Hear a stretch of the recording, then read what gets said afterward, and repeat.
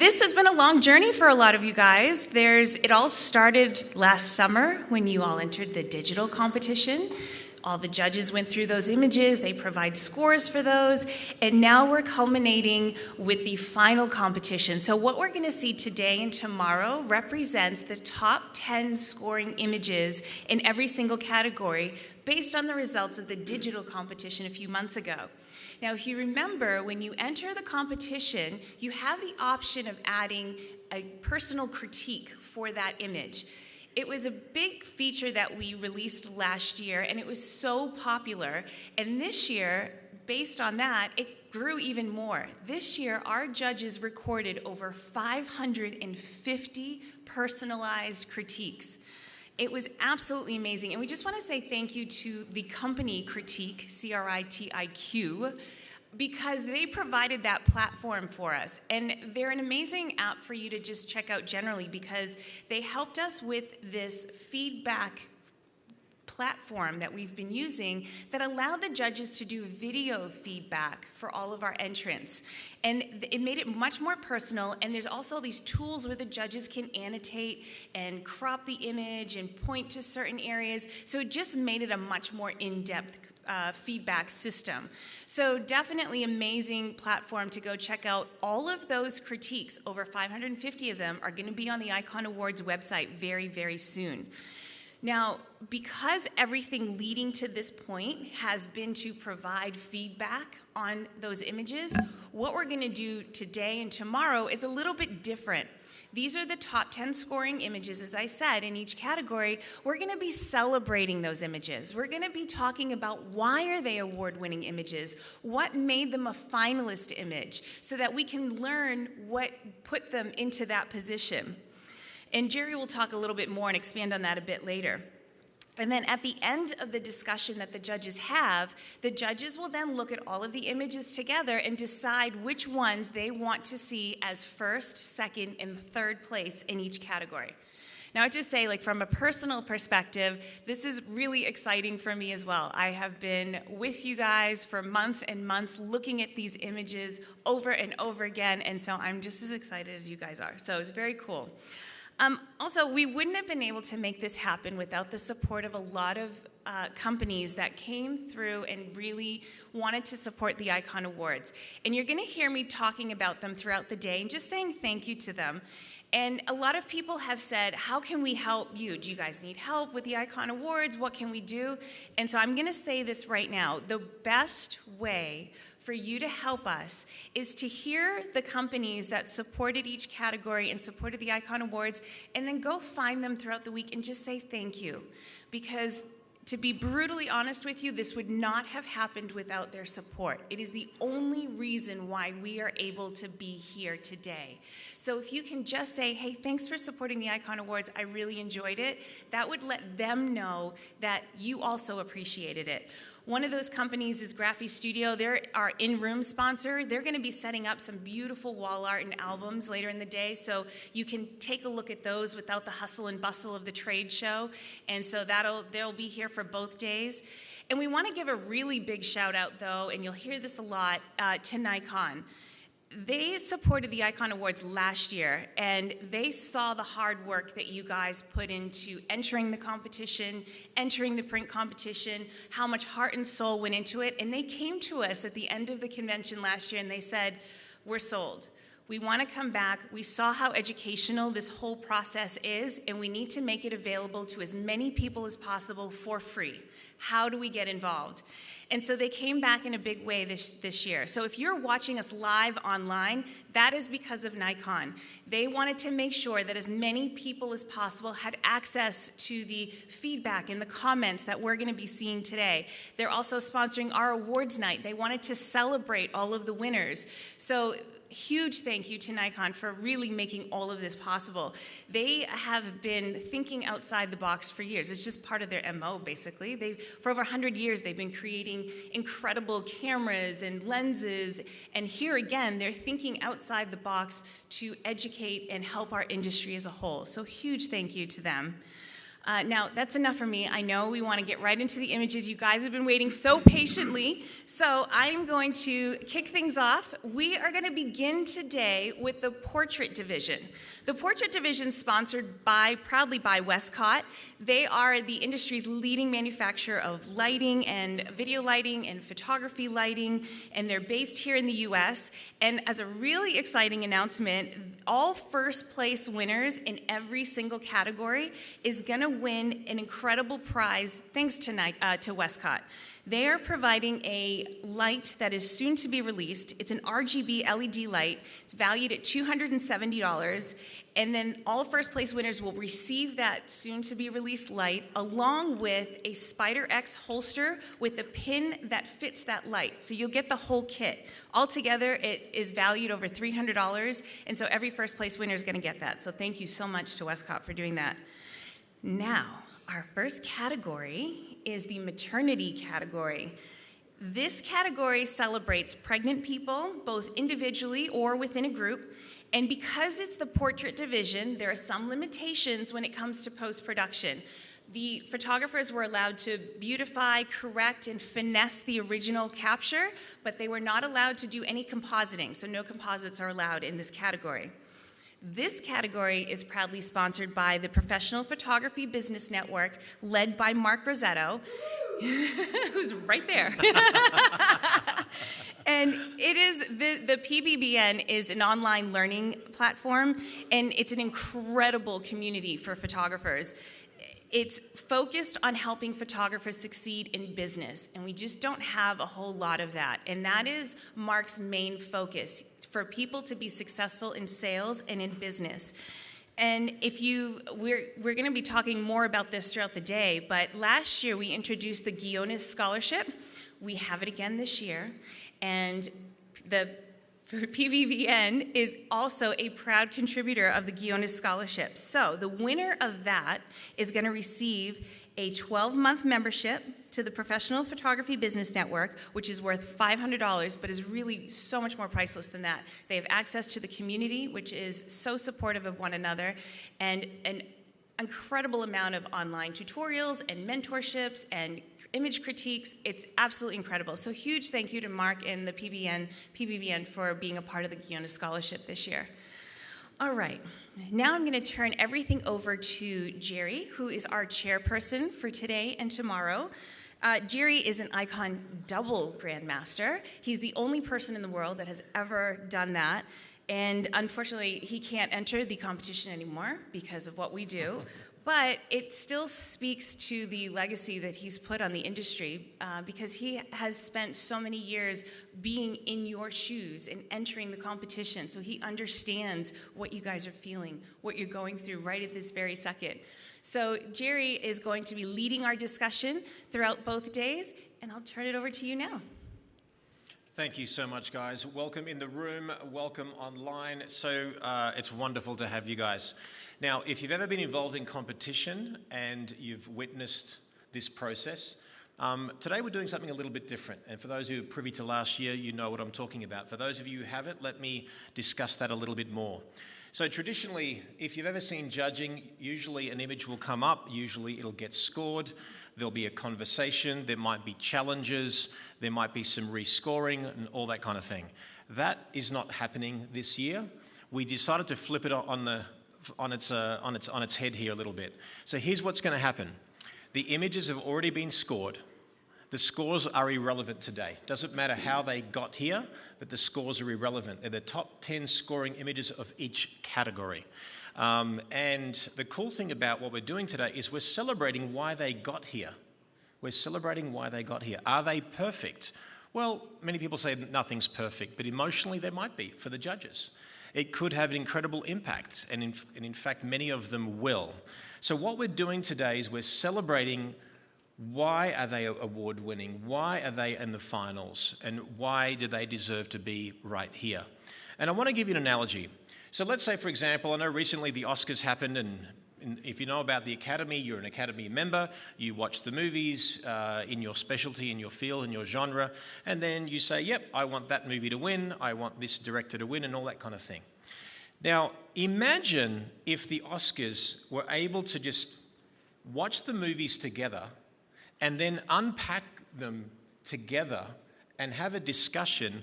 And hey, why was that movie effective? What was that storytelling like? What was the emotional content? Technically, why was it good? Because you could watch a movie, and are we saying movies are flawless? They just strike you a certain way.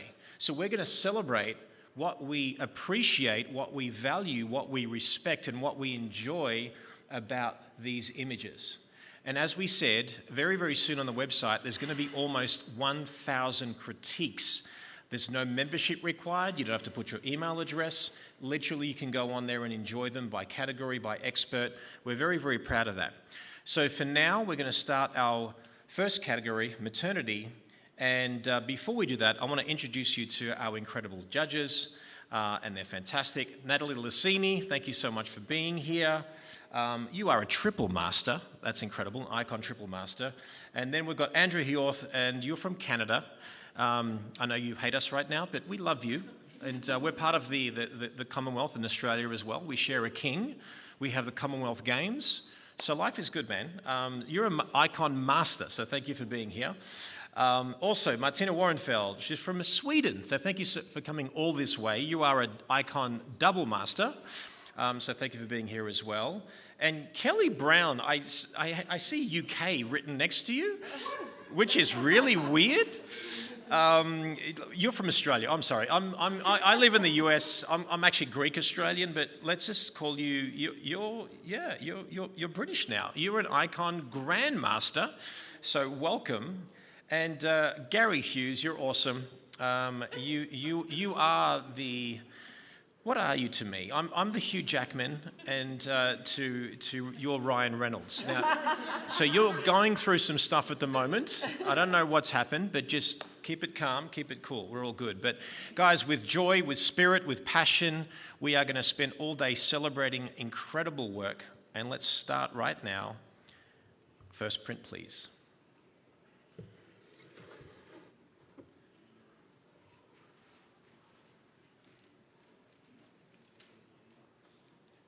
And judges, if you feel close enough to see the image, great. If you want to go up to it, you can. All right. This has a title, A Silent Conversation Between a Mother and the Life Blooming Within Her. Okay, let's see here. Kelly, can I have your first impact? The first impact is this beautiful colour palette. I'm really enjoying the tonality throughout the entire image. And the next thing I just want to quickly add is just how beautifully round and lit that belly is. I'm really enjoying that, so well done. Fantastic. Gary, can we talk a little, go a bit more technically, go a little bit more into the image and tell us the elements in the image that you appreciate and perhaps some educational content that our audience at home and watching right here can appreciate. Happy to do it. I love this image from a perspective of its technical excellence. It has a lot of emotional impact, but the intent behind this is absolutely impossible to deny. The way that everything is just slightly asymmetrical, and yet the balance between all the elements in the image is there. And all of those things, the set, the stairs, the different pieces of fabric coming across, are all placed just really beautifully to give the right amount of weight to every subject. In addition to that, sort of the monochromatic nature of the image also brings you directly to that subject with that area of highest contrast, which is her face. So not only does the maker have a mastery of lighting and color harmony, but they also are able to tell the viewer where to look and what to look at and in what order. It's really well done. Fantastic, great comments. And Natalie, now that you've reflected upon it for a minute or so, do you have a sort of a lasting impression or perhaps any further comments to sort of finish off our conversation about it? Well, I'm also a maternity photographer, and what I really enjoyed was the unique pose and expression. That's what brought me in. It was the color palette as well, but I loved the interesting angle of her face, the leading lines throughout the image. I just moved through with the fabric on the left and the stairs, and I keep coming back to that really beautiful expression. And it's not customary in maternity, so I love that I've not seen this before. It's unique. I love that. Incredible comments. I personally appreciated that. This is fantastic. Thank you so much, guys. Next print, please.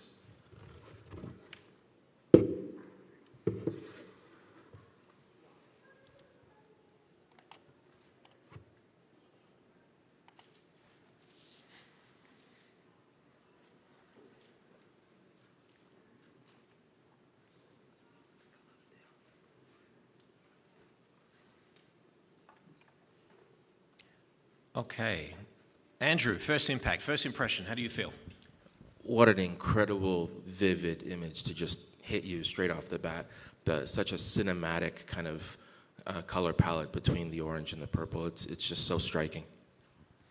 Beautiful. Kelly, can we go further into this? Perhaps sort of diagnose the pose and maybe even more into the color palette. Tell us why those colors are complementary and so on. They work so well together, sitting here in terms of opposites on the color wheel, you know, and really creating such dynamic impact with the choice of colors here. The pose for me, you can see that the photographer's done a wonderful job of directing the subject and to capture that beautiful expression. The timing is wonderful. For me, I love the placement of the subject within the middle of the frame. So in terms of composition, I think the photographer's done a wonderful job of really working with this subject. Incredible. Gary, can we finish off with a lasting impression? Maybe talk about the simplicity of it. I think many of us, what we try to do is we add bells and whistles and think that grandeur and all these things can make it, but talk to us a bit more about that. I think as it sits with me, this is really an image that's about fundamentals. And I think that you can build a set and props and add whatever story you want to it, but I think what's great is that when an image is this fundamentally sound, from its color theory to its elegant posing, and then even the storytelling, the juxtaposition of the somber nature of the pose with the whimsical color palette, all of these things are great, but there's just a solid foundation of great lighting and posing that was still rewarded here, and I love that. That's awesome. I knew you'd be the first one to say whimsical. Juxtaposition as well. That's awesome. That's awesome, man. Fantastic. Thank you so much. Next print, please. Ignited Beauty.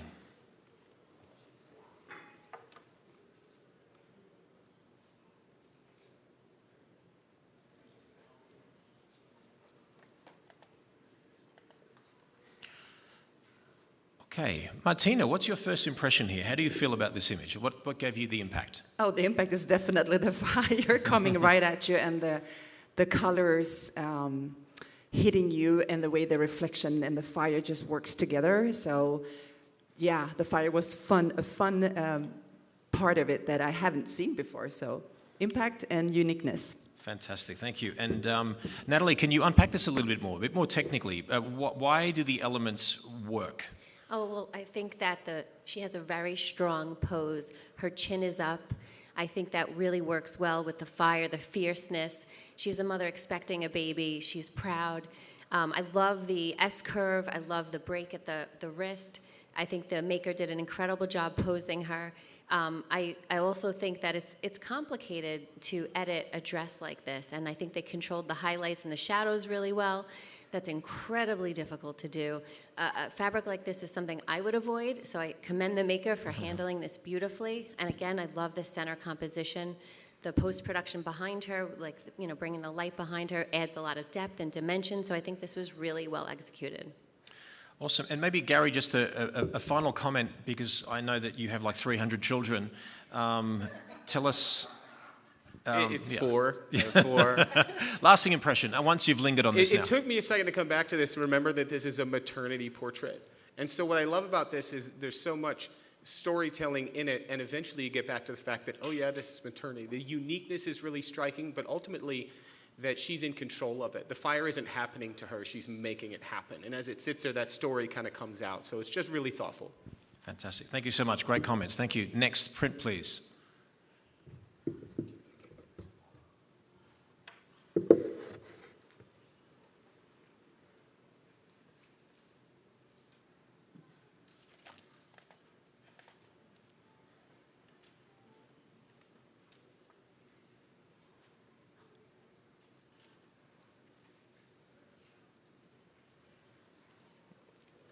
Andrew, first impression. How do you feel about it? What a great presentation. You know, this is a print competition, and I got to speak to the way that this print has been handled so nicely, but the matte choice as well, and how it's presented, giving us that kind of etching and you know, a frame within a frame. You know, it's very exquisite to look at. And Kelly, can we talk a bit more technically? Let's sort of appreciate and respect what's gone into the subtleties and the nuances of this image. Yeah, as a black and white portrait, the photographer has chosen to light this from the side, coming in and highlighting that beautiful face, which has created so much beautiful contrast between the depths of that black and white tonality throughout the image.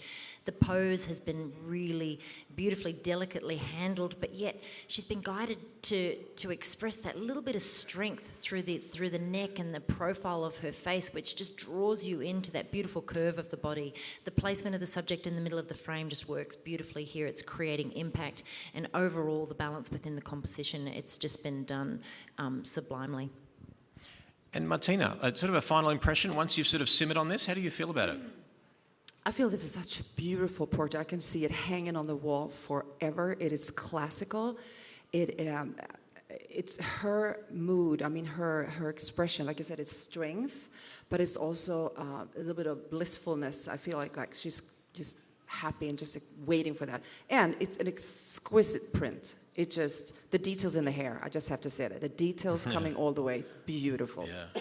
I mean, you could crop it just as a headshot and it would be gorgeous, let alone the curves, the triangular piece of light between her arm, the way the left hand's contained.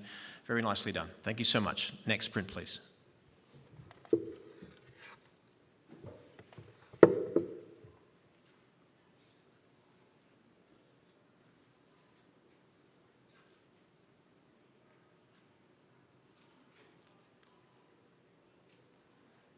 Gary, first impression. Yeah, this is a really, really strong choice. And right away, I'm impacted by this almost abstract graphic nature of the image that sort of makes you look at it longer than you think you might initially. So there's just a lot to enjoy, repeating shapes, and the whole mood of it has kind of like a mid-century, kind of like Art Deco feel, and I like it a lot. Thank you so much. And let's talk a bit more, Andrew, some further comments there within the image. So I'll talk to the technical aspects of this to have such control in the highlights and just really the shadows of everything, and then use it. To me, it's almost like we've used some sort of gobo to kind of shape this light. I like the triangular patterns that they've created here to frame the subject, and then emulating that triangle and kind of her arm shaping into the rest of the form. I think there was a lot of thought and intention behind creating this and using the angles and triangles as a method to draw us in specific areas of the image that they want us to see. And Natalie, lingering on this a little bit, how do you feel? It's interesting. If you look up close, you almost see this really strong shadow of her face. And the maker did that intentionally. I've not seen anything like it. It's really interesting. There's a story there I'm trying to unpack. I'm not quite there yet, but I really appreciate how original the maker had, and that shadow right there looks cool. Thank you so much. Well done. Great comments, guys. Next print, please.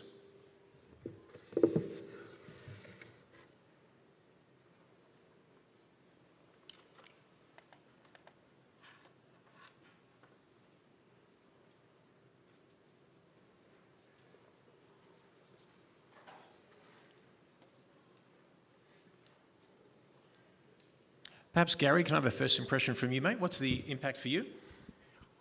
I'm impressed very much by the degree of difficulty and the tonality in the handling of this high-key subject on this very droopy or dreary dark background. And yet, the weight of it, the balance is just, it's so quiet and elegant and just deceptively difficult to accomplish. So I'm just really enjoying the technical quality right off the bat. Perfect. And Kelly, let's talk about the composition and where the subject is in relationship to the lights and the subtleties of the poses. Yeah. Gary hinted already to that, because it's where they've placed the subject in that bottom right-hand corner of the frame, and then they've counterbalanced it with that beautiful, framing of the light there coming in from the left-hand side. It sort of takes us on a bit of a journey throughout the entire image here, and it leads you directly to that beautiful subject who has been positioned, perfectly in terms of the corner of that bottom frame, the way that the chair sort of lines up perfectly and sort of positions the subject there. You've got some really sort of wonderful placements of was going to say elements, but her legs. The way that her legs have been crossed and positioned there, work really well with this rectangular frame here. In terms of the light that comes through the frame there and draws you to the subject, it's wonderfully soft that take you directly to the important parts of the image, which is that beautiful belly, as we're judging the maternity category. Awesome. Natalie, I know you love to use light like this, and so tell us a bit more about what you appreciate here.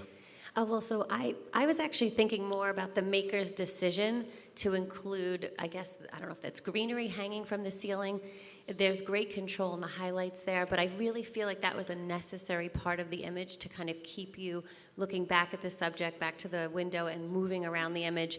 When we create an image like this, we think about what we want to include, what we want to take out, and I think that keeping that in was really important to draw our eye and keep it moving throughout the image, so I thought it was really well executed. Awesome, thank you so much. We're going to take this print off for the moment rather than replace it, so thank you so much for that, guys. Great conversation. Yep, you can take it off. Thank you so much. We're just going to pause the room for just a bit. We're having an issue with our live broadcast, and we have quite a few makers that are watching, and we don't want them to miss out on their images as well. So we're going to all pause for just a couple minutes while we reboot the whole live broadcast situation. And then as soon as we're back and running, we'll put the next print up. Absolutely. So, as you'd appreciate, you guys are cool because you're here. But to give you guys some more value, who's entered the competition? Who actually entered?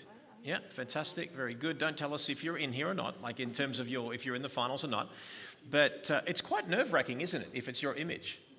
I've got to tell you, when I was able to enter, it's nerve-wracking the entire time. It's one of those things that once your image is up there, you see it in a very different light. Would you agree?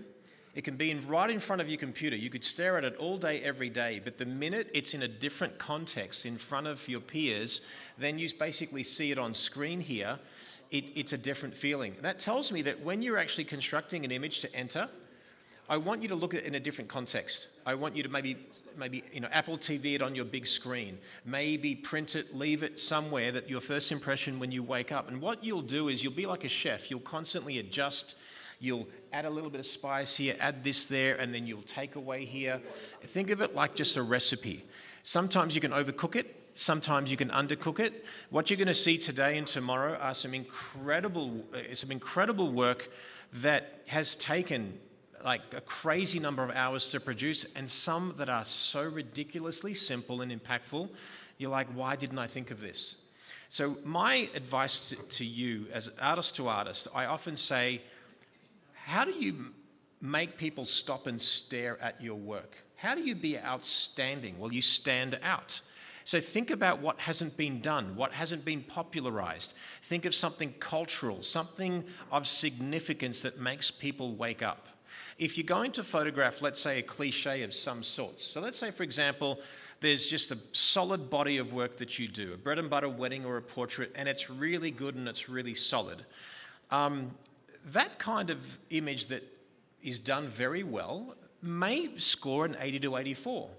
With our competition, we reward innovation and point of difference, and we really are looking for uniqueness in execution, in technique and in concept. Now that's very, very hard to do. Think about it. A point of difference in concept, execution, technique. What do I mean by that? Concept, just the idea itself. Never been done before. Now, it's funny because sometimes we look at the world of photography and say, well, everything's been done before. And then Kelly Brown rips off an image, like just rips out an image that you're like, that's never been done before. Or she just added something to it, and it's basically thoughtful. You know, the thoughtful approach. Many of us will actually enter client work, as Kelly does and as many of us do. Some of us will go out of our way to create something and produce something that is just for ourselves. It's a pure love piece, and that's totally fine too. So my recommendation is, as the year comes up, what I want you to do is every shoot that you do, I want you to not think about it. Once you're culling, doing whatever you're doing, grab those 4 or 5 images, put them in a folder, potential icon awards. Because to go through a year's of work is going to be very tough. So put them in a folder, icon awards. In a folder, icon awards. Keep the raw file. We need it for verification purposes, okay? That's enough of me tap dancing here. Are we ready to go soon? Okay. All right, I'm ready to go with you. Okay, wonderful, fantastic. Well, hi to people at home. Hello. All right, guys, let's reset. Guys, I'm enjoying the conversation. You guys are on the money, and there's just harmony. We could be I was about to say a boy and girl band. I don't know what you call that. It's just a band. It's just a band. But I just boy band. I just looked at you and I'm like boy band. But anyway, love you guys. All right, guys. Next print, please. Thank you so much.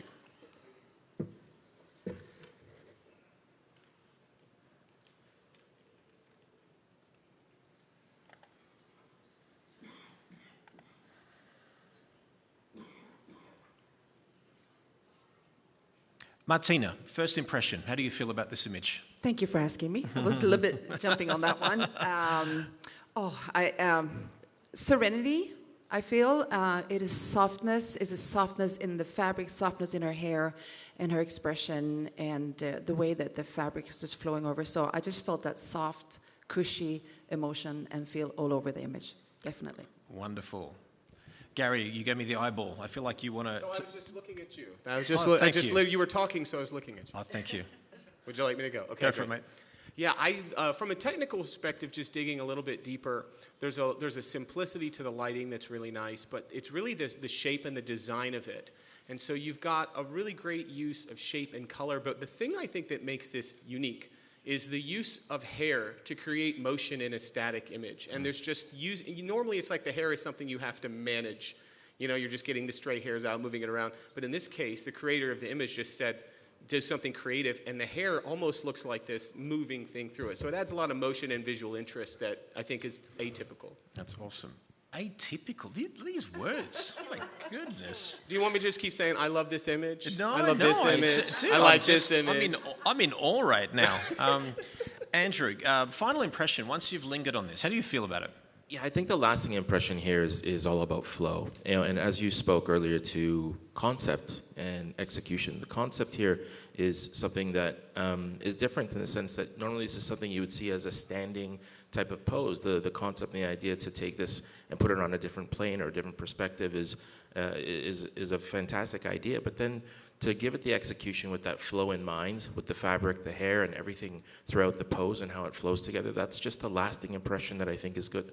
What's going to take it away for them. Great comments, guys. I really appreciated that. Fantastic. Next print, please.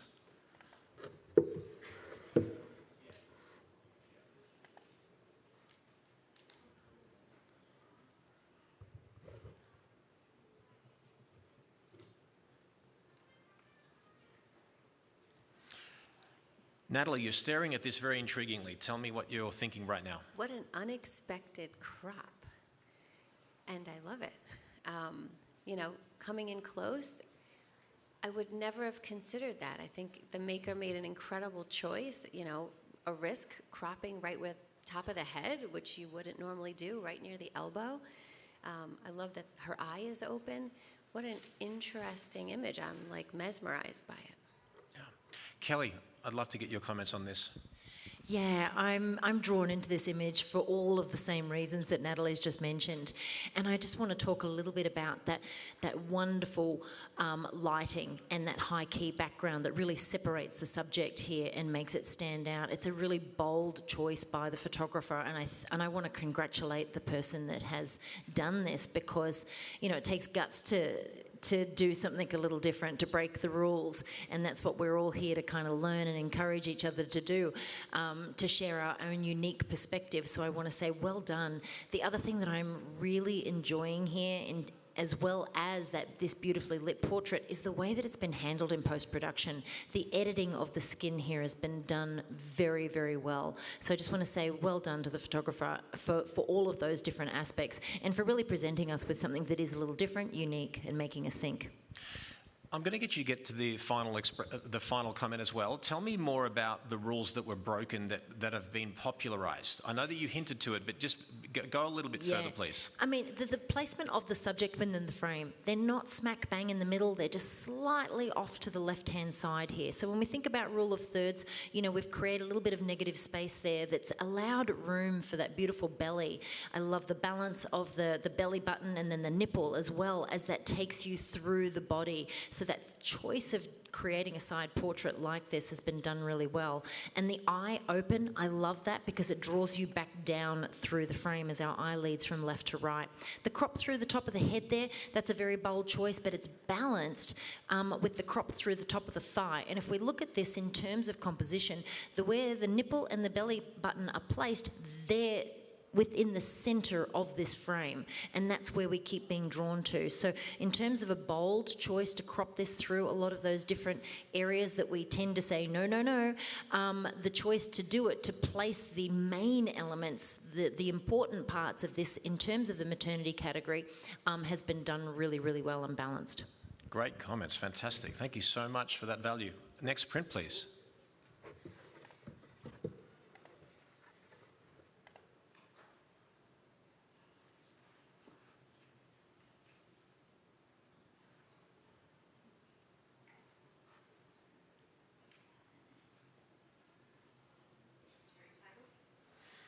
The Serpent's Promise.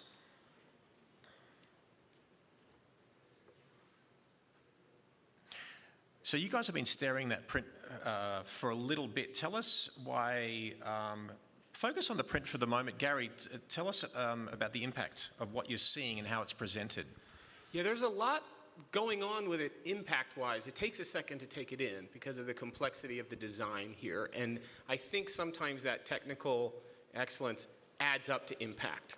And in this case, there's a lot working for the image. There's color, there's expression, there's design, but there's just sort of an overall sort of, I guess there's sort of a creepiness, like we have this natural aversion to it, so you want to pull back from it, but then go into it. So it creates really a sort of conflicting emotion. I think for me, that's why it was taking me a minute to absorb it. Because snakes freak people out.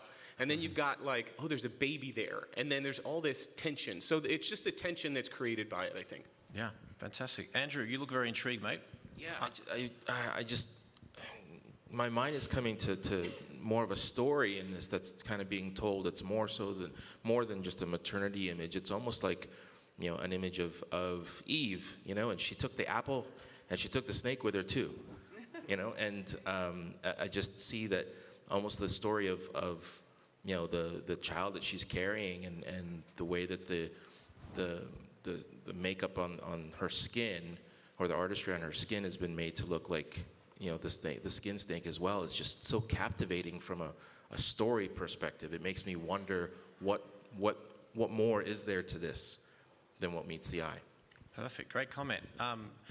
I think you found what you didn't know you were looking for, Kelly. So please, let's have a comment. We're judging a print competition. Oh my God. What you can't see online and what you can't see sitting back in the audience is how delicately this has been handled, not just before it's been printed.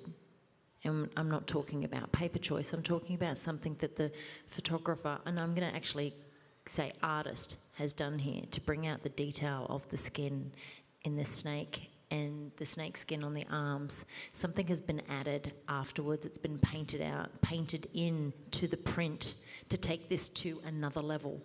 And when we think about presenting a photograph and how we can take it to that next level, the photographer's just done it. And they've done it really well. It's been delicately handled. And I want to say, I mean, wow just keeps coming to mind, but well done at producing something that is unique, that is different in so many different levels, but then just taking it that next step and presenting us with something that is really quite wonderful. And the best way I can describe it, guys, for those watching at home as well, there's elements that are like spot UV. You know, when you get a business card and you get that liquid sort of feel, there's got that little sheen in different parts that give it a little bit of depth. So well done for a point of difference there. Thank you so much. Next print, please. Love at First Kick.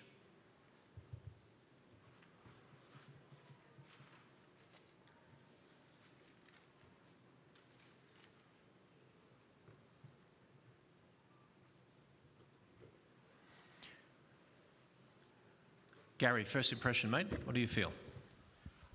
There's a boldness to it. There's a strength and in the story, and it takes a minute to kind of unpack. I'm really enjoying the story of the dancer carrying a child, still being who they are. So it's just, initially lighting's great, but all that stuff is good, but there's just a kind of a strength and boldness to it that I enjoy immediately.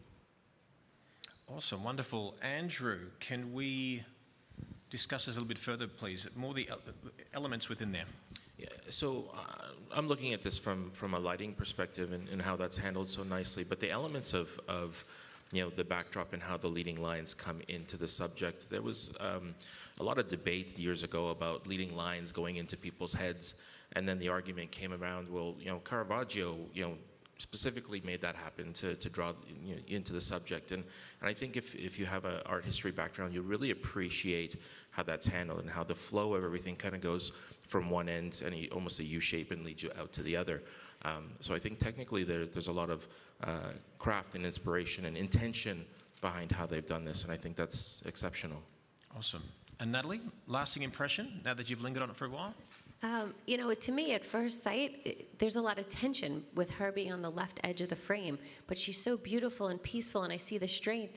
So it's very interesting contrast that she's on the far left of the frame, and it really works. It keeps me here, and I really enjoy the maker's choice to put her there.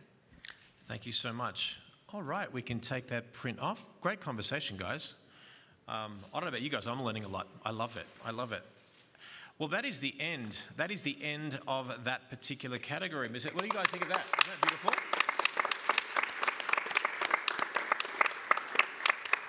When a category makes you want your wife to get pregnant to do a photo shoot, then you know it beautiful imagery. Fur babies is what we're going to leave at there.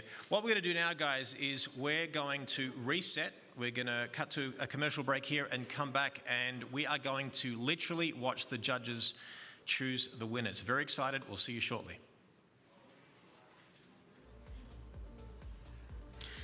Okay, guys.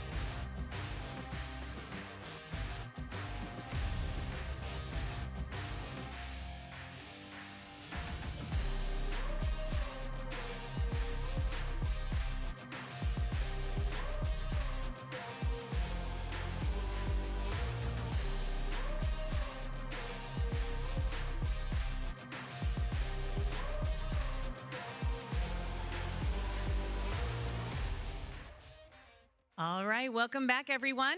We're going to ask the room to stay quiet for just a bit, and welcome back to everyone who's online. Our judges are now going to take a few minutes to choose who they would like to see win first, second, and third place. So judges, we're going to give you a chance. Take a few minutes, take your time, take in each individual image. Although we're only going to announce first, second, and third place, we are going to ask you to pick a placing for all 9 images. And when you're done, you can step back and we'll take a look.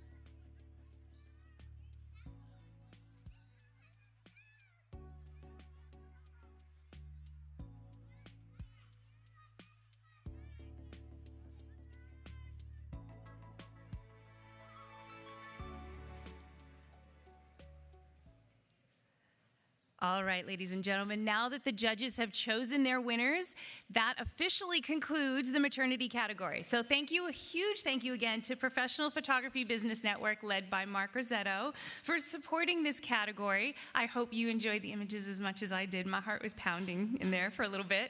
And thank you to Westcott for supporting the entire portrait division. We are going to take a quick break. We're going to reset for our next category, which is the newborn and baby category. And then we'll dive right into that. So sit tight, we'll be right back.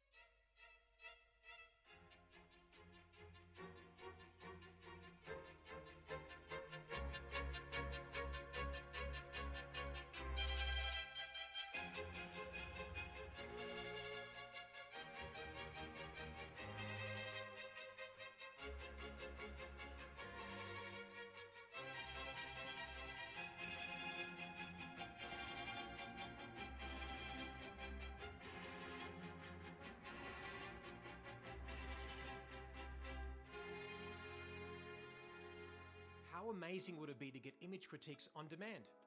What about the chance of learning from industry leaders in a genre that you're most interested in? And learning from someone, say, like Kelly Brown, Susan Stripling, Roberto Valenzuela, Peter Hurley, or maybe even your favorite Australian. Hi, my name is Jerry Ghionis, Nikon Ambassador, Portrait, Fashion and Wedding Photographer, and co-founder of the Icon International Photography Awards. When I look back at my career so far, I can clearly see that the most valuable education I've received has come from feedback on my images. Well, now there's an even easier way for you to receive such priceless video feedback from industry experts reviewing and critiquing your work. Now, check this out. Here's how it works.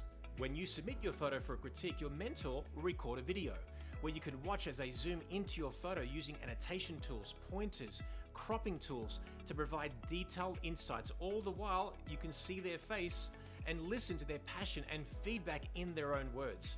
You can get your own image critique on demand at Critiq.com. That's critique without the U and the E. Or when you enter the Icon Awards, make sure to add a critique for the best learning experience you've ever had.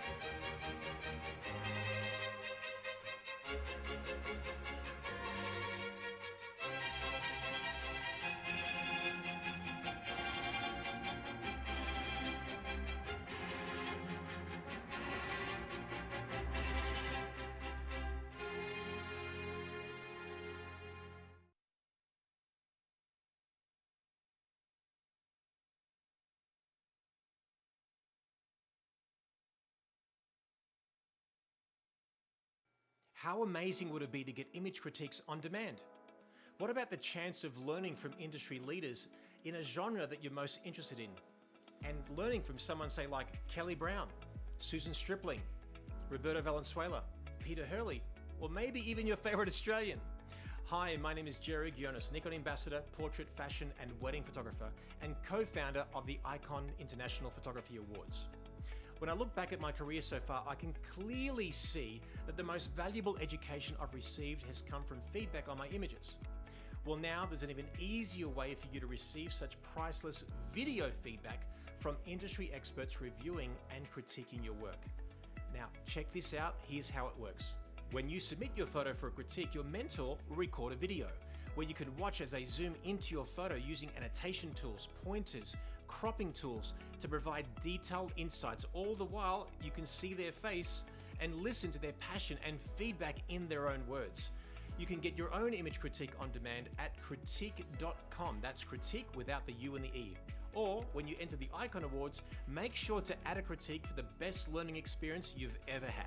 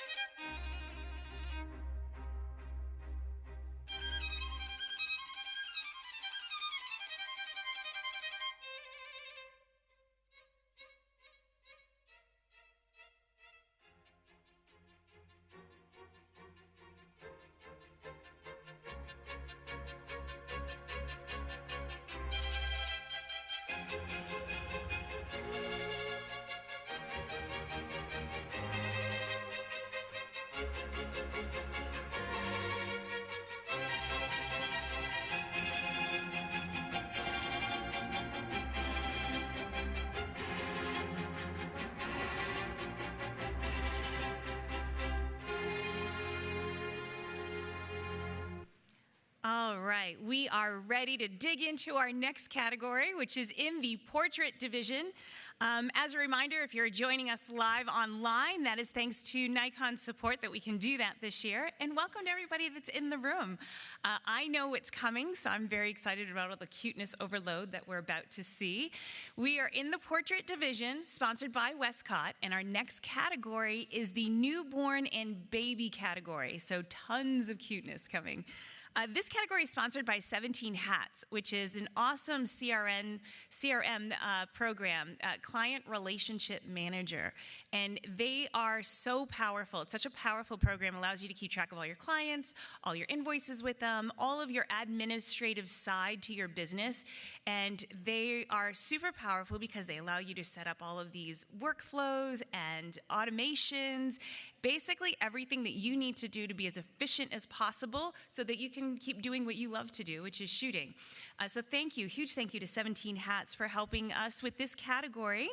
This category, because it's in the Portrait Division, also does not allow composites, so everything that you're going to see was captured in one capture. And we will make sure that we listen intently to the judges, and then they'll pick their favorites at the very end. So I'm going to now, without further ado, turn it over to Jerry, who is our chairperson, as he begins the conversation in this category. Okay, welcome a new panel of judges. We got Michael Novo, Icon Master. Thank you so much for being here. Michelle Celentano, we were walking along the halls and you said that you were been doing this for a very long time, and this is back at the Rio, full circle. How many years ago was that? Do you want to say that out loud? 29 years ago, we're back at the Rio. That's amazing. And I was about to say, what cream do you use? But I know exactly what cream do you use. Maybe we'll do an advertisement later on for you. Alison Carlino, thank you so much for being here. It's awesome to have you, as always. Martina Warrenfeld, thank you so much for coming all the way from Sweden. You're a double master. And Audrey Woolard, a fellow Nikon ambassador, thank you so much for being here. We're going to get right into it. Thank you so much, guys. First print, please, of this category.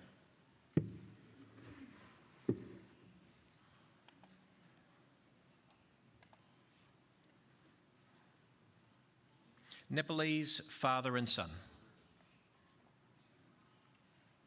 Michelle, first impression. How do you feel about this image? What strikes you? It's so simply done, and I love the contrast between the fabric that's holding the baby and then the plain suit that the gentleman is wearing, and then the hat. So there's a lot of texture and depth, even though it's very simple. So I think the simplicity is what really drew me in. Fantastic. Alison, you grabbed the mic. I appreciate the maker's color harmony and how the tones just blend so well from top to bottom. The triangular shape that's created from the head to the hands to the baby is very pleasing to the eye, and the crop is really nicely done as well. Great comment. And Michael, you've been lingering on this. You've been staring at it for a little bit. How do you feel about it? Lasting impression here? Yeah, just a couple quick notes. First, it's so easy to lose the baby in the shot, but my eye just keeps going right back to it no matter what. And so very well done in terms of the lighting in that aspect. And I love the fact that if you take a close look at the jacket, you still see the wrinkles and imperfections. It's totally believable that this wasn't even styled, that they kind of came in, that this is life, posed for the shot, and then just like continued to head out. Beautifully done. It's interesting too, we normally see shots like this with the mother and child, and here we're seeing the father and child, so that's interesting too. Yeah. Yeah. Thank you so much, guys. Next print, please.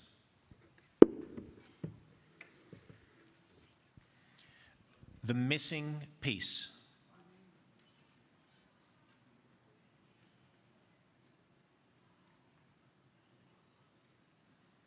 Martina, first impression. How do you feel about this? Wow, it was emotionally, what a beautiful narrative this is. It had an impact right away. Yeah, it's a good story. That would just caught me right away. Missing Piece, great title. That's when the title really comes in perfectly. Alison, give us, unpack the story perhaps a little bit more in the color palette here. Harmonious color palette from the outside all the way to the end. The maker made sure that there was the fingers were stretched out really well underneath the chin, and the feet were seen very well. The lighting at the brightest point of the image being the baby's face draws you right in. And Audrey, as you've been lingering on it for a little bit now, how do you feel about it? I think the maker should feel really good about this image, because I think they did a really good balance between the highlights and the shadows. They're very softly and nicely, delicately done with such a beautiful newborn. Some of the things that everybody else mentioned in terms of the posing and everything, I think it comes together with that beautiful lighting and the highlights and shadows that are done so beautifully. I think they should be very proud of this image. Quick, yep, Michelle, jumping out of her chair to say something here. Well, I'd like to come back to the fact that this is a non-composite category, and the maker creating those puzzle pieces and the styling and the execution that went into this really deserves applause, because that is not an easy thing to create or make and then fit that baby into it. So, you know, in newborn, we see a lot of composites that you can buy, these layovers for babies, and this was not done that way. So hats off to the photographer for the styling and the creativity in creating that image. It's interesting too, because from a bird's eye perspective, the pose wouldn't make sense, which suggests that it could have been suspended. So it's interesting. I always like to understand how the degree of difficulty which you've just mentioned. So I think it's fantastic. Thank you so much. Next print, please. Never met my mother in life.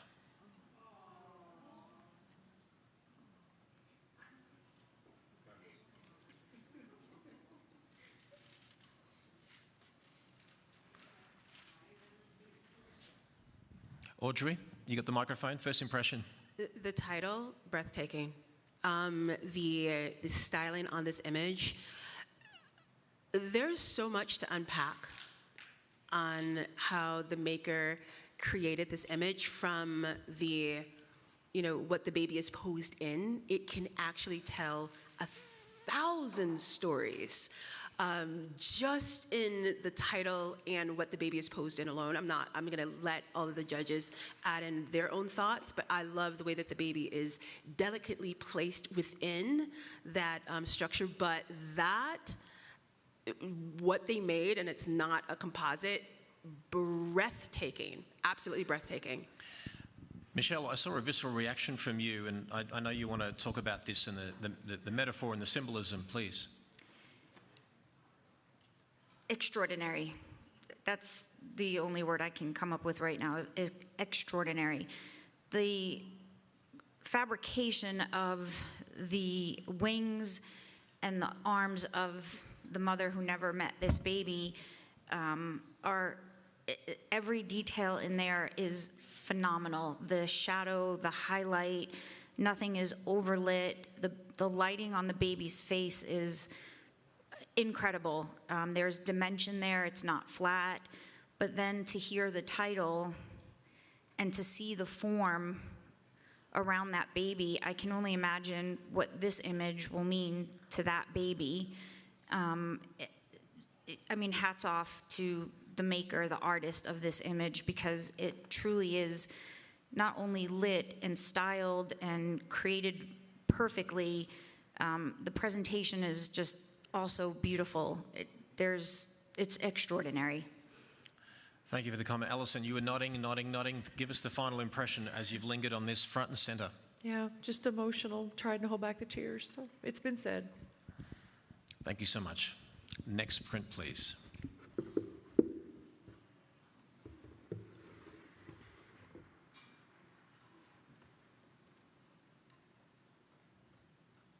Is there a title? No title.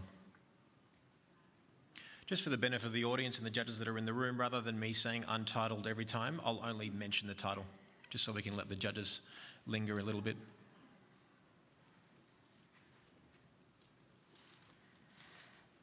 Okay, Martina, first impression. Cuteness overload. First, the impression is that it is a unique way of actually doing the props and the presentation. For me, it is. And I thought it was very sweet, and the story got me too. Yeah, good job. Thank you. Michael, can you tell us a bit more technically about the color palette and the execution of this? I was actually going to discuss exactly that. The first thing that popped at me was first off the warm tones, but then the play off of the red and the green, and how it's so easy for that green in the fabric to start to overtake the image, but it doesn't in the least, but it all completely guides you right up to the face. The softness of the light, and then all of this, not the easiest paper to necessarily shoot on. So I think that this was printed also very, very well, because I'm getting detail like all through every single dark. It's neutral, but it gives me just enough depth to almost where it starts to pop off the paper a little bit. Thank you for the comment. Audrey, final comment. Once you've been lingering on this image, how do you feel about it? I think, the message overall of the baby, what looks like to be in like a seed, if that makes any sense, and just thinking about birth and how babies are born.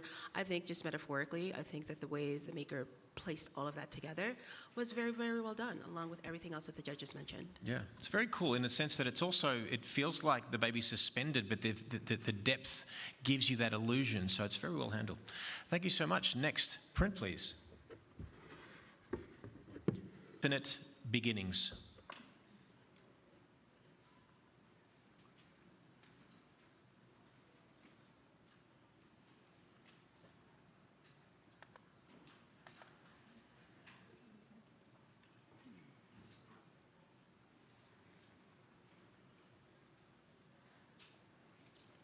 Michael, first impression, mate? First impression is that you have this completely, virtually, almost white backdrop, and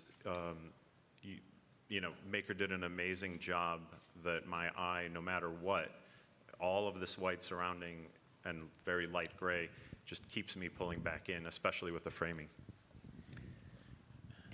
Michelle, talk about the execution of this and just the way it's been presented and handled and the elements in the image.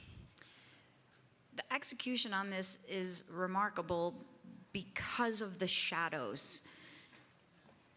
The shadows in this image are everything. When you have tone on tone and this much white without proper shadowing, it would be flat and boring. But that lotus flower and that baby literally pop. It is up close, nearly three-dimensional, which is an extremely hard thing to achieve when you're working with basically all white. So the lighting here and however it was handled in post-processing is really masterful. Thank you for the comment. Audrey, looks like you want to say something. You know, hopefully it can translate well on the screen and for those who are watching, but just the print quality and the choice of the title. Every single element within this is a path. It's, if you think like a cobblestone or things of that nature, it looks like a path as you're walking, and you can see with the shadowing and the detail that everybody mentioned. When you're looking at this on print, it's all bringing you directly to that baby, and I think it's very, very well executed. And just reminding the people at home and watching in the audience that this is a non-composite category, so just the propping and the debossed elements in there, let alone the execution, were very well handled. Great comments, guys. Thank you so much. Next, print, please.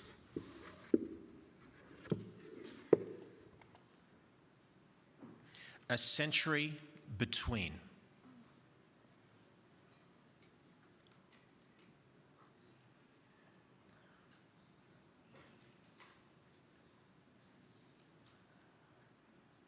If you can't see what I'm seeing, Alison has just this incredible smile on her face and endearing perspective. Yes. Tell us exactly what you're thinking right now and feeling. Impact with my grandparents, impact of the triangular shape mimicked by the oval on the top, and just the title. The title brings me in to understand that there is exactly 100 years, and that was so important. Impact, big impact. Michelle, I know you want to speak about this, or perhaps you can't speak. It brought tears to my eyes. Personally, I would have killed and given a limb to have a portrait like this with my grandparents, my grandfather. There's an awkwardness about him, but also a peacefulness about him. He almost looks slightly afraid to hold this baby the way he's holding it, but he's also loving that baby. The emotional impact is really quite so well done. And that baby's face just soft and leaning in, like the head leaning into the grandfather. I'm assuming grandfather is really, really beautiful. And like Alison already pointed out, the round shape of the oval counterbalancing the triangular shape of the body is beautiful. Yeah. Michael, I can sort of see you lingering on this and feeling something. Yeah, because you look at just the difference in skin texture and the title a century apart, and that is what happens to you over the course of the century. So it just tells the story right then and there. And then just to top it off, the framing of, well, let's just say Grandpa, matches very well with the actual presentation on the mat itself. So beautiful story. Yeah, great celebration of the cycle of life, huh? Next, print, please. She Blooms.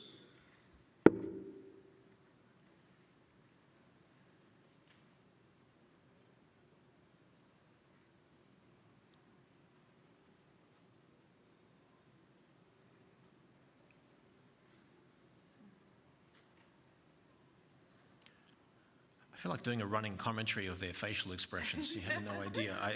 And I want to do it in a thick Australian accent,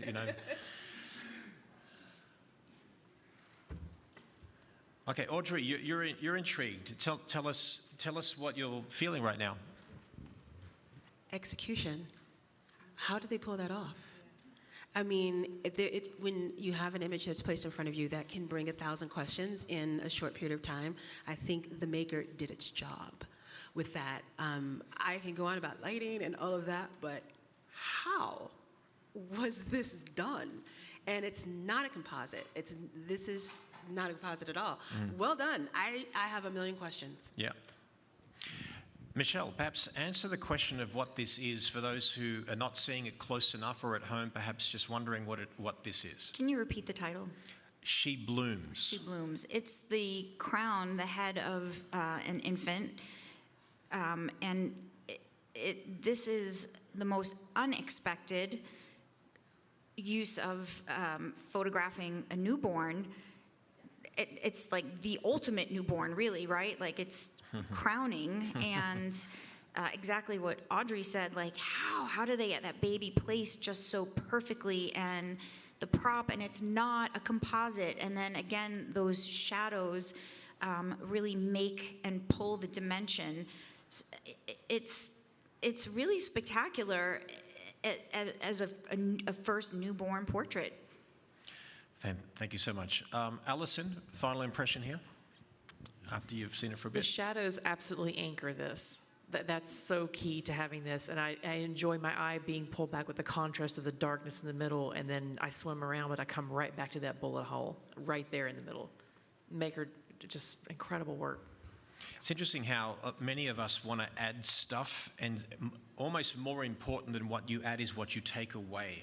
It's a great We've lesson. never seen anything like this. Great comments, guys. Wonderful. Thank you so much. Next print, please. Fifth pregnancy was the charm.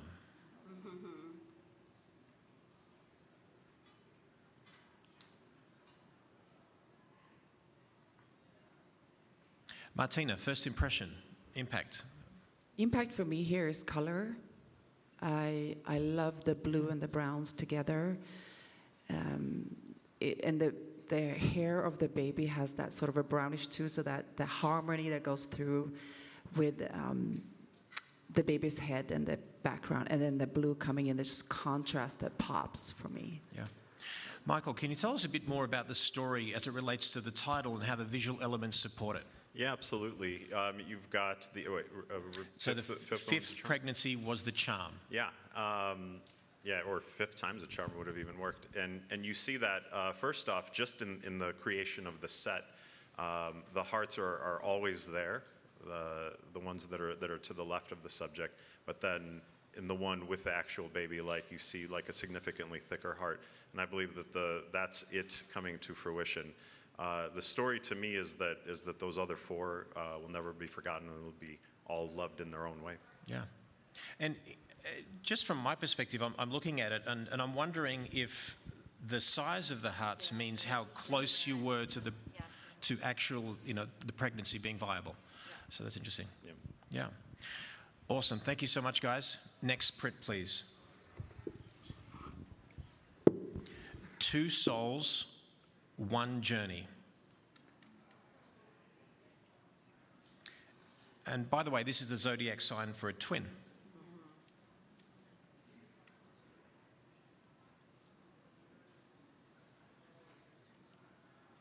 I see a subtle warmth, Audrey, over your face, just this delicate warmth and appreciation for what you're seeing.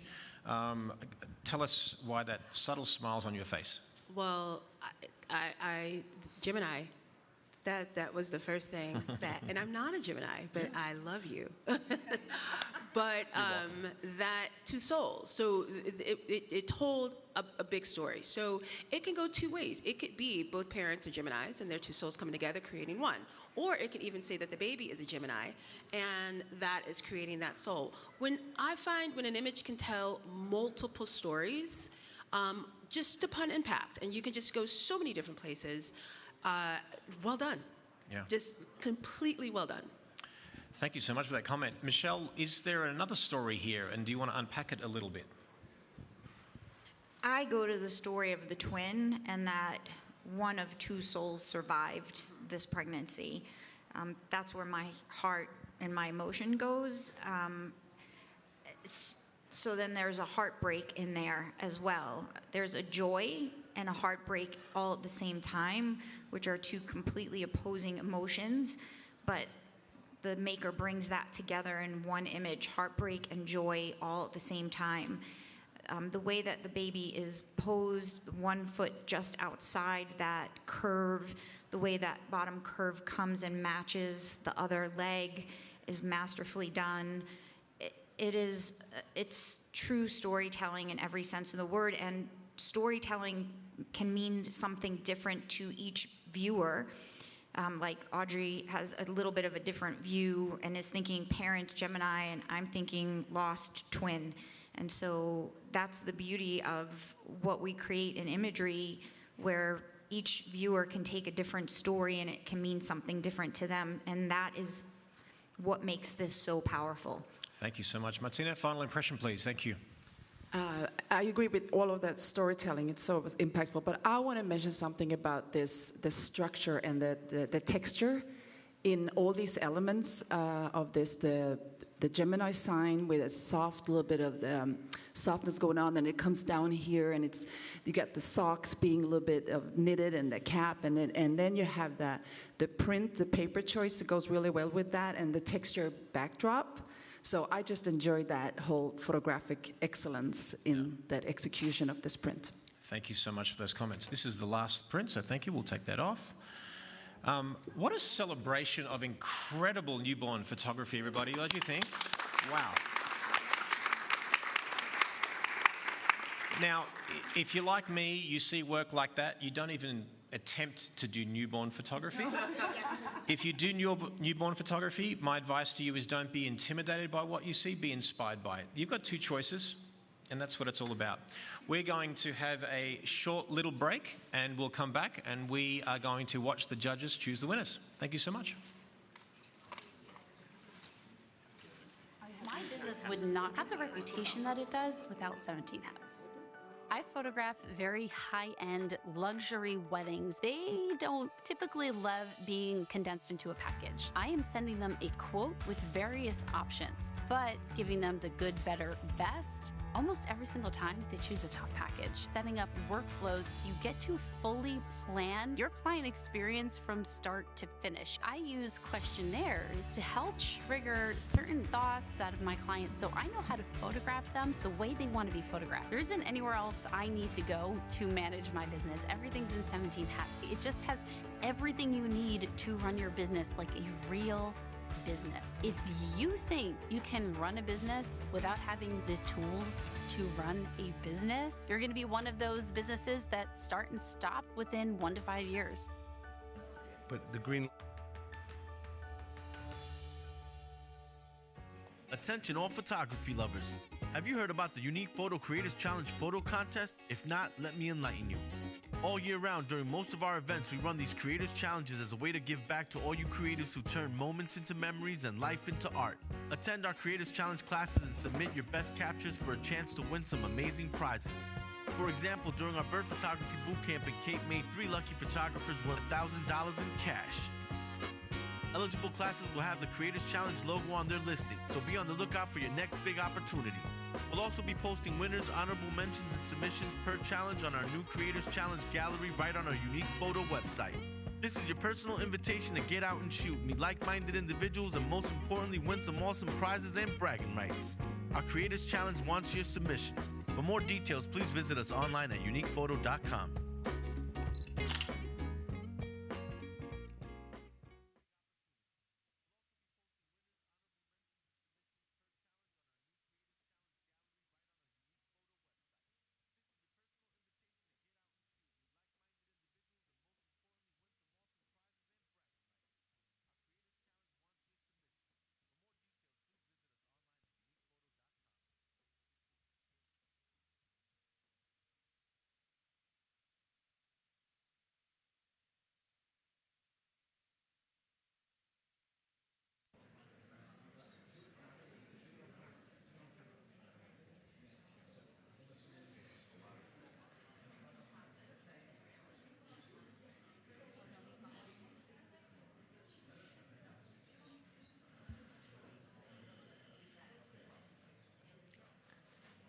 Are we ready? Sorry. All right, ladies and gentlemen, now that the judges have had a discussion about the category, we're going to ask that the room stay nice and quiet for the judges while they look at the images, and they're going to take their time and choose who they would like to see win first, second, and third place. Now, judges, even though we will only be announcing first, second, and third place, we will ask you to choose a placing for all 9 images. So take a moment, take your time, and when you're ready, you can begin your selections.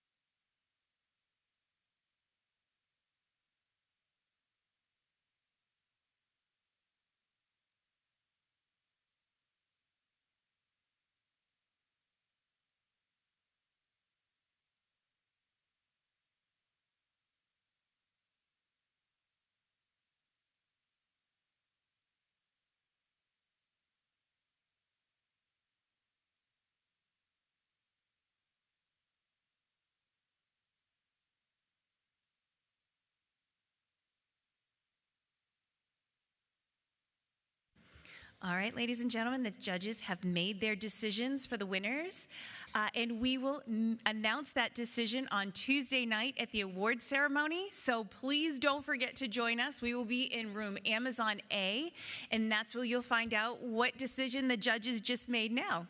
So that officially concludes the newborn and baby category. A huge thank you again to 17 Hats for sponsoring this category.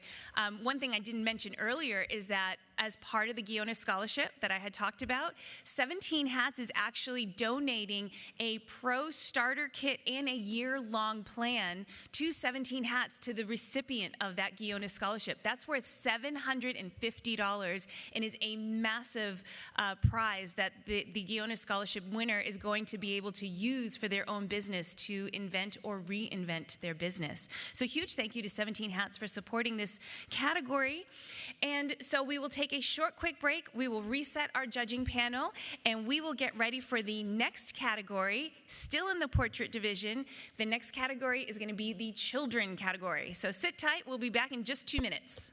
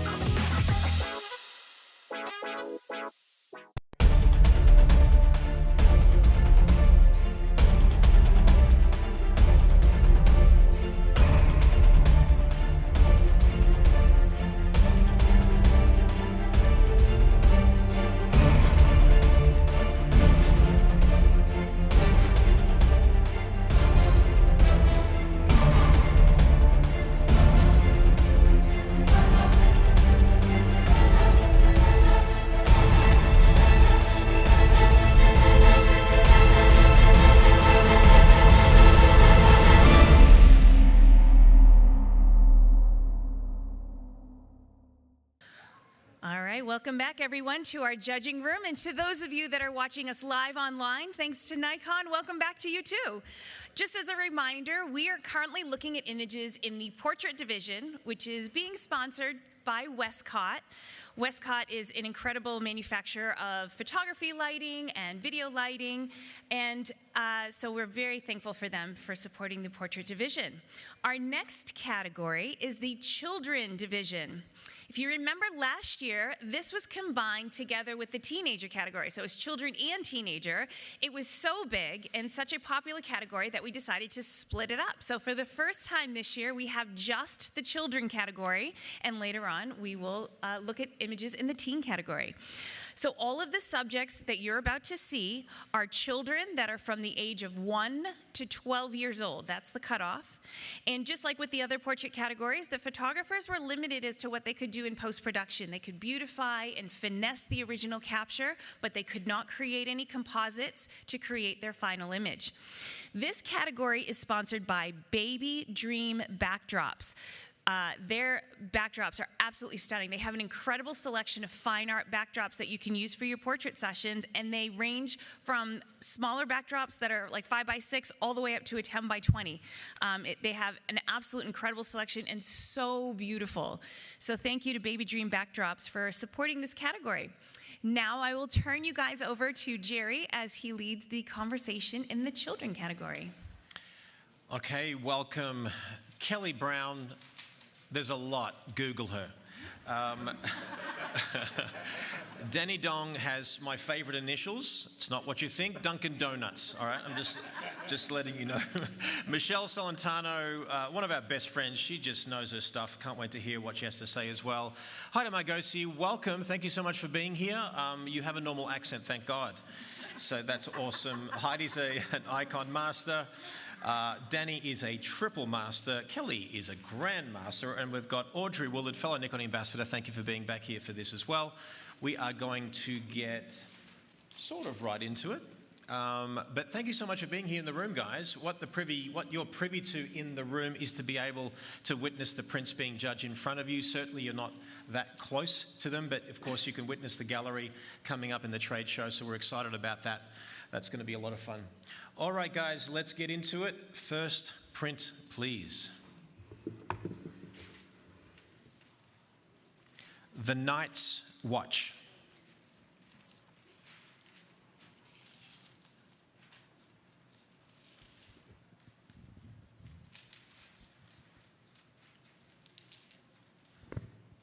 Okay, Audrey, you picked up the microphone straight away. Tell us your first impression here.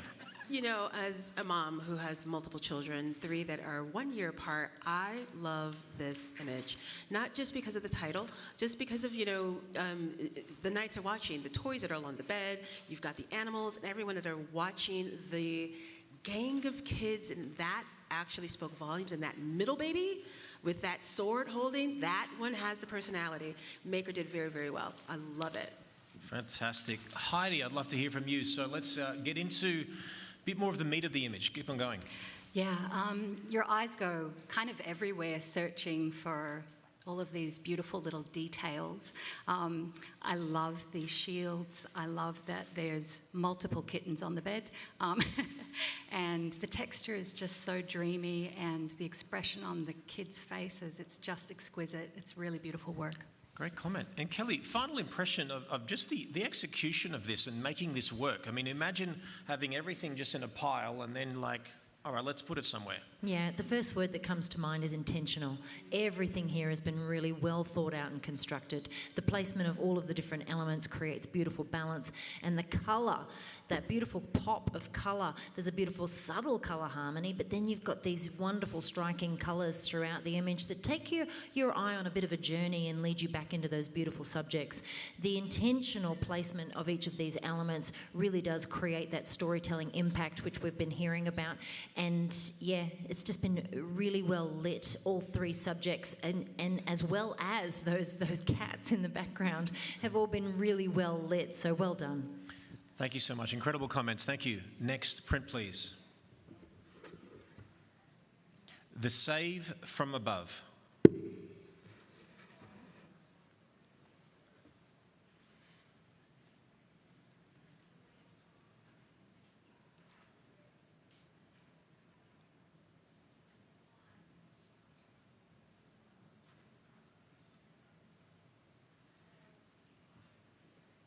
So, Danny, I saw you staring at this. I'd love to get your first impression. Well, my first impression is color contrast. The blue background with the yellow-orange subjects, the color of the subject just immediately makes the subject stand out from the complex background. Mm. Perfect. Thank you so much. And Michelle, I see you shaking your head. Yeah. So tell me about the perspective and the originality of this. It's extremely original. I'm wondering, okay, how is this done? This is so linear that is it drone? Is somebody in a helicopter over it? And the color, that pop of orange really brings you into that child. And in my brain, I know that child is on the ground, right? But the dimension and the tension in the body looks so much like he's literally stopping that ball from going into that net. I'm such a crazy lunatic for linear lines, and these lines are so straight. It's so well executed, just well executed. Very cool. And Heidi, I see you nodding, so give us the final impression of this. Yeah, talk about nailing the concept. I mean, it's unbelievable. What I thought was really interesting also is just this slight variation on the blue hue on the left. So every single detail has been thought of, and same. I'm wondering how this was shot, and I want to know more. Yeah. It's beautiful. And if you don't have a drone, you just put your camera on program F22 and just go. Yeah, something will break, but you'll get a great shot. Next print, please. Thank you so much.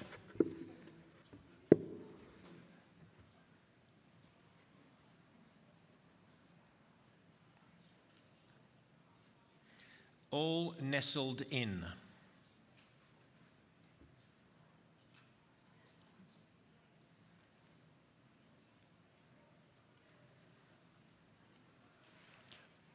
Kelly, first impression. Presentation. Wow. Not only have we been presented an impeccable print that's got a wonderful narrative to it in terms of the image itself, but the matte is... Oh, I had to touch it. It swayed. So for me, the initial impact here, and we're not supposed to touch the prints, people, but I know that it's fabric, so please forgive me. But yeah, wow, the impact here is just the overall presentation here. It's been really well thought out and well done. Thank you for presenting something very different for us. And Audrey, you got a lot of meme, M-E-M-E faces today. I love it. Like you're really appreciating what's in front of you. What do you appreciate about this image? I don't have a poker face. Okay, great, Jerry. My first impressions, I thought this was such a great modern take on a vintage concept.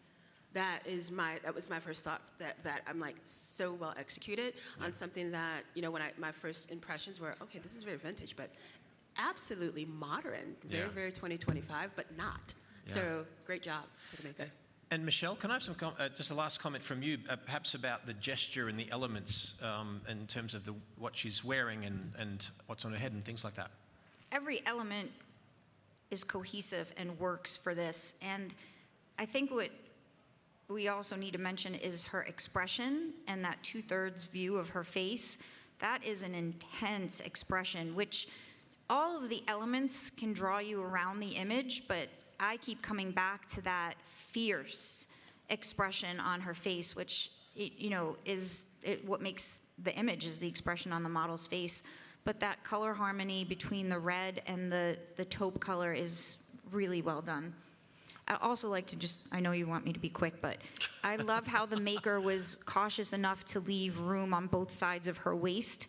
And so the posing of those arms is really well done. Mm-hmm. Perfect. Thank you so much. Next print, please. A mad pet therapy tea party. For the Americans, a mad pet therapy tea party.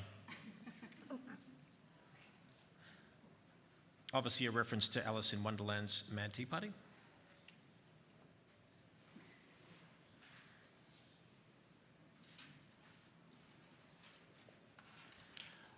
Heidi, you have a little gleam in your face. Tell us what you're feeling. I do. I'm a bunny mama, so so immediately I'm delighted, of course. Immediately I'm struck by the difficulty level, but overall, I mean, it's just a really striking image. The colour pop of the red, and then the little bunny with his teacup is just perfect. So I really enjoy it. Thank you. Extra elements. Kelly, can you discuss those finer details and nuances, please? Yeah, I'm loving everything that you just mentioned. Thank you for sharing. The composition here for me, the balance from the hat down to the purposefully placed bunny in that bottom right-hand corner, and the control over the exposure here so that we have detail from, the cup in the foreground right through to every piece of hair on that child's head. It's been captured brilliantly in camera, and then it's been worked and processed really well in post-production to be able to bring out so much dimension here within all of those different elements. The composition, as our eye kind of leads from that top left-hand corner and just brings you down through all these beautiful hard lines, but yet there's a gentle sort of softness in the curves that bring you down into all of those different pieces. Whilst both subjects are looking directly at the camera, we've got wonderful connection here because of the placement of those different subjects in the frame. Such valuable comments. Danny, last impression there, mate, as you've been lingering on it? It's such a beautiful print. The print quality is just exclusive. I mean, it's all the details, the color difference, it's everything, the print quality. Just wonderful. Thank you so much. Great comments, guys. Thank you. Next print, please. I stood my post so you could walk into the future.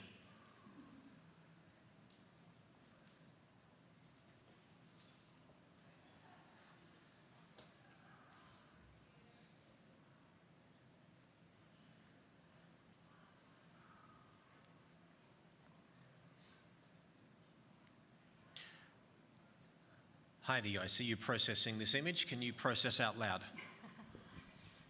Yeah. Gosh, it leaves you a bit speechless once you hear the title, but even without the title, I think you would have that same emotional reaction. Excuse me. There's such storytelling, and this was an ancestor. And so I think when it comes to ancestral imageries, there's an even greater impact. And for myself and my family story, this hits home. So, yeah. Wonderful. Michelle, you went back and forth there. I like, unpack what you're thinking right now. The very meticulous and intentional use of color here, and the flowers. The small detail of that red flower on the khaki uniform and that same flower in the child's hand helps bring the whole story together. But this child's in all of these bright, beautiful rainbow colors, and then the drab of what had to take place so that child has their freedom. The storytelling here is really impeccable, but if you look up close, and I hope you do when you see this in the gallery, is check out the matching flowers. Yeah. And Kelly, can we, final comment here, in terms of just on paper, this may not have sounded good, but the execution of it in front of us. Tell us a bit more about that. Yeah, when you say on paper, let's hear that title again. I stood my post so you could walk into the future. So when we talk about titles for images, they can make or break, but when you hear a title like that and you see a print like this and how it's been presented to us in such a very clean but yet very vibrant way, there is so much impact. That title is really important for this particular image because that child, in all of the very intentional elements that it's been placed on the child, it's got a very childlike, very sort of innocent nature to it that leads you into that future. And it's almost like, the child is kind of taking us on a journey and walking past our history as we know it and what we can look forward to in the future, because there is one thing that we don't know, and that is tomorrow. Yeah. Nobody knows what's going to come tomorrow. We can either fear it or we can embrace it. And I think this is a really wonderful celebration of embracing what's to come. Thank you so much. Next print, please.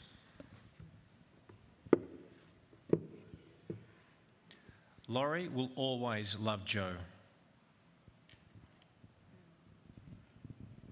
And just a note, a reference to the classic book Little Women. A first love kind of story, Laurie, is the boy, Joe is the girl.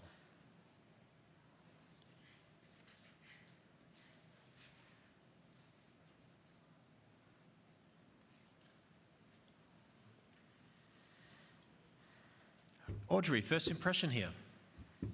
How do you feel about this? I think the maker did a really good job with color harmony. I think the color harmony really draws you in terms of how the background of the image brought the viewer into the subject, and the title just carried it all the way through. So I think it was very well done. Anyone have specific knowledge about the reference Little Women that is on the panel that would like to talk about this? It's a love story. Yeah, can we talk about it? Yeah, I love the book, and it is a love story. A couple of things that really draw me in. One is the deckled edge of this print. It's beautifully done. And breaking that rule of a horizontal line going through her head works. It just works. And the love story between Joe and Laurie, and they love books, and just the placement of her feet.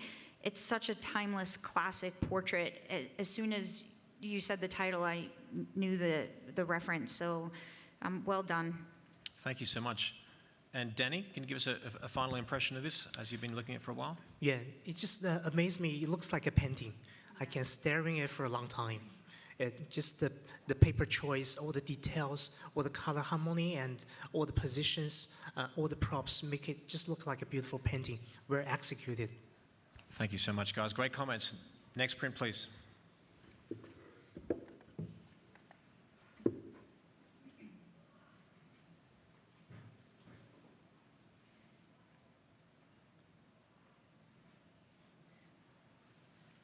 So for the benefit of people in the room and online, just in case you're new to the broadcast or new to the room, if I don't mention a title, it means there's no title.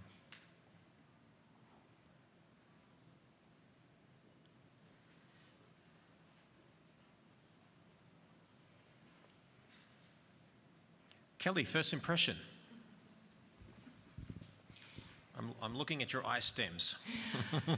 My first impression, we're judging the children's category, and I just love that there's so much imagination and play and thoughtfulness that's gone into this print. You know, to use the hair as a branch and then to color code everything. For me, I'm loving how much imagination and thought has gone into creating something that is a little unique, and it's bringing out, you know, character within the child. Well done. And Heidi, could I have a comment from you as well, just to remind you too that we're in a non-composite or a composite category. You Americans.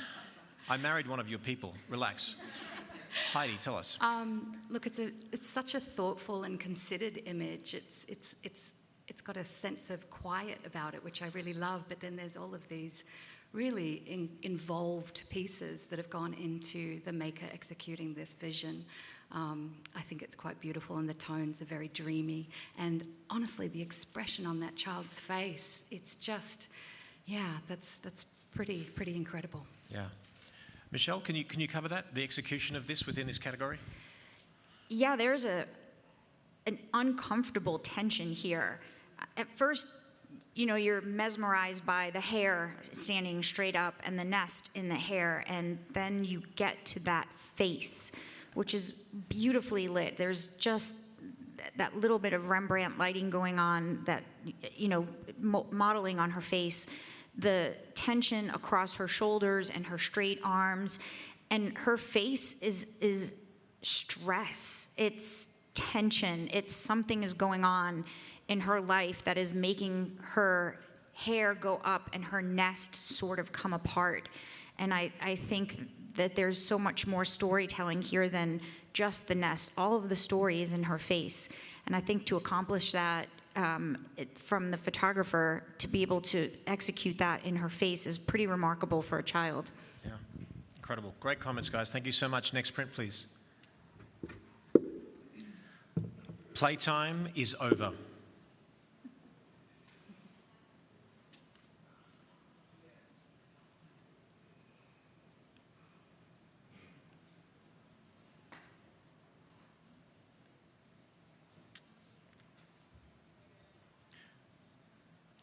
Michelle, first impression, please. My first impression is this breaks my heart. We see this all too often, and I really commend the maker for putting 1,000 amazing little things to do in this frame for these children, from books to toys and tennis and games, and they are just stuck in a phone. And I think every mother can relate to this and never, ever wants this for their children. So that impact is the first thing. It broke my heart. Yeah. Kelly, can you expand on the commentary here? Yeah, I'm with you in terms of the storytelling elements here. The photographer to create a composition with that much impact for us has really well thought out, not only the framing of these two subjects here, but also the lighting. You know, we've darkened down everything else in the image. It's been, you know, lit so subtly in a way that, you know, those subjects' faces are only being lit by the light coming off the phones there. So the way that it's been handled in setup to construct an image like this, it's been really well thought out in terms of where all of those elements are being placed. And you know, the really sort of, whilst there's so many elements here, the really subtle colours that are in there and the desaturated tones here help, you know, you identify what it is that we're looking at here, but they've been handled so well that they don't overpower the image. Those two children are what really stand out, and I think that beautiful negative space that's been intentionally left there at the top allows us, you know, to come down into that little girl's face and then, you know, be drawn across to the little boy, and where they're mirroring each other, but yet we've got all of this sort of asymmetry going on here that is creating that tension. But this is the world as we know it moving forward. Sad, but this is what it is. Yeah, absolutely. Any final thought, Heidi? Or Danny? Danny, go for it, please. Yeah, I just want to make one more comment about, this is not a composite, but the photographer did the composite in front of the camera, using the camera and all the things, did a very good composite with this like more than 20, more than 30 items in the image, and each in a good position, so it's in a harmony. We can see foreground, we can see the main subject in the middle ground, and we can even see the props in the backgrounds. The layers create so much dimension to the image. What an incredible comment, like an in-camera composite. Like you literally, as you said that, we all pictured like this mountain being done, but isn't it crazy if just from one idea? This could be like, oh, I'm doing a garage sale. Oh, before I do that, I have an idea, and then you execute. It's pretty amazing. Thank you so much. Next print, please.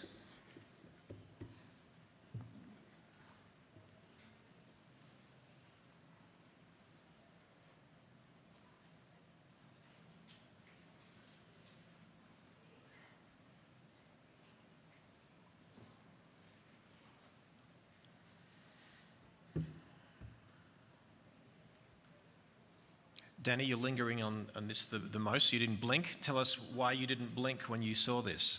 Wow, my first impression is this is so dreamy. This is so look like a Disney cartoon movie thing. It's not real. It's photography, but how can you make it look like that?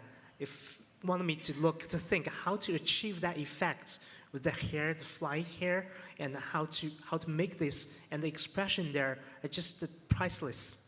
Yeah. Beautiful. Heidi, you're nodding. Yeah, I agree. The styling it's impeccable. And every single detail has been thought of. And what I love is the blue hair. I think if it was in any other color hair, it would hit differently. But this sort of ebb and flow to the image and the background choice is really beautiful. And the actual quality of the print itself is really amazing. Audrey, final comment here, just a lasting impression. You know, I think intentionality, you know, when someone has intention, photographers really need to be commended for that. And when you're looking at a young child and the hair, to me, represents water. You've got the boat, her eyes are closed, what is she dreaming of? You know, water always flows. Is her mind always flowing? Like, what was the photographer thinking, and what were they going for when they made this? And to me, as a child, your mind is always growing, it's always moving. I think it was very, very well executed, and if you look at it deeper, it can tell so many stories, and I think they did a really good job. Wonderful. Thank you for incredible comments. Thank you. Next print, please. Parallel worlds.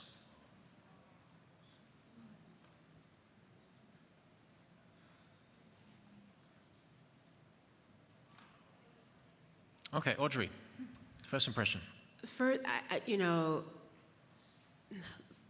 just to get to the point, I think that the storytelling of, obviously to me, this looks like this is a child that was dealing with cancer, you know, the hair is falling out, and then the plant, the leaves are falling out, but there's still growth with the child, there's still growth with the plant and a flower. I think it represents something that is very much now, but there's growth and, you know, moving on in the future, and I think the story was very, very well told. Yeah. Heidi, your reaction, deserves a comment here, please. Yeah, it's obviously an incredibly emotional piece, but there's a sense of hope in that pop of green, which is quite beautiful, the way that the maker has expressed this. And the expression on the child, I think, is what struck me at first.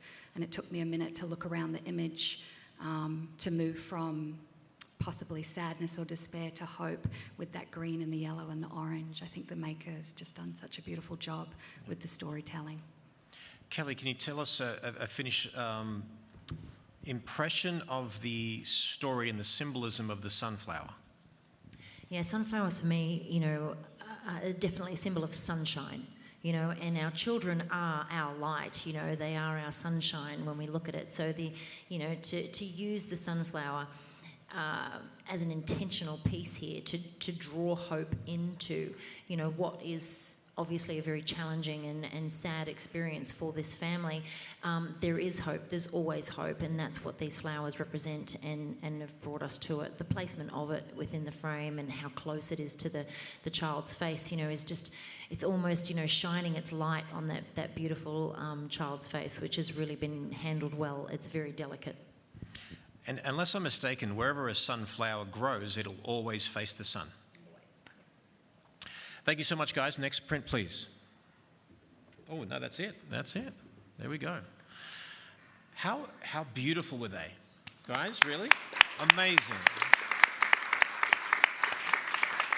Guys, you are getting world-class commentary. I can't even tell you. This is what it's all about. In case you're new to the Icon Awards and understand the process, there is a different platform for critiques. This is really about celebrating why these images are here and what has been great about it, what we feel about them, and we get specific. And as you may have noticed, there's a bit of a pattern to our commentary. Usually the first particular comment will be about that first impression, that impact. The second one is going to be a bit more detail orientated, and then of course the lasting impression. But that's wonderful, guys. Thank you so much for also watching at home. We are going to reset, and these guys are going to judge the winners. So we'll see you back shortly.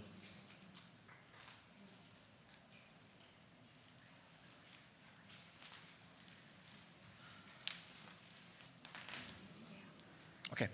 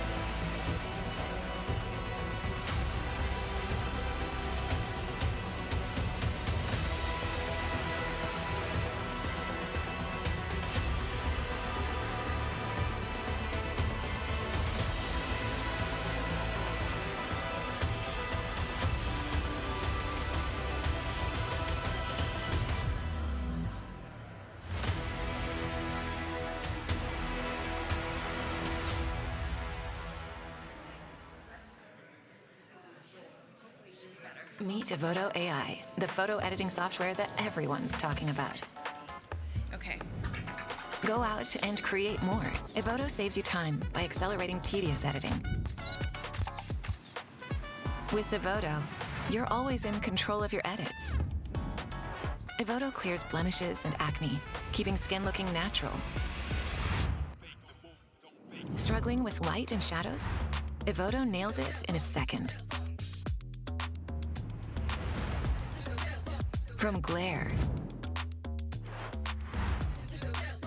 to stray hairs, Evoto does it all.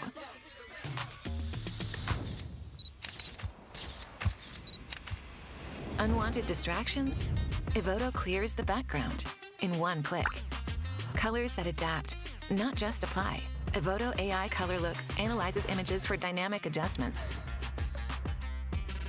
and tailors every detail to your photos. Evoto offers unlimited photo editing with hundreds of features. And yes, Evoto batch edits effortlessly.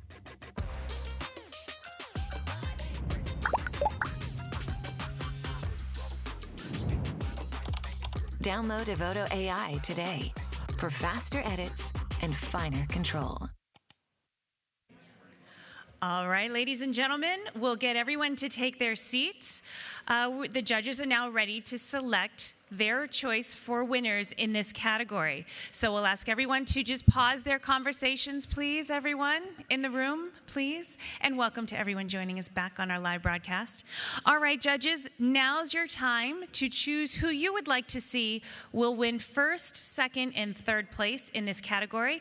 Although we're only going to announce the first, second, and third place winners at the award ceremony on Tuesday, we are going to ask you to choose a selection for all 10 images. So you have to choose a placing for all 10 images. Once you've done that, you can step back so that we know that you are finished. And so when you're ready.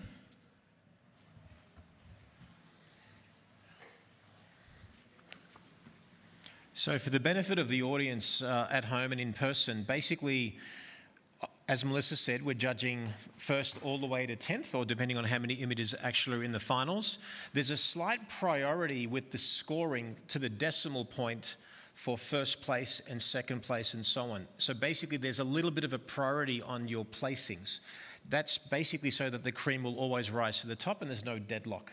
The only way there could be a deadlock here is if they all judged everything the exact same way. And that's probably will never happen and hasn't happened. So yeah.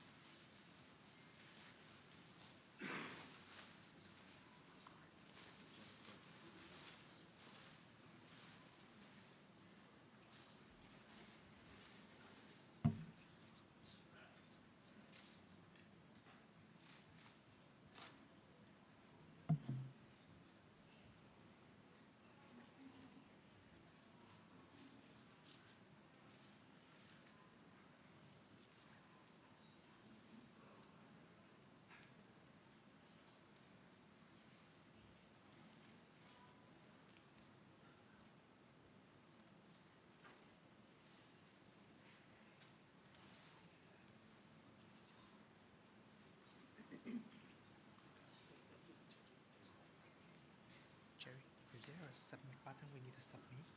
Yep, so once you do it, now you gotta go all the way. You gotta judge all of them. You gotta judge like first, second, third, fourth, fifth, sixth. You gotta, you gotta go all the way. Okay.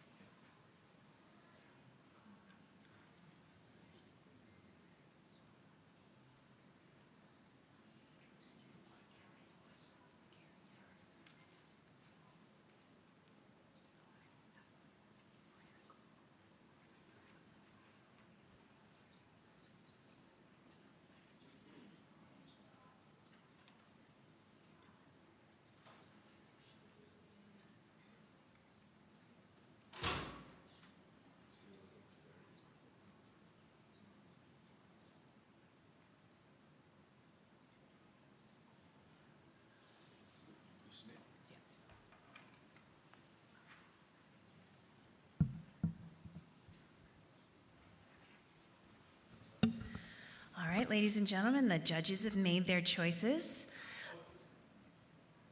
And I'm so sorry to say that I cannot tell you what those choices are. But don't forget to join us on Tuesday night at the awards ceremony, where you will find out what the judges have chosen to win first, second, and third place in this category.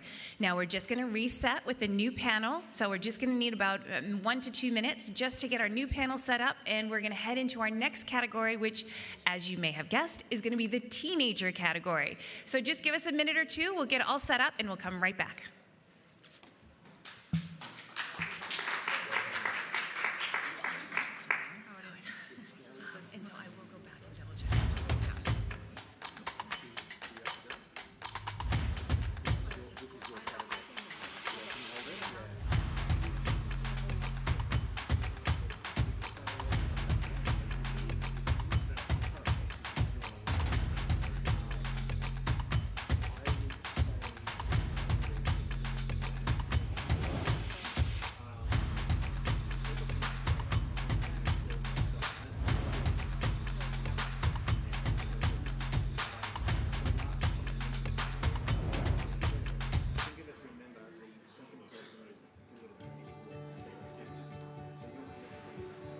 We're at the Graphistudio factory. We're an hour north of Venice.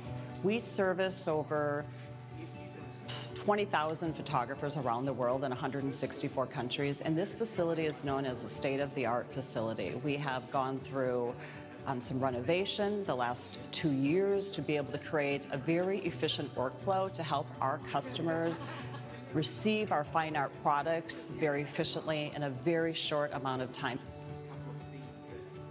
Most of our fine art products take 10 business days in production, which is phenomenal when you consider the fact that most of these products are handcrafted by artisans. They have worked in the factory for generations. They take so much pride in what they do and the product that they are providing our customers around the world.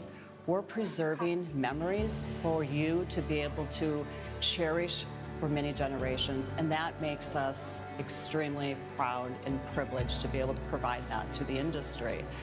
Graphistudio is always evolving and innovating product that will change lives. The fact of the matter is that we're never still. We're moving forward. We have 80 new products that we're going to be launching by the end of the year. From wall art to albums, we are innovators for this industry.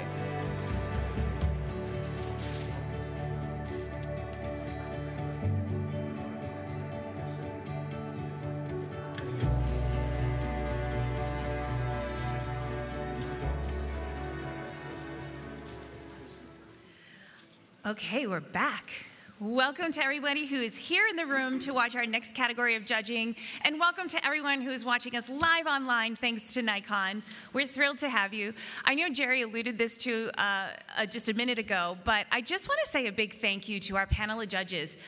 The comments that you have been hearing truly is world class. These are some of the top experts in their genres, and they have given up their time not only here for the next 2 days, but they have been working tirelessly for the last several months judging the online competition. We had nearly 2,000 images. They went through all of those, providing scores, providing critiques. 550 critiques this year. These are our judges who provided that feedback for everyone. So if you've been enjoying that, please say thank you to our judges. And I also want to say a big thank you to our team of volunteers. I'm sure you have been seeing them running around everywhere. And I say this every year, but this could not happen without our team behind the scenes, most of whom you never see. You see our print handling team here that have been working so hard on getting the prints. You have our camera crew that is helping everyone who's watching live see everything from every different angle. We have our live stream team here that is just watching everything. And then we have an entire crew working right now as we finish categories, hanging the prints, so that when we get to the trade show, you guys can walk through this beautiful gallery and see all of these prints up close. They don't even get to enjoy the live judging because they're working so hard over the next 2 days so that you guys can walk through that gallery and enjoy all those prints. So huge thank you to our team of volunteers as well. All right, we are now going to begin looking at images still in the portrait division, sponsored by Westcott. This time we're going to move on to the teenager category. So this is a category that will feature people from between the ages of 13 and 19 years old. So that's the cutoff for the age. This category is sponsored by Interactive Images, which is a really cool app that I'm going to encourage all of you guys to check out. We introduced a feature last year in our print gallery where you could download a free Icon Awards app. You just go into the App Store, download it, and there are some images in the gallery that are marked with a blue sticker on the gallery card. Once you open the app, it opens up your camera. If you scan that photo, it is linked to a video that the maker of that image created so you could have more information about that print. It is such a cool feature, and it's all thanks to Interactive Images. So definitely when you go through that gallery, make sure that you have that app. There's a QR code. You can download it right from when you get there. But don't forget to look. There are some incredible images. You can see some behind-the-scenes footage. You can see the photographer talking about what the image meant, and it's absolutely incredible. So thank you so much for Interactive Images. You can also, while you're going through that gallery, you can enter to win. There's steps, and you just follow the directions on how to enter to win your very own augmented reality app. They will create it and they will customize it to your studio, and imagine the things that you could do with your client. So make sure you enter that. It's worth $3,500 if you were to pay them to do that for your studio, so you can win it for free. Also, whoever is going to be the recipient of the Ghionis Scholarship will also receive their own customized augmented reality app. So huge thank you to them for that as well. And I just want to say thank you to Jerry, who's, absolutely incredible in leading the discussion. He's just so good at reading people's emotions and knowing who to speak to, what to speak to on the print, and just leading the helm over there. And so I want to say thank you. You are the love of my life. And I just want to say thank you so much for doing that. For those of you that may not know, the Icon Awards exists because of Jerry. He had this vision when the competition at WPPI ended, and I did not have the vision. Even when he explained it to me, I was not at all sure that this would be a good idea. And Jerry saw it. And so I've talked to a couple of you in the back of the room, and you've said, this is such a great experience. I love the way you have it set up. And I want to tell you that this is all Jerry. This is exactly how Jerry envisioned it, and it came to be exactly the way he envisioned it. So truly grateful for you, because it is affecting so many people and helping so many people. So thank you to you, Jerry, and off to you for the next category. I've got to breathe for a second, because I'm a very emotional guy. So thank you so much. And I'm going to go right back at you. The way I've seen Melissa nurture you guys, and the way she does it and how she does it is incredible. Don't want that to happen again for another year, though. But I'm really enjoying the process, guys. So thank you for everything. And baby, I love you. You know how much. Yeah. All right. Kelly Brown, don't know who she is. Just go somewhere else. You're missing something. Danny Dong, sweet. You're the sweetest guy. Beautiful work. Gary, articulate, funny. You're my brother from another mother. Heidi Margosa, you're awesome. Fellow Australian, I love your accent. These people just talk ridiculous. And Audrey Willard, you're awesome. Just so fierce and at what you do, and just keep being you. So thank you so much. All right, guys, we're excited about this teenager category or the pain in the butt category age. Let's do that one right now. Thank you so much. First print, please. Composed.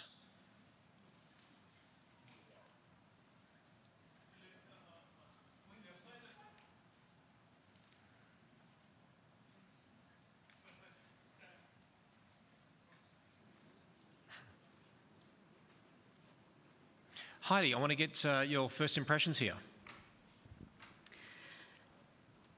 The execution is beautiful. The tool flowing is just so masterfully done. We all know it's not always easy working with flowing tool. And just the pose and the expression, it's all really just lovely, and a really beautiful image to take in.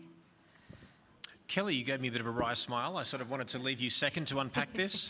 All of those things Heidi just mentioned, you know, have created such a beautiful flow throughout this image. And we're judging, you know, an in-camera category. You know, these are not composites.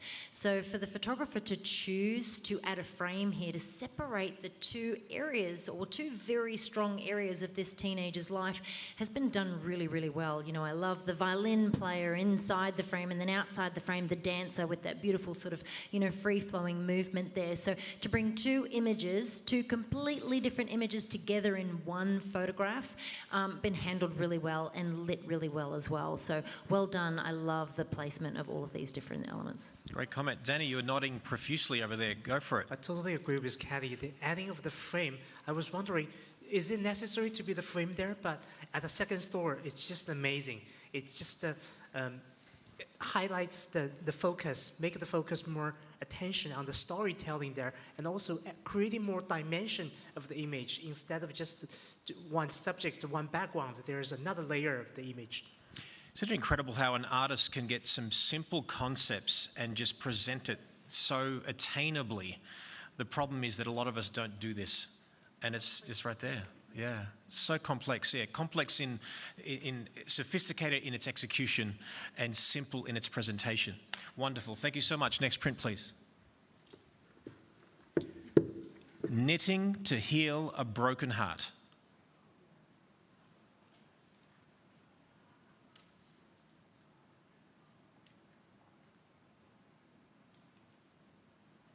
Heidi, I'm intrigued by your smile here. I got to get your comment on how you're feeling, please. Thank you, Heidi. Look, even without the title, it's such a compelling image, isn't it? The colour bursts are just beautiful, and they just lead directly to her face. And look at those eyes just popping right off of the print there. I really enjoy the detail of her wearing mittens. I wasn't expecting mittens, and that's probably the expression you got from me, because I was like, oh, mittens, how sweet. But overall, just really well done, beautiful details, and the post-production is really effective. Wonderful. Gary, you've been staring at it. You're front and center. Unpack this a bit more. Yeah, I think that the technical, if you want to break it down, the thing that stands out to me the most, besides some of the obvious qualities, the lighting is great, is the kind of riot of color contained within this image. And it's such an eclectic color palette. And it's also masked within the number of garments that this person has created for themselves. And if anybody does anything like this, handwork, crafting, knitting, it's so cathartic. And it just turns your brain off in a very loud world. And you can see it represents kind of overcompensation. And the storytelling is really, really strong, and the longer you stare at it, it gets stronger. Lots of repetitions of hard shapes like triangles and round shapes in all the balls of yarn. It's just really, really thoughtful. Gary, are you telling me that you knit? Is that what you're basically saying? I have 3 daughters, and they all knit. Okay. Crochet, actually. Crochet. Sorry, Ellie. Sorry, babe. Yeah. I'm like, are you knitting? She's, Dad, I'm crocheting. Melissa crochets too. Yeah, absolutely. Audrey, can we have a final impression from you, please? I think everyone pretty much touched on a lot of the, overall impressions that we all, saw, the complexity, the mittens, the color. I would probably just add and round in there the expression of the subject. I think that, her eye contact can just tell us so many different stories, along with the title and that broken heart. You've got the complexity within, a simplistic aspect. I think that the maker did a really good execution of the image overall. Wonderful. Thoughtful comments for a thoughtful image. Thank you so much. Next print, please.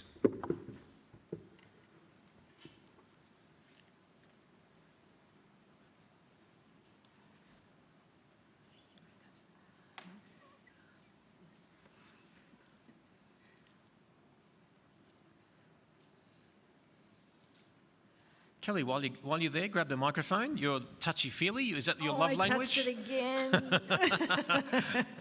I know I'm not supposed to, but yes, I am very tactile. The matting here, the presentation again, we've got this striking portrait, but the presentation for me is standing out again. It's the first thing that, when we talk about impact, that really does stand out. So, when we're always trying to reinvent ourselves as photographers to create beautiful pieces of art that hang on, walls in people's homes. And this is what's taking photography to the next level for me. I love it. Gary, you've got a very thoughtful gesture as you've been staring at it. Thoughtful is the word of the Tell me day, what you're feeling. It's very, very busy and wood, but very well handled. So I'm just enjoying the craftsmanship here in the creator of the image telling you where to look with a literal bullseye and to start here, and it's crafted so that you move all the way around it. The management of all those dark tones, the consistent color grade that even goes into the matte, there's just a lot of really excellent, there's a lot of technical excellence involved as well as the emotional impact that comes into it. So it's just really well handled. Awesome. And Heidi, as a lasting impression here? Yeah, I love a maximalist image, so I'm all about the texture here. But what I think is to be commended here is, you know, there's a lot of blacks in this image, and they haven't been crushed. Like, you can see the detail, and that's no mean feat, as we all know, when dealing with so much darkness in an image. And of course, the matting choice just complements it perfectly. Thank you so much for those comments. Next print, please. In the world we create, we are works of art.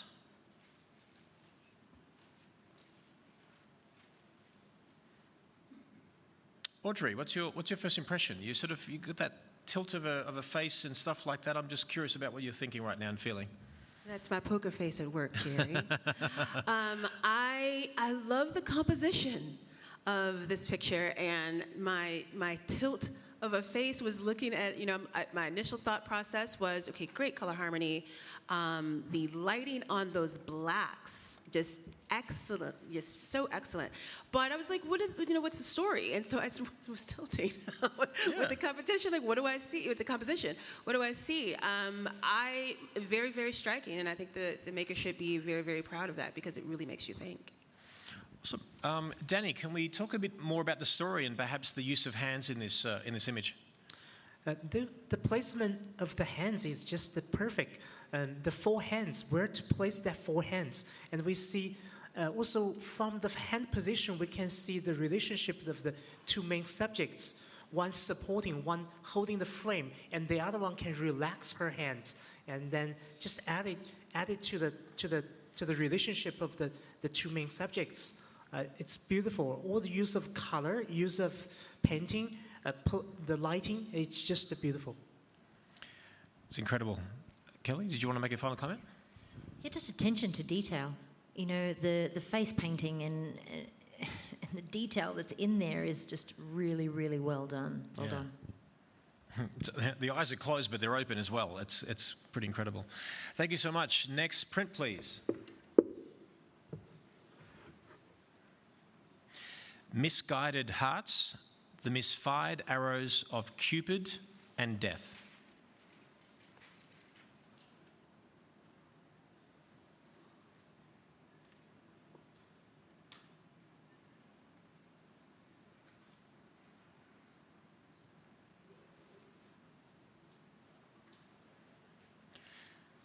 Gary, you're giving this image the death stare. You're trying to work it out and unpack it. So unpack it out loud. Yeah, I love it. It's, you know, just initial impact, the mix of those traditionally bright, colorful colors with the symbolism of death, you know, the face of the subject.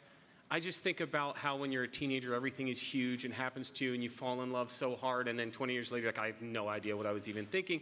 And so you've got that, like, endless hope and still positivity on the last living part of that person with death all around and the pink. It's very Tim Burton-y kind of feel to it. It's really creepy and sweet. I like it a lot. Kelly, can I get a comment from you about also the execution of this being in a non-composite category?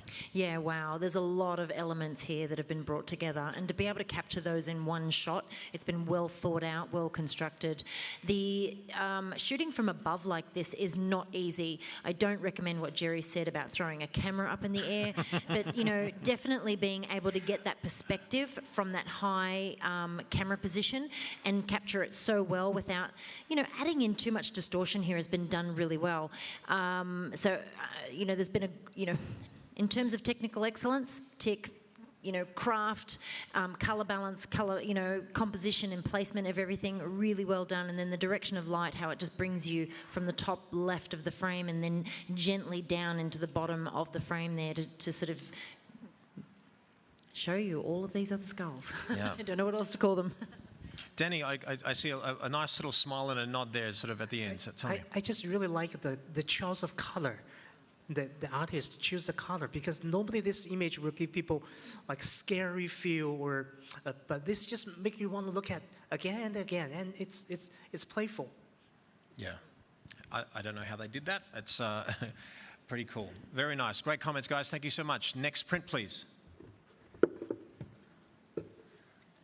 Subliminal messages.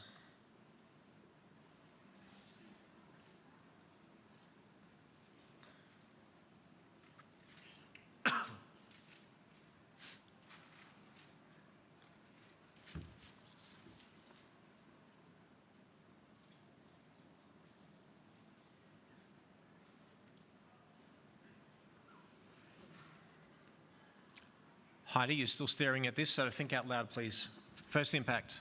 First impact is it just draws you in. And, you know, I'm just noticing now as I grabbed the mic that what some of those words are, and the title obviously makes sense now that I'm reading some of those words. It's got a Blade Runner kind of vibe to it. I don't know if anyone knows that movie, but it has this really cool, you know, concept, and they've created this sort of feeling where you kind of want to lean in and literally look at every single one of those words that are there. It's very effective. I definitely want to know more, and I love the small shush that he's doing. Gary, talk about the degree of difficulty of executing this. Dude, I was about to jump on that because I was sitting here thinking like, oh, what can I say about this image? I'm like, holy crap, this is non-composite category. And so whether it was a projection screen or whether it was like blinking LED lights in a really long shutter or double exposure in camera, like to have it come out like this is just must have taken ages to not only conceptualize it, but to nail it. And the balance of all the elements looks like they were put there in 20 hours of composite work. And so this is something the creator of this image should really be proud of. I wish I'd made it. Yeah. Absolutely. Danny, I see you nodding as well. Lasting impression of this image? It's the concept. When you have a very, very cool concept and how to execute, just as Gary mentioned, the difficult level is just, it's there. And I admire the artist taking all the efforts and dedicated thoughts to make it happen. Wonderful. Thank you so much. Wonderful comments. Next print, please. I see the warrior within you, so much stronger than you think.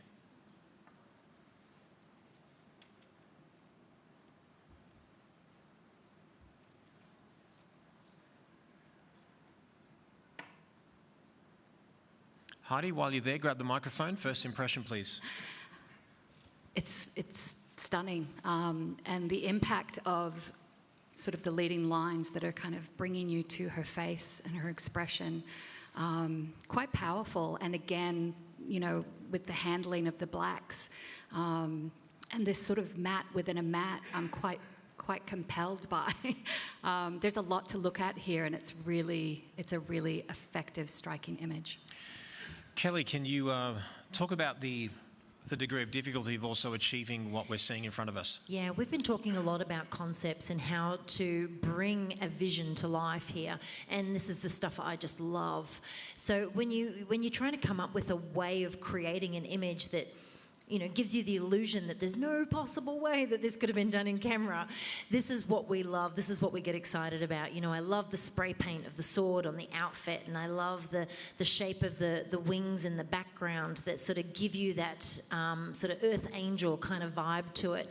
So yeah, really well thought out. The strong posing that's got in terms of the expression on the face, but then the delicate nature of the hands on the sword. You know, this is a tricky age, and the photographers really brought us something that's different and unique. Yeah. Tell us what you're thinking, just as a lasting impression. I think, we're talking about lighting, composition, execution. That's what we do as photographers. But I like to look at images in terms of the story that they're trying to tell. And just looking at listening to the title, it says she's so much stronger than you think. It makes me think there's a story behind the story. And when I look at her eyes, I'm like, there's something we don't know. And when you look at that execution and the simplicity of the image, but it's very complex, I think that there's a story that we don't know, and that's what the photographer really wanted us to see behind everything else that they did. So well done. Thank you for your comment. Wonderful. Next print, please.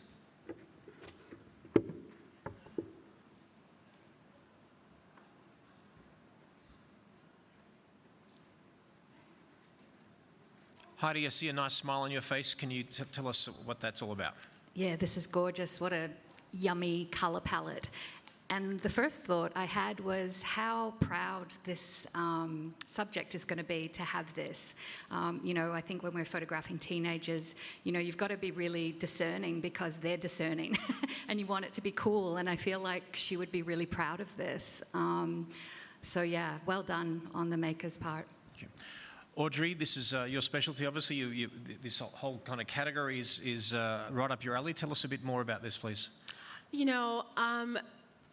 Because this is, what I do, I'm looking at it, this teenager, and part of me feels as if she's tying in a lot of her mother in this picture. I don't know why that's what I get. I think that having that mother-daughter bond, especially when you're dealing with teenagers and you're doing those pictures, I think it's a lot of her family, maybe mother, grandmother, and they're bringing in a lot of those elements, and she's representing the family, not only her, but also the extended family as well. Yeah. Thank you for the comment. Danny, just a final impression once you've seen that for a little bit? Yeah, this pose is just unique, and this pose is just beautiful and graceful. And normally we try to avoid like cutting arms, cutting hands, but here, for this pose, it works really well. The triangle and all those, the shapes, the breaking the straight lines, it's beautiful. Thank you for your comment. Thank you. Next print, please.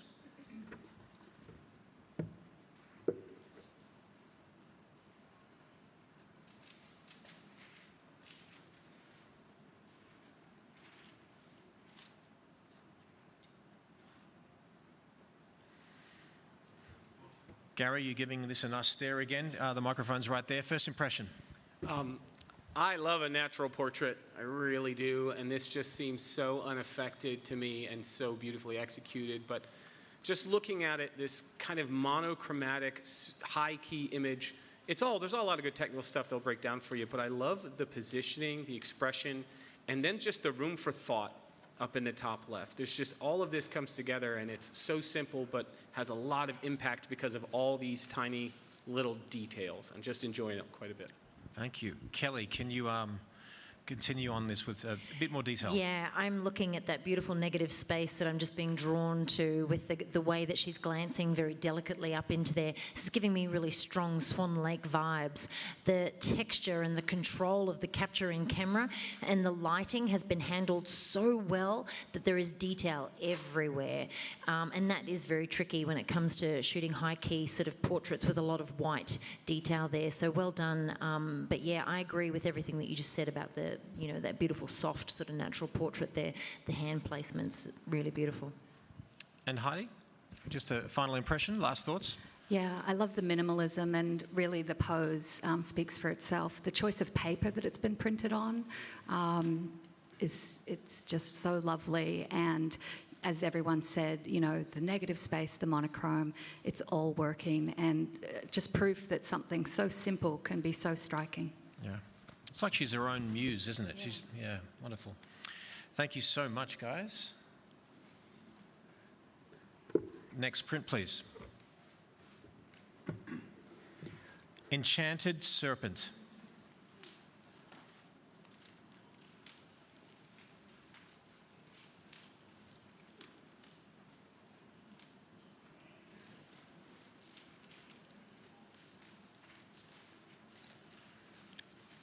Kelly, grab the mic while you're there. First impression? Oh, colours. I mean, first impression, there's so much that jumps out to me, not just those beautiful rich colours in the background, the expression on her face and the delicate, you know, nature of how she's holding that snake and where its head's positioned. It's just so beautifully balanced. The composition is stunning. And Danny, while you're right there, mate, let's even get more specific with the elements in there and why they're effective. Well, first, as Kenny mentioned, the strong, deep, rich color make the main subject stand out so much. And then the beautiful lighting to light the subjects and all the subtle details. We can see all the details, and it's high contrast, but it's also very handled really well, very, very soft. And also, finally, the pose and expression just to make it perfect. Wonderful. Great comments, guys. I believe that's the last print of our category. There we go. How good was that, guys? That was amazing.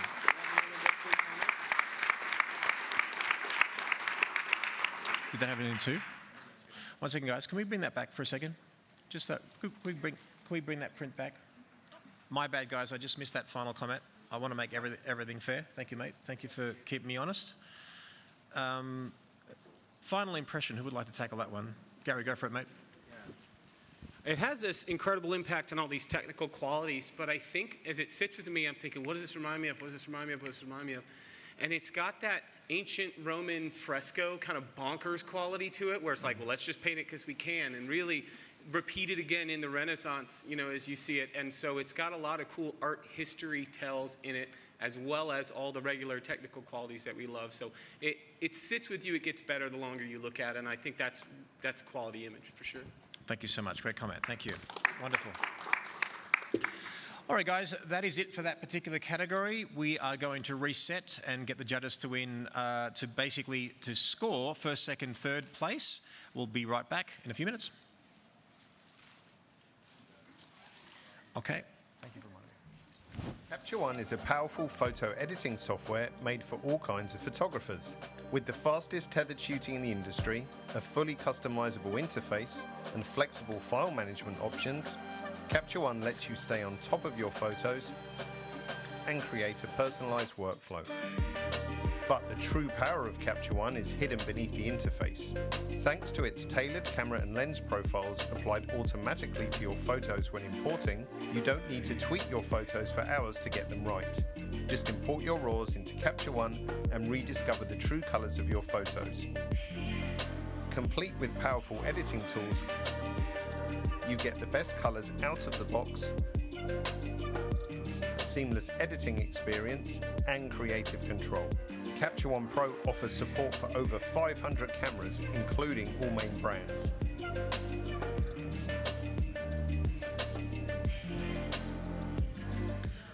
All right, ladies and gentlemen, we'll get you to just take your seats for just a moment. The judges are now going to begin choosing who they would like to see win first, second, and third place in this category after that lively discussion. Judges, we are going to ask you to choose a placing for all 10 images, even though we will only be announcing first, second, and third place. So we will give you guys a moment to do that, and when you're done, you can step aside so that we know you finished.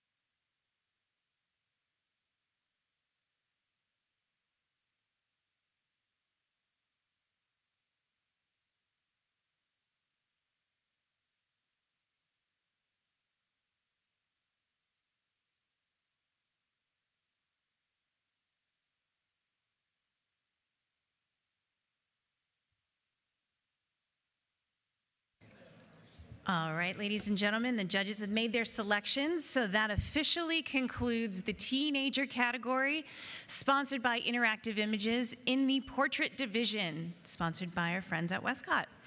Don't forget to walk through the gallery, guys, and get some great information on some of these prints. Some of these prints that you just looked at now in this category are included in those prints that have that video footage that you can unlock by using the app, thanks to Interactive Images. I just want to say thank you again for the fact that you guys are here for the WPPI convention, and then you get to watch the Icon Awards. We are a separate entity now, and WPPI has been welcoming of the Icon Awards from the very moment that we made the decision to take it on. And they let us have a home here. They let us bring the Icon Awards here because we knew that's where you guys were, and they have been so helpful and so welcoming in letting us be here with you guys. So huge thank you to WPPI for letting us be here this week as well. Thank you, guys. All right, we're gonna give you guys a chance to just stretch your legs, a little mini break. It'll be 5 minutes, so if you wanna stretch your legs, get some blood flowing, that's great. Go bathroom break and then come back. We will be back in 5 minutes with our next category, which is the individual category. Thanks so much, guys.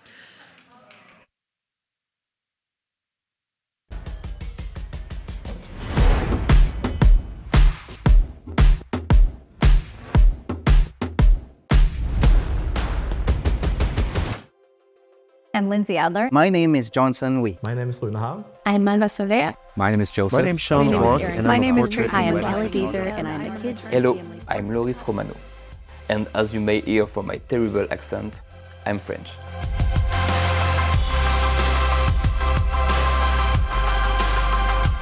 I used to run away from Flash. It was confusing, it was just extra stuff to carry around, and I never really got the results that I wanted. Off-camera Flash can seem intimidating, but with Profoto, there's just 3 buttons on the back. Time is precious, especially on a wedding day. Profoto's intuitive design and user-friendly interface allow me to focus more on creativity and less on my equipment. I have never had an easier system for controlling my flash than this beautiful dial. And whether I'm using 8 lights on set or 2, I can change all of the settings right from my camera.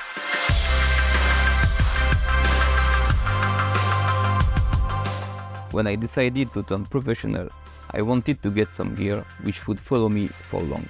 On set, I need to be able to rely on lights that are going to fire at the exact same color, temperature, and power every single time. And this is where reliability is so important. This is where Profoto doesn't let me down. So they're lights that work when you need them to work, that trigger when you need them to work. It's just so fast, so accurate. I just can totally rely on it. I shoot quickly, I shoot often, I shoot high frame rates, and Profoto always keeps up.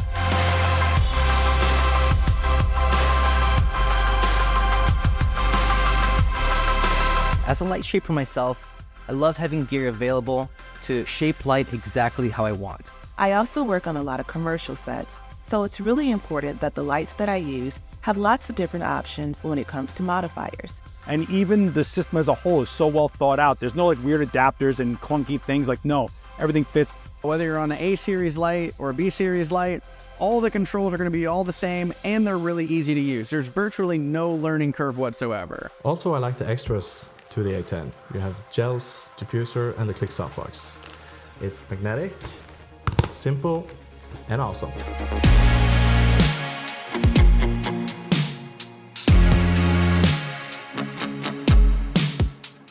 To be able to work with the speed at which I move, the only light I trust is Profoto. And it's an equipment that we cannot leave home without. And they're the only brand that I trust. I know our clients expect a lot out of us, and in turn, we expect a lot out of the companies that make our jobs possible.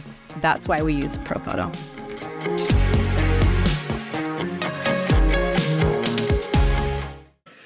All right, welcome back, ladies and gentlemen. We are live. Welcome to everyone that is in the room here, and also welcome to everyone who is back on our live broadcast, thanks to Nikon. We are getting ready to start our next category. As a reminder, we're in the Portrait Division, sponsored by Westcott, and our next category is the Portrait Individual category. This also happened to be the largest category in the competition this year. Yeah, so we had the most number of entries in this category. It features people who are photographed on their own, and I just saw this whole scenario that just happened off to my side, and I have to just point it out.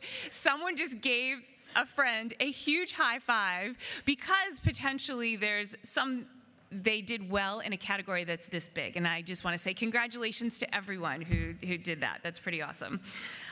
This category is sponsored very appropriately, I think, by Peter Hurley's Headshot Crew.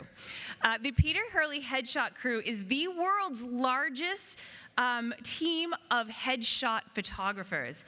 They also have an incredible coaching platform where you can learn new skills, you can hone your existing skills, you can learn how to build a great headshot business. So thank you to Peter Hurley for sponsoring this category. And we also have a very exciting announcement because the recipient of this year's Ghionis Scholarship is also going to receive a seat at one of Peter Hurley's 2-day intensive headshot workshops.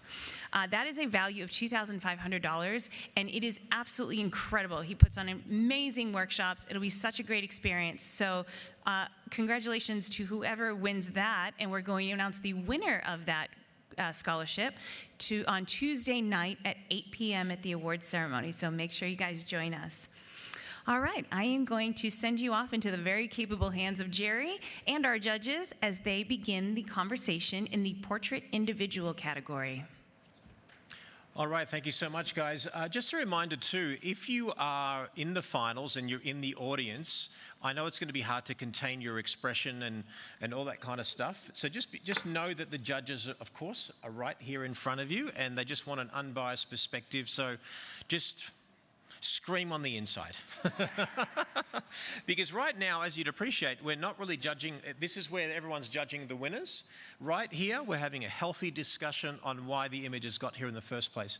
For those of you who are joining us brand new to the broadcast or new to basically the room, the process is a little bit different to previous years, and that is that we're celebrating why these images are finalists. We're focusing on the good things. So think of it like when you're critiquing, you're the parent that's nothing's ever good enough, right? Right now, we're the parent that says, you know what, you did great, and this is why you did great. Now, this is not a participation trophy competition. We are truly celebrating why these images got to the finals, and we're focusing in on that. Are they perfect? We're not saying they're perfect. We are celebrating why they're here. If you want critiques, in a couple of weeks, there's going to be 1,000 critiques to look at. So enjoy those in your own time. They're going to be evergreen, and they will outlive us all, which I'm really excited about. So without further ado, we are going to introduce everybody. Gary Hughes, welcome, Icon Associate. Kelly Brown, you've been here for a little bit, so thank you for lasting here. From the UK, that sounds weird.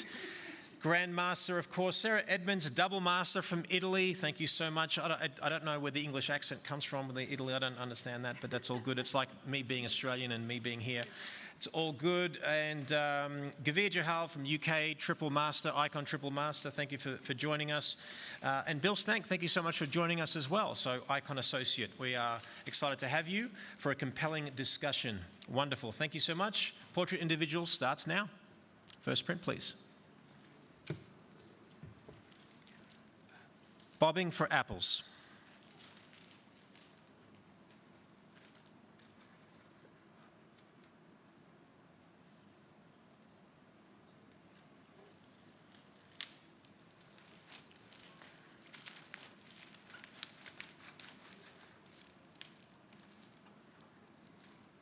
Sarah, you look intrigued. I want to hear what you're thinking.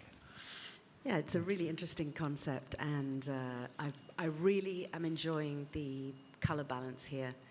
That cyan and the red, it works beautifully well together. And most of all, I'm just thinking about that, like, what a great capture of that apple. I was never able to do that, but it's a really, really intriguing fine art image that really pulls you in and makes you ask questions. And I'm really looking forward to hearing what the rest of the panel has to say. So Kelly, let's maybe answer some of those questions. Yeah, unpacking this is going to be fun. Capturing this in a single capture, the photographers thought this process really well. The shooting through the glass to be able to capture that water and then retain all the detail in the face, well done. And just to have that horizon line cutting through the centre of the frame as well. We've got so much balance. We've got wet, we've got dry, we've got, you know, almost two completely different images here that work so well as one. Well done. And Bill, lasting impression, what do you, upon lingering on this? Yeah, what I love about this is I think we've all bobbed for apples in our lives, and we usually don't have this perspective. So it's great to see a different perspective of something that we are very familiar with. And this is just one of those things that's kind of like a song that pops in your head. I feel like this is going to stay in my head throughout the rest of the day. Wonderful. Great comments, guys. Thank you so much. Next print, please.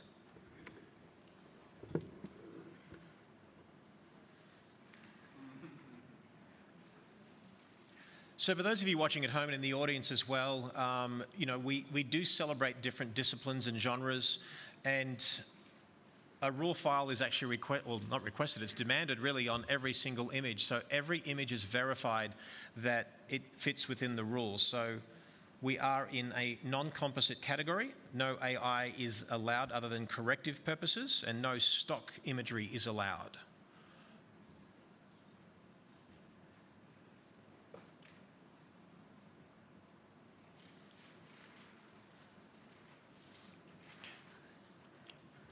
Gavir, you've given this a third look now. Tell us what you're feeling. First impression. First impression is the impact. I mean, well done. I'm just kind of baffled at how the author was able to do this. To create a photograph that looks like it's a sketch is just amazing. And when you come close to the detail, you can actually see all the detail in the paintwork. And it's hard to believe that this is actually a photograph. I want to believe that it's actually been drawn, but it's, you know, I commend the author. Well done. Sure. Kelly is giving me a I'm little smiling. Oh, this just, you know, ignites so much in all of us. To present us with a painting that's actually a photograph, wow, well done. The thought process in terms of hand painting the subject and then putting them on a very, very clean backdrop with just that smear of paint in the background, and then to light it and pose it so sublimely and present us with this. This is what's creating so many, you know, questions as to how this could be done. But you can see when you go in the paint on the skin, you can see the texture, you can see the detail, and it's just been really well thought out and constructed right down to every single crevice. Yeah. And Gary, can we, because the presentation it grabs us so much, let's now maybe talk about the composition and the pose. Yeah, I was just having that thought. I'm like, if you take the paint off the subject, it's still a banger. And that's what's kind of amazing about it. You know, it's like... In Australia, we'll call it a banger. A banger, yeah. I mean, double chef's kiss for the creativity, but it's sort of taking something that on its own, without this extra level of creativity, creating all of those triangles, those repeating shapes, the elegant posing of the hands, the direction of the lighting, and then the paint on top of that to still let you hit the face and the expression first and move your way through the image. There's just a level of craftsmanship on top of it, and then they go, you know what? I'm just going to embarrass everyone else and then paint this person too. Like it's high, like it's high concept, but it still has the bones. It's not a trick. It's not a gimmick. Yeah. It's brilliant photography and posing with something extra creative layered in to take it to another level. Just really well done. That's amazing. You know, if you were on Sleep Stories, I wouldn't sleep. I'd actually want to listen to what you have to say. Thank you so much for your comments, guys. Next print, please.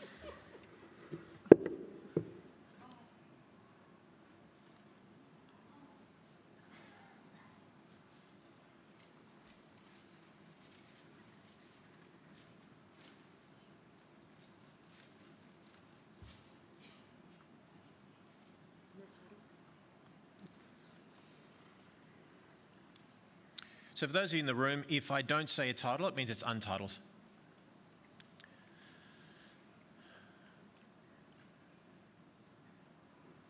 Okay, so Bill, can I get your first impression of this, please? Yeah, the impact for me here is the story, and while she has a very striking look on her face, but in addition to that, what I see here is like the beginning and the end of life. I see these angel wings that represent heaven and the afterlife, and then she's holding this egg, which represents birth. So that contrast that spans all of life, I think, is really striking. Great comment. Sarah, you had like a triple look here. So tell us about what you were feeling here. There is so much beautiful storytelling going on here, and what I love about it is that it's not bashing us over the head with it. There are things that I want to lean in and explore, and it's always lovely when you go in and you think, wow, oh, wait, what?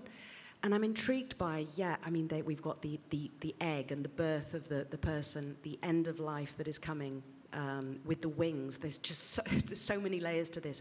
But then in the background, what is peeling behind the facade of the environment that she's living in? It's very, very powerful and beautifully done and printed. Yeah. Everything sounds so much better with an English accent, isn't it? I've never heard like bashing over the head sound really beautiful. Amazing. Speaking of English accents, Gavir, final impression, mate? It's not as good as Sarah's, but okay. Midlands.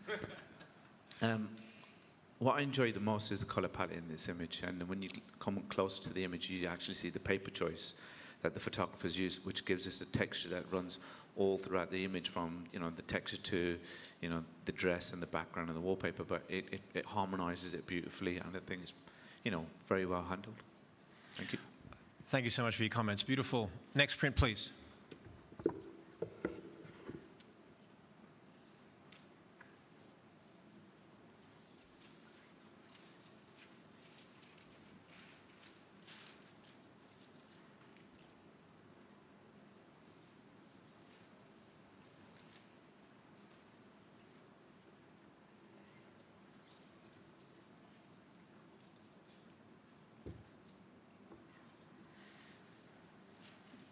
Kelly, you've been staring at this intently. I want to know exactly what you're feeling. Oh, there's such a beautiful dreaminess to this. I'm really enjoying the colour palette throughout the entire image, and those pops of red at the top, and then they're sort of balanced at the bottom of the frame there. The colour tones are just really beautifully handled in capture and in post-production. Gary, tell us a bit more about the vignette of propping. I was, looking at the cameo style sort of oval opening, thinking that did the maker intend to mount it that way when they designed the photo? Because it sure as hell looks like it. Like, it's really, really cleverly composed, and look how many elements there are. And then the toning on top of that, still you go straight to the face first, and you go around the image and get to enjoy these things without ever forgetting that it's a portrait. And so it's a real sort of masterclass in styling and composition, as well as all the other positives. Great comment. And Sarah, you went back and looked at it again, so tell us what you felt that last time you saw it just up close. I was just enjoying the finish of it, the detail and the sharpness and the retouching is just right. It's not too much. It's not too little. It's just beautifully, beautifully finished and printed. I was just giving a little last admire of that detail there. Yeah. Thank you so much. Great comments. Next print, please.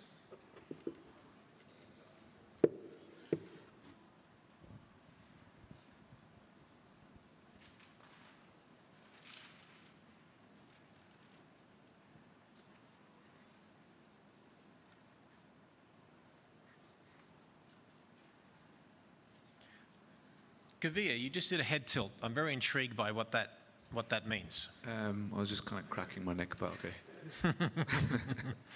okay. It's a very striking image, and I'm trying to work out the narrative of this image, and I was just kind of tilting just to see the expression on our subject's face, that pain and that agony and the anguish that's coming through, whether it's not living up to a dream or living up to somebody, whether it be a parent trying to reach a parent's goals, their failures, but just overlooking just the narrative of this image and all the small little elements, and it's piecing together really beautifully. Kelly, unpack the degree of difficulty of achieving this, because remember, this is a non-composite category, so yeah. Yeah, when you have an idea and a story that you want to bring to life, you've really got to go through, you know, the capture of this. You've almost got to draw it to be able to create it. You know, we've got that beautiful light coming down from above the subject, lighting that main subject, but then we've got the subject in the mirrored frame here. So that's either been printed and put in there for it to be a single capture, because it's definitely not a reflection. So just the thought that's gone into being able to do that and to create the same sort of perspective throughout, you know, the image. But all of those different little elements, those storytelling elements, have been placed strategically to take you on a journey to tell this young girl's story, or young woman, sorry, because this is the individual category. And whilst there's so much going on in terms of storytelling, it does have a very high emotional impact. So it's been crafted really well, constructed and strategically put together. Gary, I feel like you want to say something here. What lasting impression of this, mate? Yeah, I think that just to back up 1,000 feet, there's so many elements in it, it's hard to, you can't really say what was in the head of the author of an image specifically. But what's so great about this is you can kind of interpret it for yourself. And really great art makes you think, and then in a way, by viewing it, it becomes yours. And so you kind of see it as it affects your own self based on your experience. And so the artist has left a lot of room for us to enjoy it and to kind of interject ourselves into it. And that is something that is kind of timeless in its effect on you. So I really appreciate that. It's very clever too. Like this is portrait individual, but there's been a way to incorporate other elements. Very clever. Wonderful. Thank you so much, guys. Next print, please.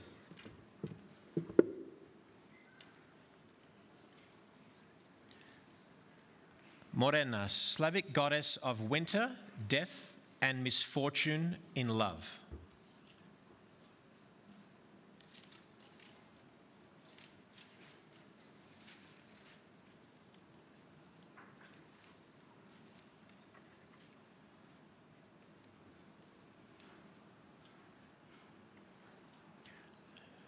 Bill, first impression, what do you feel about this?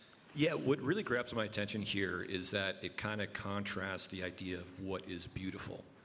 We might think of beautiful flowers and a beautiful landscape, and all those things are beautiful, but I think that we can also find beauty in things that are a little bit darker.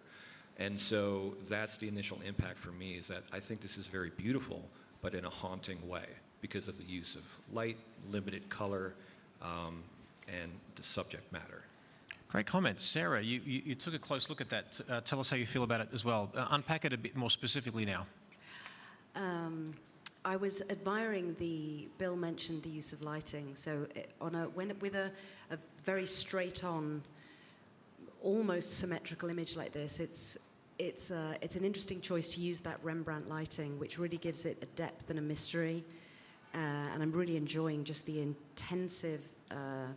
intense eye contact that is really pulling me in and making me want to go in and see what this story is telling.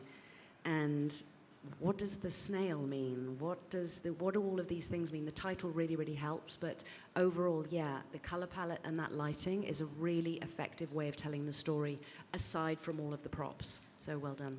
And Gary, perhaps a final impression focusing on the execution of this being in non-composite category, captured in camera. Yeah, I think there's something really, really cool about that. And as you look through it, even the braid that goes through and rolls around, like, you imagine how much time the creator of this image must have spent placing these elements and shot after shot, be like, no, this fern's going to go over here. And so they did everything from composition, which is almost circular and kind of swirls you through the image, and you keep going back to the center and you're locked right into it.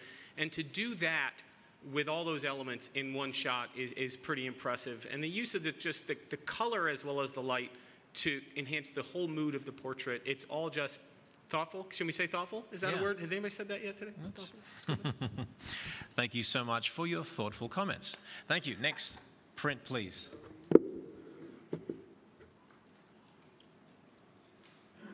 Flower Virtuoso.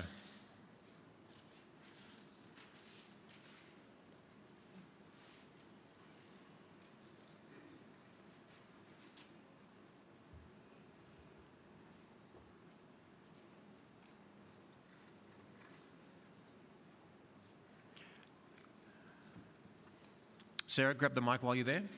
First impression of this, please.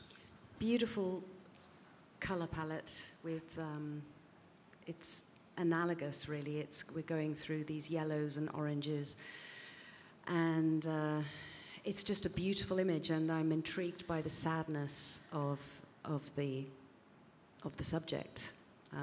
It's an intriguing portrait. Kelly, you're nodding. I want to hear more thoughts from you, please. Yeah, the expression on the subject's face here is really drawing me in. Even though we've got a lot going on around her, I'm still continually drawn back to her. There's a lot of emotion there. The photographer's done a wonderful job of placing all of these different elements to create a storytelling portrait for us. It's been well lit from above to draw you into that beautiful expression, and just the placement of the hair around the shoulders. Everything's got a very delicate, natural kind of feel to it. Okay, give you a lasting impression here, because you've just taken another look there, mate. Oh, I'll give you a sorry, mate. Oh, yeah. No. It rhymes. Yeah, I mean, I'm just taking a closer inspection just to see the retouch on this image. I mean, all elements in this image are very, very sharp, including, you know, you can pretty much see all the detail in the music notes as well. And overall, like, you know, it's very well handled. I think the matting suits the image. It just makes it pop a little bit more as well. I appreciate your comments, guys. Thank you so much. Next print, please. Ascend.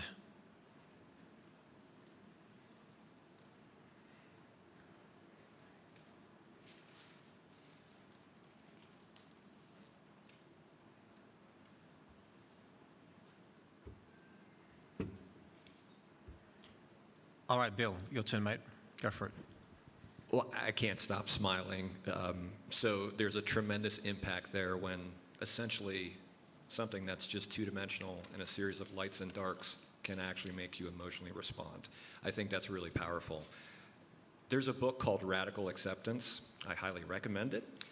This is a visual, to me, representation of just radical acceptance. Whatever is or will be or what was, just radically accepting it. And the hair's not perfect because it doesn't matter and it doesn't have to be, and it's purposefully not perfect. So this is just radical acceptance, and there's a sense of peace to it, which has a lot of power. Thank you so much. Kelly, please, you've got this little wry smile on your face. I'm so glad that you brought that up, because you know, let's talk a little bit about the photography first as we unpack this. We've got, you know, great light that's drawing you into the subject's face. We've got, you know, beautiful tonality throughout the entire image. There's amazing control in the capture, and there's lots of detail everywhere. But what's grabbing me, and what the photographer has done so well, is captured the energy. You know, we can go through our whole life and not know who we are, and the energy that we put out there into the world. This woman, she's experienced life, and she's just letting that energy roar from her soul, and that's what's been captured here, and I think it's been done brilliantly. Well done. Beautiful. Sarah, gave me a bit of a smile there. Go for it. I'm actually quite emotional. I want to be this woman. I'm so touched. I feel it. I feel what she's feeling, and it's wonderful. I'm really quite moved. It's beautiful. So simple, so beautiful. Well done. Thank you so much. Next print, please.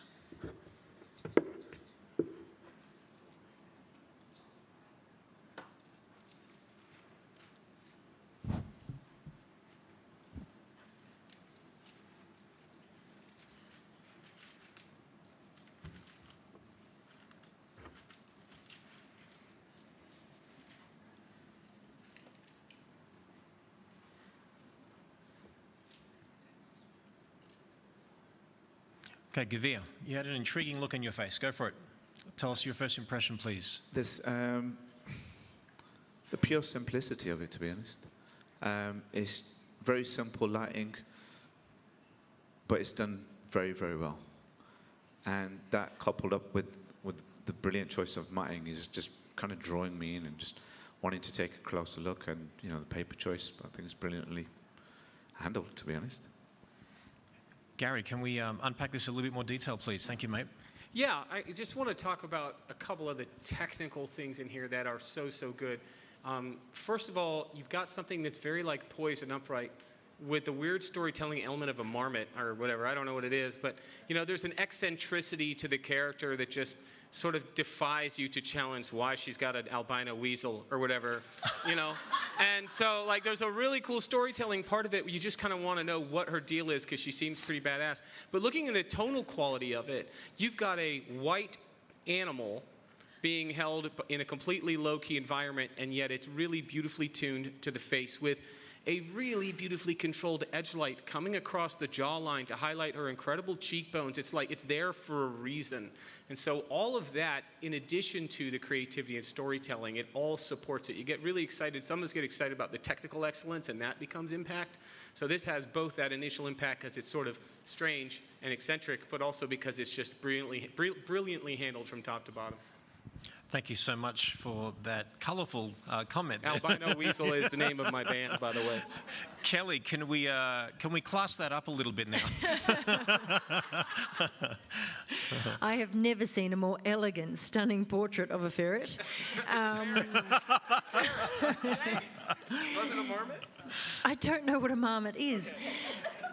But there's a really gentleness here to the embrace of this creature, and as you said, the control in terms of the capture and the exposure here, it's been done really, really well.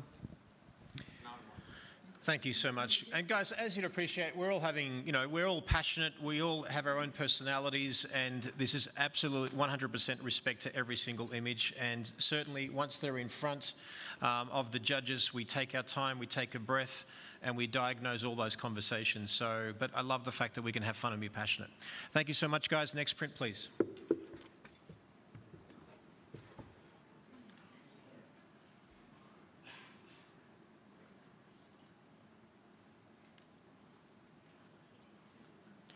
Bill, grab the mic there, mate, while you're there. You're smiling ear to ear. Tell us. Yeah, this is just another one that has such emotional impact to me, and the story is very clear, which I appreciate. Like you're never too old to appreciate being young and to have fun, and it's just very clear here. And that is all that's in this image. There's nothing distracting. The background is very simplistic, so that the focus is just on this person that is still very much in touch with their youth, and I think it's wonderful. Great comment. Sarah, you've got a nice, beautiful smile there, looking at this image and admiring it. Tell us about it, please. Well, first of all, I really enjoy the simplicity. There's very little going on in the frame, with lots of space that allows us to come in and see the subject, which I really enjoy. And I love the fact that it's an outfit that's been used with tulle that we see a lot to make women look beautiful and feminine. And it's almost like that's just been thrown to the wind, literally, and we're just having some fun instead and enjoying the child that always remains in us no matter how old we get. So I really enjoy it. Kelly, lasting impression? I saw you nodding there. Yeah, just unique. We've been presented with something that's made us, all feel really good, and it's not something that we see every day. So I want to say well done to sharing with us a very unique perspective of a portrait. Yep. Thank you. That is the last print of that particular category. Congratulations to everybody, right?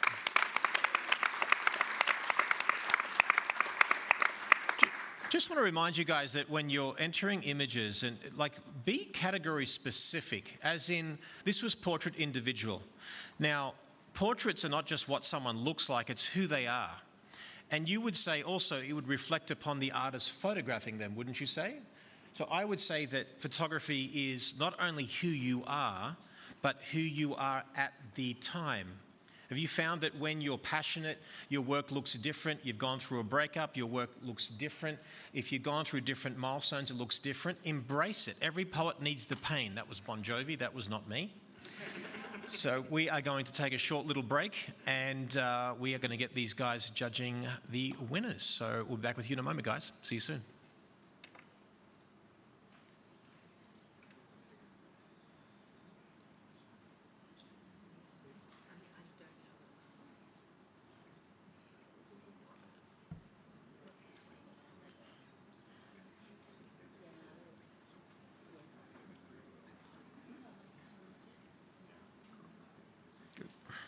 All right, guys. Get yourselves logged in. You good? Yeah. If you can press start.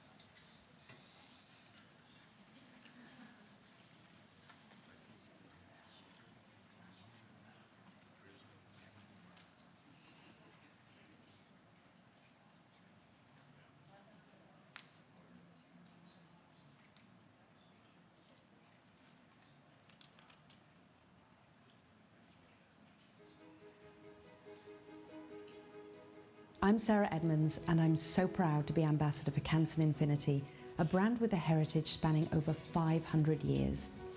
Taking the leap from digital photographer to printed artist is quite a scary one, but when you print, that's what you are. I've spent 10 years dedicated to learning how to produce the very best print of my work, and let me tell you, not all papers are created equal. For this piece, I chose Arch 88. It's a fine art paper with a very smooth finish, deep rich tones and naturally white whites. And it's from the same mill that produced paper for Henri Matisse, Pablo Picasso and Salvador Dali. Canson produces a huge range of papers, so the real question is, what will you choose for your next masterpiece?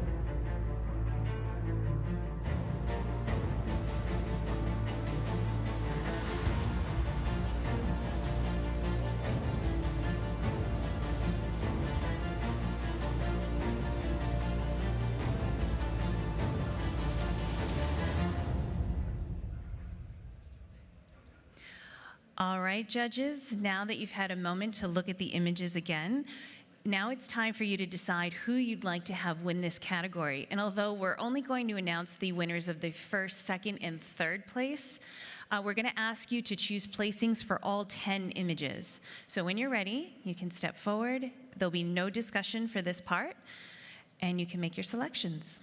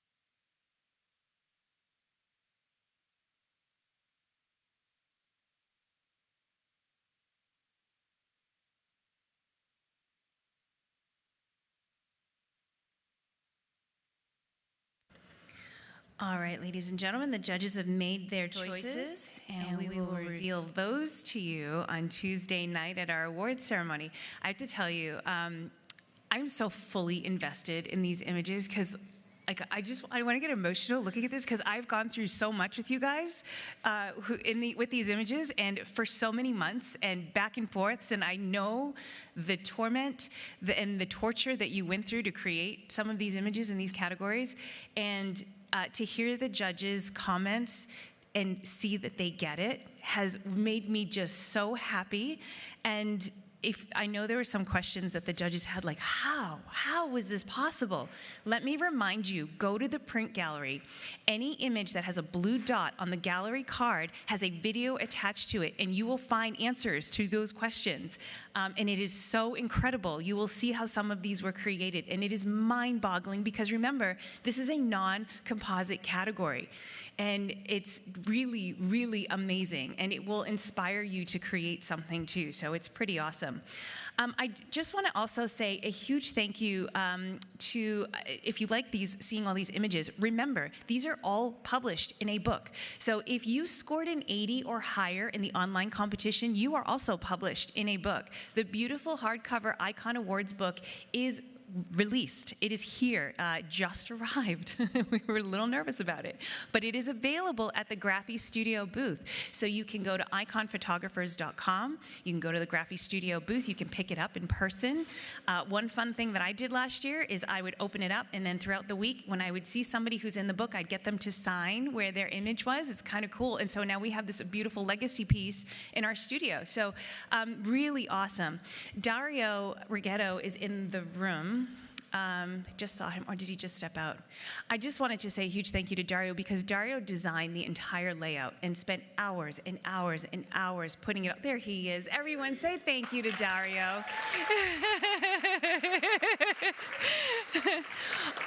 Also, what you need to know is Dario's an incredible artist. And if you got last year's book, there is an original piece of art that Dario created, and it is in that book. He did it again this year, and it is absolutely stunning, and it's amazing. So when you pick up the book, look for Dario's original artwork that he created, and it's there. And it's in also one thing that I do, and I recommend it, is get him to sign that. That's his original artwork, and you can get him to sign that, and it's now signed artwork. It's pretty cool. Thank you, Dario, so much. Well, that concludes our the portrait individual category. Big thank you to Peter Hurley's Headshot crew for sponsoring this category. Absolutely amazing. Also for supporting the Ghionis Scholarship. Somebody is going to receive a 2-day workshop from Peter, which will be pretty awesome. Also, just something fun for you to do as you're looking through the images. You may have heard us talking about the Profoto Luminance Award. The Profoto Luminance Award is an award that is going to be given out on Tuesday night. A separate panel of judges has already gone through the images and chosen one image that made the best use of light. It can be any light source. It can be an image done with natural light, with off-camera flash, whatever, it didn't matter, just the best use of light. So as you're going through these images and seeing them, like, it might be a fun game for you to say, I wonder which one I would have picked for the Profoto Luminance Award, and then we'll see if you're right on Tuesday night. So just a little side fun thing to do as well. All right, we are going to transition into our next category. We're going to get our judges all set up. It's only going to take us a minute or two, so just sit tight, and we will begin next the groups and families category.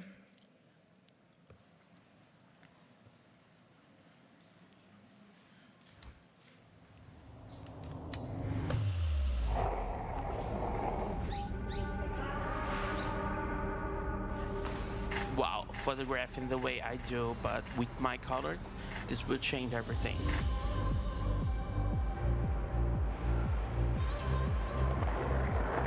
I got to see each frame, each position of its wing, and they're so beautiful that I have never seen before. Being able to move quickly and working at my brain's pace and getting those shots in the moment.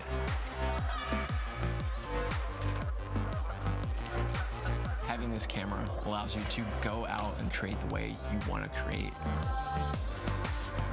Until you use it, you cannot even imagine what you have missed. It's something I've never seen before in my entire life. It's something totally different.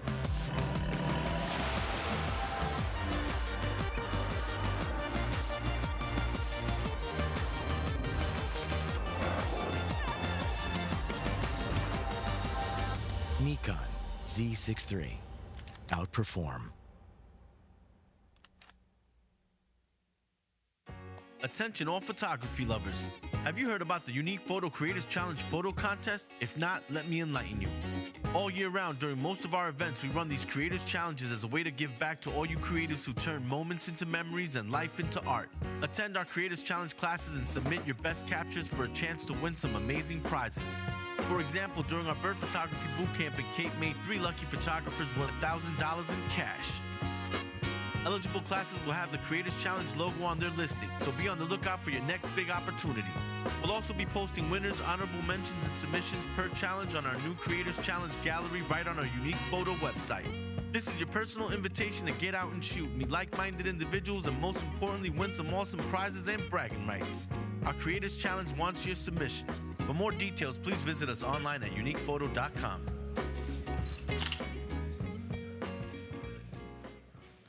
Welcome back, everyone, here in the room, and welcome back to everyone on our live broadcast. Thanks to Nikon. We are currently looking at images in the Portrait Division, sponsored by Westcott. Fun little fact, if you've been watching the judges choose their winners, the gallery over there is being lit by Westcott ice lights. So thank you to Westcott for those ice lights, because they've come in handy today. So we're about to begin the Groups and Families category. This category is going to feature images that celebrate a relationship between 2 or more people. So it has to have at least 2 people in the image. This category is sponsored by Aftershoot, which is a super powerful AI-based culling and editing software. Basically makes your job so much easier and saves you so much time so that you can stay shooting and not spend as much time editing and culling, which we don't like as much. So I'm going to send you over to Jerry at the moment and our panel of judges so they can begin our discussion on the Groups and Families category. All right, welcome Natalie Lucini. You are an Icon Triple Master. Kelly Brown, Icon Grandmaster. Gavia, UK, from the UK, Triple Master. And we have Michelle Solentano, who's been around forever. She knows everything. She knows everyone. I would just want to be you when I grow up, is what I'm saying. And Gary Hughes, Icon Associate, thank you for being here and looking forward to your articulate and incredibly fun comments. All right, guys, we are starting Groups and Families. First print, please. Power Mama.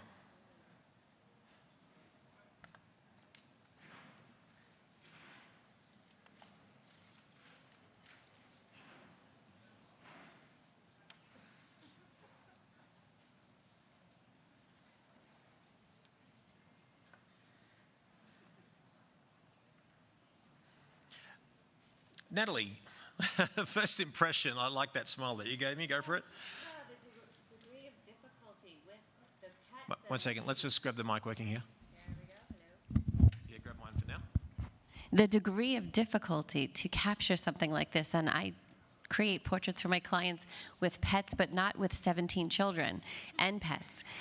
This is absolutely beautifully executed and almost impossible. So that is, the impact is unbelievable. Well done. And Kelly, I saw you respond to this. Yeah, where do you start? She's about to have her 7th child, and not only is she welcoming a 7th child, she's got 3 dogs and a husband. I mean, there's so much going on here. How do you pose all of these beings and do it so well and create balance within a frame and still make mum stand out? You do it just like, whoops. Am I back? You do it just like this. So the photographer has done really well in terms of placing all of these subjects.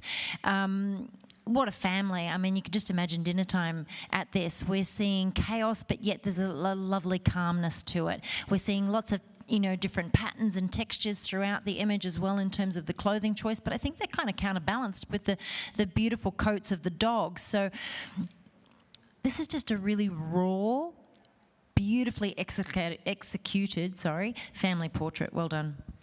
Gary, final impression, because you actually went and took another look at it. Go for it, mate. I did. I wanted to get close because if you've got a family and you've got all these personalities, I think one thing that as photographers you can do, not only to make the image more impactful in this sense, but also more meaningful to your clients, is add a little bit of each person into it. And when you have this many people, it's easy to get lost in the shuffle. And there's so many delicious little details about the things that the kids care about. The dinosaur, the one little boy who's drawn his dad's tattoos on his own arm.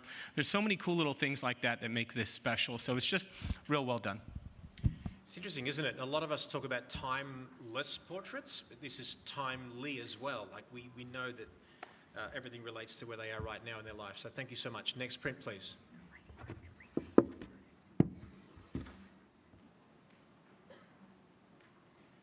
Like it was yesterday.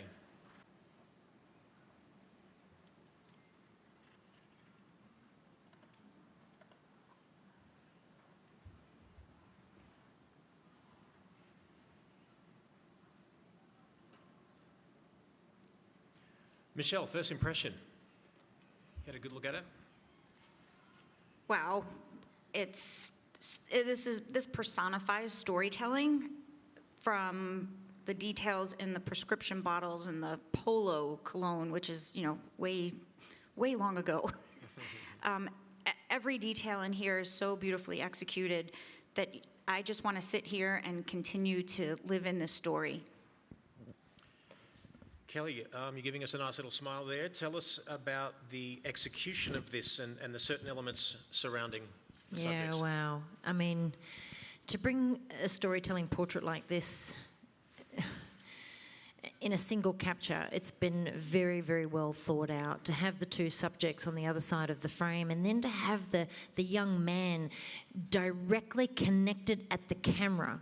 That eye contact with the camera has been captured beautifully, but and it's giving us this real cheeky kind of expression and glance, and then her expression matches really well. So the posing of them and the lighting of them has been done really well, but yet we're continually drawn back to the main subject here, this man. And there's such a beautiful, gentleness about him, but yet there's such a loneliness as well, and we feel it. The strategically placed portraits on the wall behind him create balance with the two subjects in the oval mirror frame, and then the hand just gently rested on the basin leads you back up into, that story, that whole circular sort of spiral to storytelling nature of this as a print.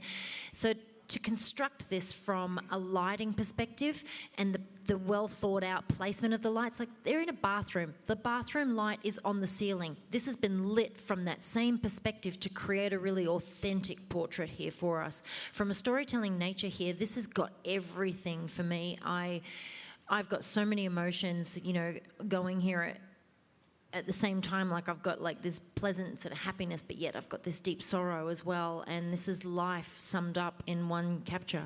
Brilliant. Incredible. Natalie, great comment there. Thank you so much. Natalie, I see you sort of nodding and agreeing, and I feel like you want to say something else.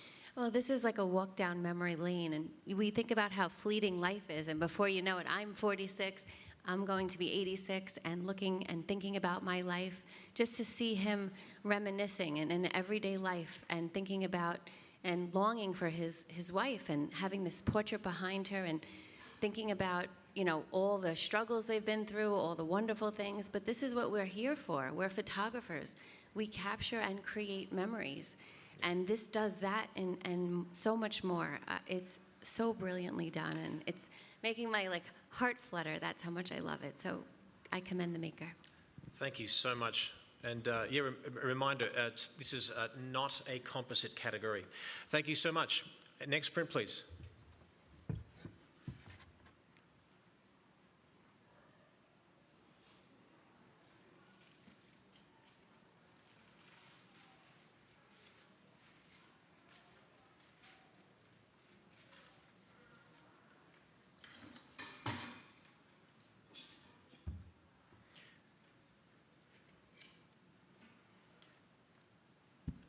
Gary, you look intrigued. Tell us what you're thinking and feeling.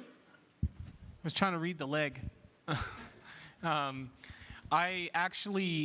impact of this, there's a lot going on here. The lighting's beautiful, color harmony. but there's almost sort of like a religious overtones with the archways, with the sort of low angle and the light coming from above. And there's just a really, really powerful, powerful impact when this one hits you, and there's a lot of story to unpack. Thank you for a great comment. Michelle, go get a bit more specific with those elements in there. There are times when you can look at an image and think that it's overpropped if you took one thing out, but here I think everything that the photographer has used is part of the storytelling, from the writing on her leg to, you know, even the tattoo or drawing on her other leg.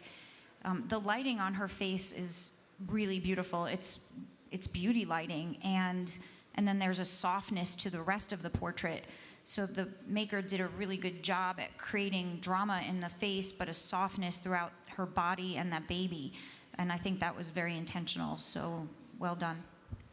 And Natalie, final impression, please. Oh, gosh, I mean, there's so much I love about it, but I would just say the presentation, the matte choice, I absolutely love how they crop the image, and I just think it's unique. I love it. It's such a wonderful thing to be able to print the work, and I think many of us, even before we get out of bed, we just scroll past images, and it's just wonderful to celebrate physical print. So it's wonderful to see. Thank you so much. Next print, please.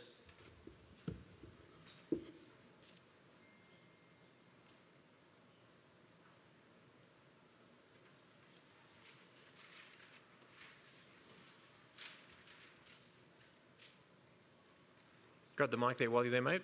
Gavir, what's your first impression of this, mate? The beautiful lighting straight on our subject's face and the softness of her expression.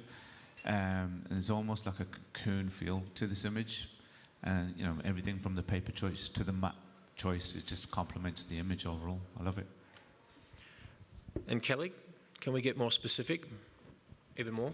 Yeah, the lighting here has been really well handled here. It's you know, been strategically placed directly above to draw you down to that beautiful face in the mother, and she just looks so serene. And then the light continues to draw you down to that beautiful baby that's been, you know, very delicately placed in amongst all of this fabric, which is what I wanted to kind of touch on here, because, you know, often when we're looking for different materials to work with, you know, sometimes they work, sometimes they don't. This is a really incredible example of using the right type of fabric to create this beautiful flower shape here. Like, this mother is just in her element. It's giving me very sort of Mother Nature kind of vibes to it. And then the way that the hair is counterbalanced at the top there, it just works really well in terms of shape. Michelle, thank you so much for your comments. Michelle, you took another look at it. Tell us also the decision to close the eyes of the mother here, among what you were also thinking.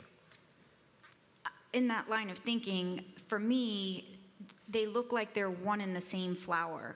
So a lot of times we see maternity and, you know, mother-baby, but this looks to me much more like a flower that contains both of them. And I think that both closing the eyes help tell that story of they're one and the same in this beautiful flower. And I think that the paper choice here is really exceptional in talking about the print, because the highlights on her face, the mother's face, is beautiful. There is detail in her hair. There's detail throughout the entire fabric of the dress, and she looks like the stem of a flower, and they are one and the same. Wonderful. Wonderful comments. Thank you so much. Next print, please.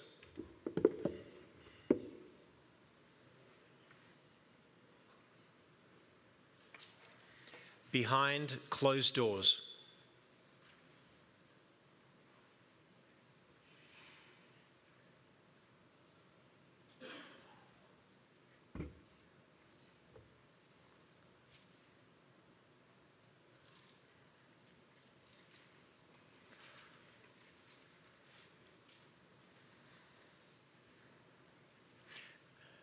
Kelly, I see you unpacking this. I'm really curious about what you're feeling right now.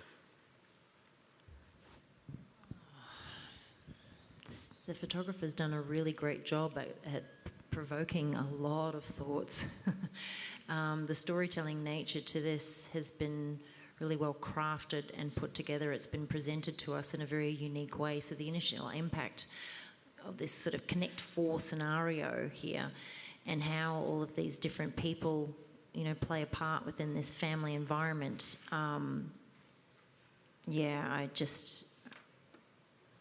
Amazing concept.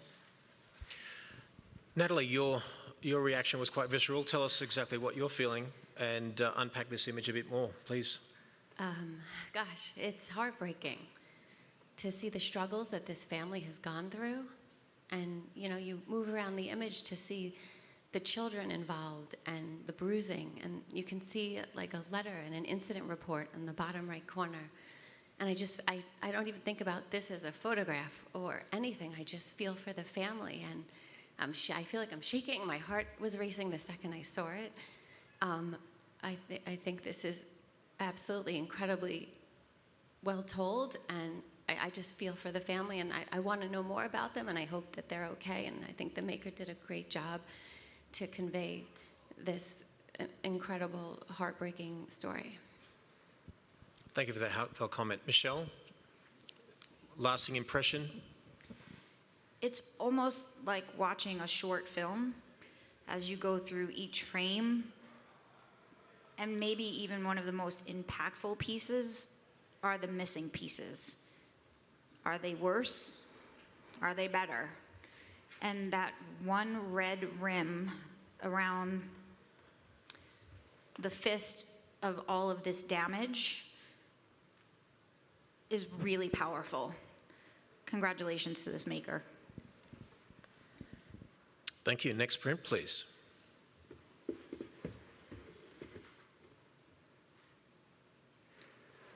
Perfectly imperfect.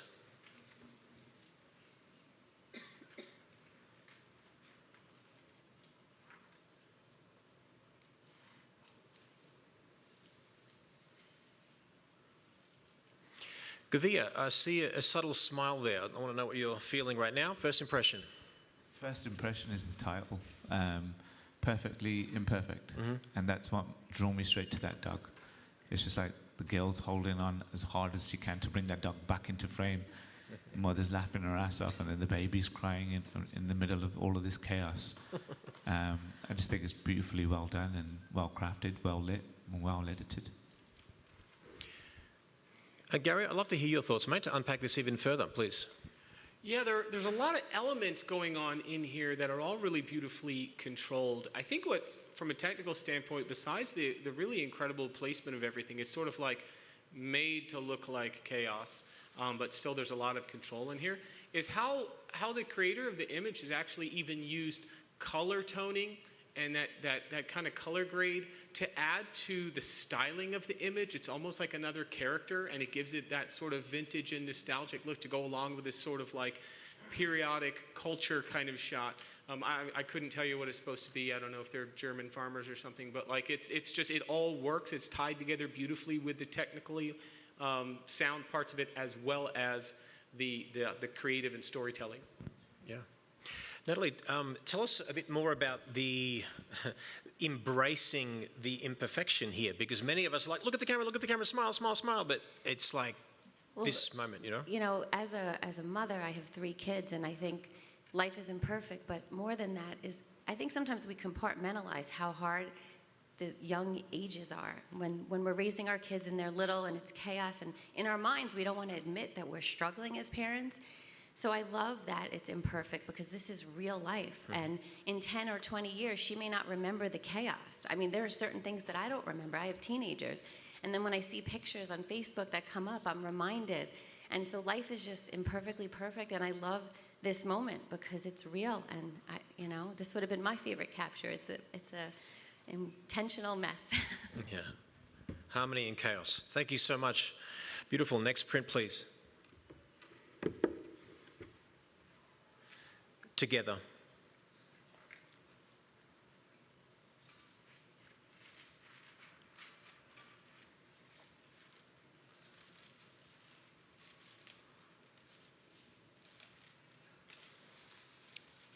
While you're there, Michelle, grab the mic. First impression, how do you feel about this image? It's haunting. The expressions on their faces, the way they're holding hands, the way the hands are coming out, the scratching, it's it's a fight. To me, it looks like a fight for a different life, and it has a tremendous amount of impact. It does, certainly. Gavia, you look really intrigued here. Tell us a bit more about it. I think more than anything, I'm trying to find the narrative of the story. And going back to what Michelle said, it's that haunting expression, and I'm kind of more drawn towards the female in this image, just her eyes and you know, the tired look on her face and the age. I'm just trying to make sense of like what our foreground is. Are we looking through a window? Are they looking in through the window towards us? So I'm just trying to struggle with the narrative there, but the overall retouch and the tonality of this image and the color harmony just ties it all in together. But I'm just still struggling a little bit with the narrative of this image, but overall it's, you know, beautifully well done. Okay, Michelle, let's discuss that a bit further, please. This may not come out right, but this feels to me like the current struggles immigrants in this country are facing, and the fear and the being marginalized on the outside of, and trying to get in and be safe. This feels frightened, and it feels like what a lot of people in this country are experiencing right now, and I think that's the impact it has for me. Mm. It's important. Every image will have a different interpretation. Every artist will look at it a little bit different. It's a suffocating perspective. It could be close to death. It could be what you said. It could be any one of those things. That's the great thing about art, is we can interpret it our own way. Thank you so much, guys. Great comments. Next print, please.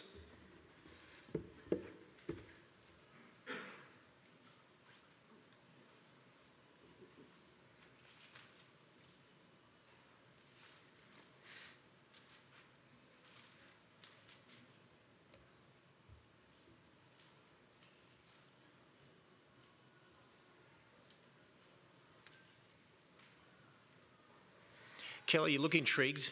Be intrigued out loud. Oh, this is so fun.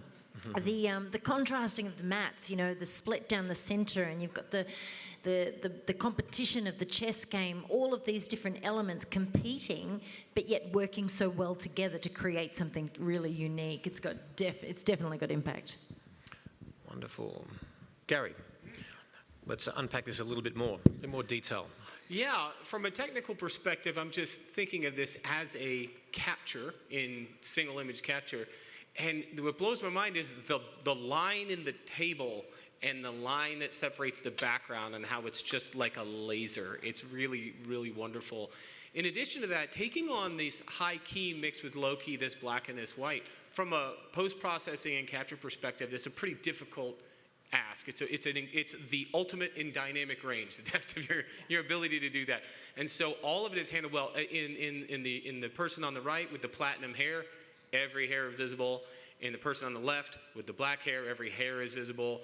And that's congruent throughout the entire image. And just the idea that it's all about being in opposition, and as you zoom out to the outside of it, you realize it's all working really well together, as Kelly had said. So it's like there's a lot really going for it, both technically and conceptually. Natalie, lasting impression. Great comment, guys. Beautiful. Natalie? I'd like to comment on the posing. I mean, think about just as the makers, like having this woman on the left sit and the woman on the right. Her foot is placed so perfectly at the edge of the line of the scene. The arms, the break in the wrist, the elbows, the foot placement. Even the chair on the right, if you look at the white chair on the right, it really creates balance. If you were to do anything else, that chair was needed to really balance out this image. And I think the posing and the placement was so meticulously done.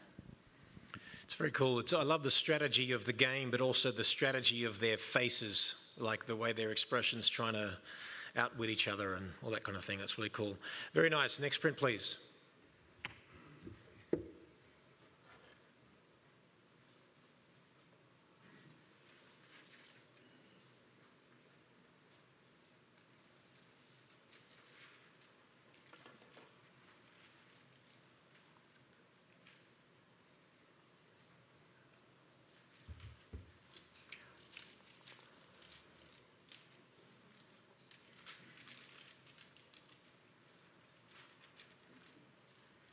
Gary, while you're there, grab the mic, mate. First impression, how do you feel? I think that probably there's a lot that's really striking about this. What moves me initially is going to be the color and the motion. It's got, even though dude is seated, there's just a diagonal movement through it and just such a strong connection, and immediately pulls you in. You'll be like, what's he holding? What's she doing? What are they about? Who is she to him? And so that, it's intriguing right off the bat because of all of those things. Yeah. Kelly, you lingered on this the most. I want to hear what you have to say. Yeah, I was trying. I was drawn to the motion that Gary just mentioned, and I was looking into it in terms of where is that movement going? Trying to read a little bit more about the connection, the dynamic sort of way that they're embracing each other here. But yeah, overall, this has been lit really well. That brings out such richness in these colours, and you've got them strategically placed within the pattern and the texture of that background that kind of just draw you from the top left of the frame and then down where her toes just draw you to the bottom right hand corner of the frame. So in terms of balance and composition, the photographer has nailed it, and then the way that it's been lit, it's just really drawing you into that connection between the two of the subjects here. Michelle, you were really intrigued with this.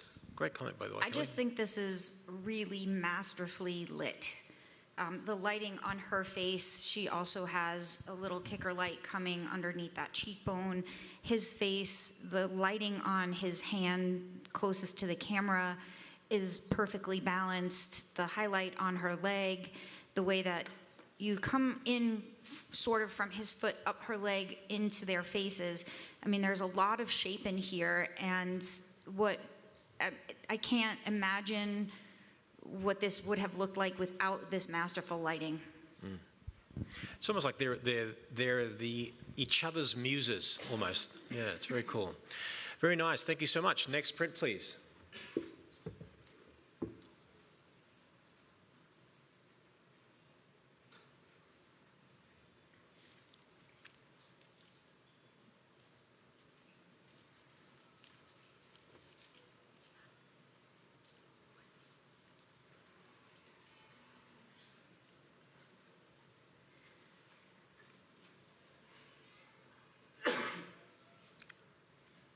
Gavir, grab the mic, mate. You got that hell tilt going on again. Tell us why. What's more striking towards on initial impact is the lighting on the main subject right in the middle of the frame. But then I'm tilting my head to see the painful expression, and sometimes there's a degree of difficulty trying to photograph that, asking somebody to be angry or scream. It doesn't come out as believable, but the author's done a brilliant job to direct the subject for us to believe that pain and anguish on our subject's face on the bottom right. Well done. Thank you. Kelly, can we talk about the symbolism and the energy that we're creating here? Yeah, there's definitely some references here, in terms of storytelling, the different elements like the crown and then the hand placement and the hand around the hair and the way that the fabric's even been positioned here, and just that sort of curliness to the hair and the way it's been positioned. It's all very sort of, it's giving me very, God, what's the word I'm looking for? Anyway, ethereal keeps coming to mind, but there's a godliness to it, but yet, as Gerv just mentioned, there's a pain, there's a tension to it as well. So to be able to have that sort of delicateness in the face and the way that it's been lit, but yet and then just to have that anguish down below of the frame and the way that all of those lines kind of continue to lead you around towards all those storytelling elements that have been placed strategically just works so well. But what I'm sort of looking at here, as well as in that pose, the way that her knees are coming towards the camera. Now that's often something that we try not to do. We try to avoid that, but it's been done quite well here in terms of the positioning because of the arm of the subject on her knees. So really well done. Very nice, Gary. I feel like you want to make another comment, mate, because you're lingering on this one. Go for it.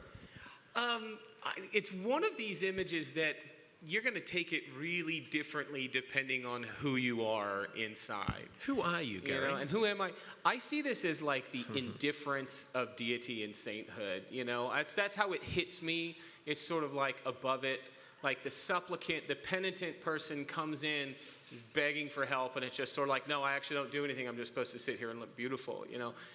But you could totally see this as lost love. You can see it as a million things, but the sort of religious allusions and kind of almost biblical allegory is how it hits me. But I'd love to talk to 10 other people and see how it hits them too, you know, because it says more about you, what you think about it, than it does about the actual image, you know. So I think that's a great piece of art. That's what makes it great. You said allegories, penitent, and there was another word that you said. No, it was not. Yeah. Supplicate? Yeah. Penitent. Anyway, all I can say is very elegant, I love how we unpack this image. Huge respect to the author here. Fantastic, guys. Next print, please. Thank you. It's the last one. Wow, guys. How about that? Incredible imagery. We are going to reset the room here a little bit. The judges are going to determine first, second, and third place. We'll be back for a few moments. Thank you so much. How amazing would it be to get image critiques on demand? What about the chance of learning from industry leaders in a genre that you're most interested in? And learning from someone, say, like Kelly Brown, Susan Stripling, Roberto Valenzuela, Peter Hurley, or maybe even your favorite Australian. Hi, my name is Jerry Ghionis, Nikon Ambassador, Portrait, Fashion and Wedding Photographer, and co-founder of the Icon International Photography Awards. When I look back at my career so far, I can clearly see that the most valuable education I've received has come from feedback on my images. Well, now there's an even easier way for you to receive such priceless video feedback from industry experts reviewing and critiquing your work. Now, check this out. Here's how it works. When you submit your photo for a critique, your mentor will record a video where you can watch as they zoom into your photo using annotation tools, pointers, cropping tools to provide detailed insights. All the while, you can see their face and listen to their passion and feedback in their own words.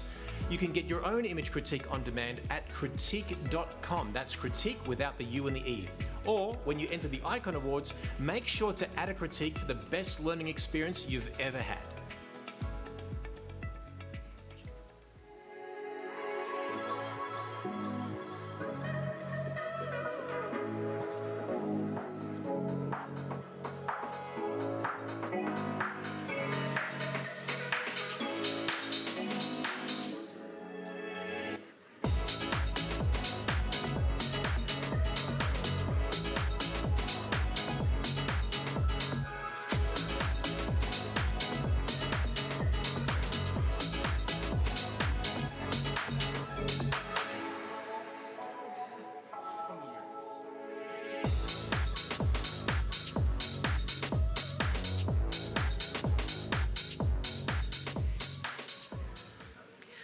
All right, judges, now that you've had a moment to take a look at that and after our brilliant discussion, it's time for you guys to take a moment and decide who you would like to win this category.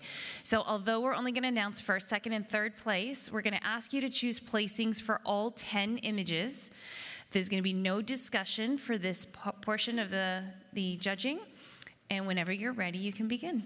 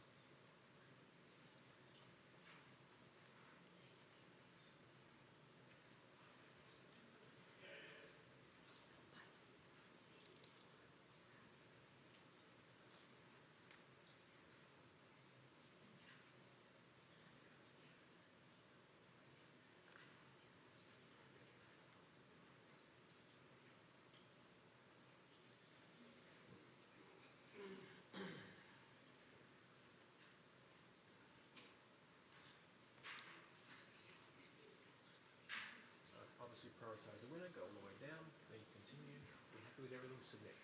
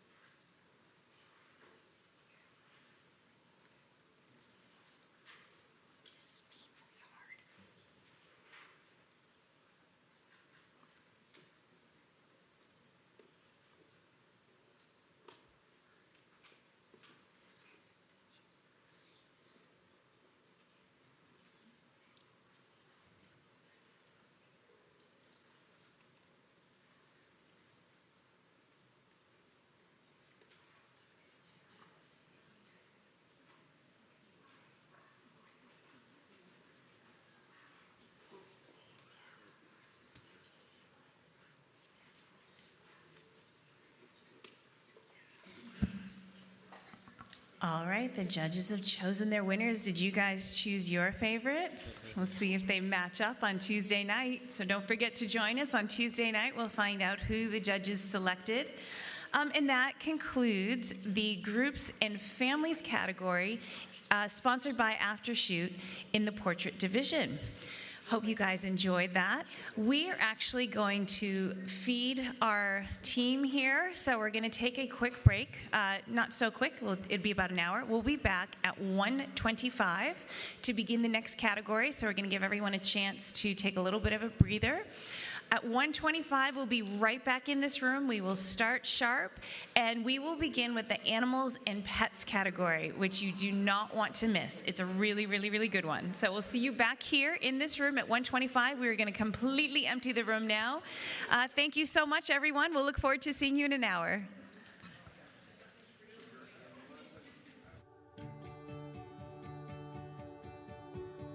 We're at the Graphistudio factory. We're an hour north of Venice.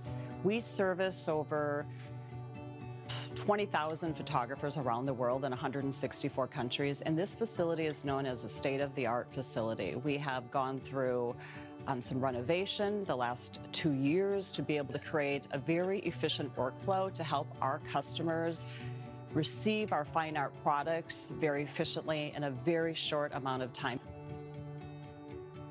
Most of our fine art products take 10 business days in production, which is phenomenal when you consider the fact that most of these products are handcrafted by artisans. They have worked in the factory for generations. They take so much pride in what they do and the product that they are providing our customers around the world.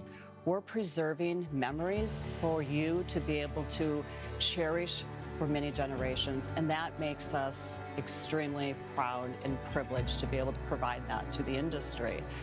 Graphistudio is always evolving and innovating product that will change lives. The fact of the matter is that we're never still. We're moving forward. We have 80 new products that we're going to be launching by the end of the year. From wall art to albums, we are innovators for this industry.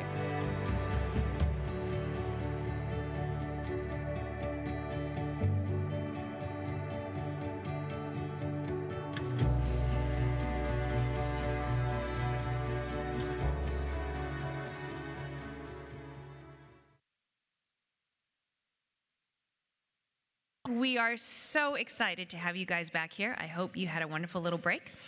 I just want to fill you in a little bit on how we got here, just remind you a little bit of what happened.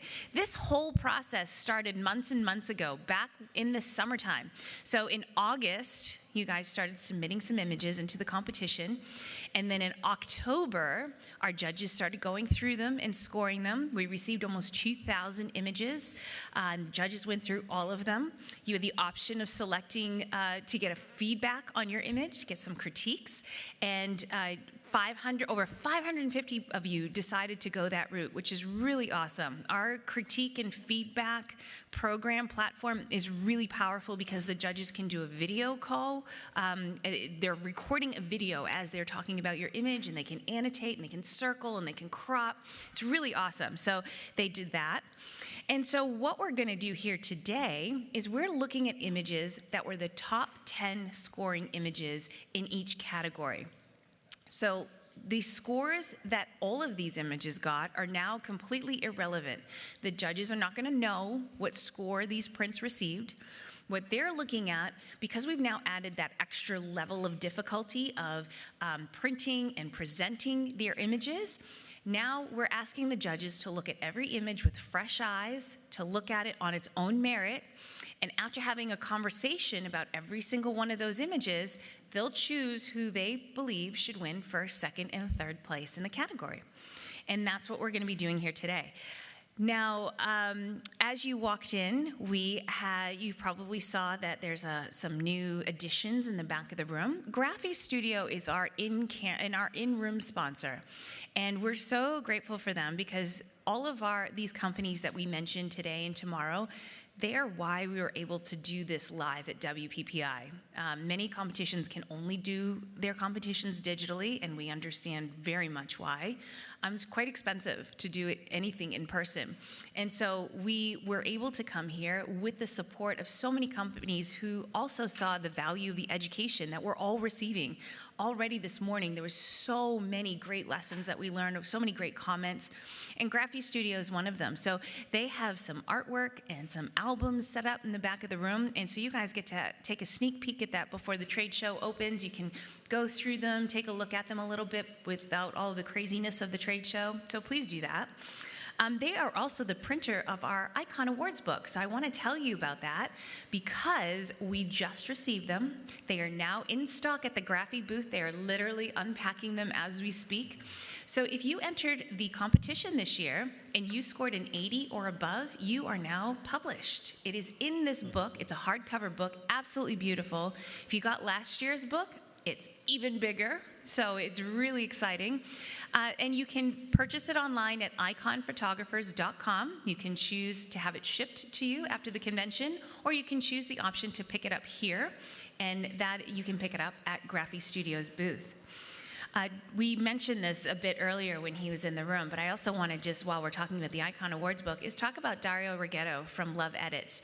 He designed the entire layout, and he spent hours and hours just working on it and making it perfect. He's included his own original artwork because he's an incredible artist just separate from being a brilliant photographer, he's an incredible artist, and he included his own original artwork in there. So it's really, really special. So we're super grateful for Dario for all the hard work that he did on this book because it's just stunning. Now, I know you guys want to see the next category. I do too. So we are currently, to remind you, in the Portrait Division. The Portrait Division is sponsored by Westcott. They're, if you don't know who they are based here in the US. They're one of the leading manufacturers in lighting, both photography lighting, video lighting, absolutely incredible. Our print gallery, when you see the judges choosing first, second, and third place, is being lit by some Westcott ice lights, which is a lot of fun, so thank you to Westcott for that too. But our next category that we're gonna talk about is the Animals and Pets category.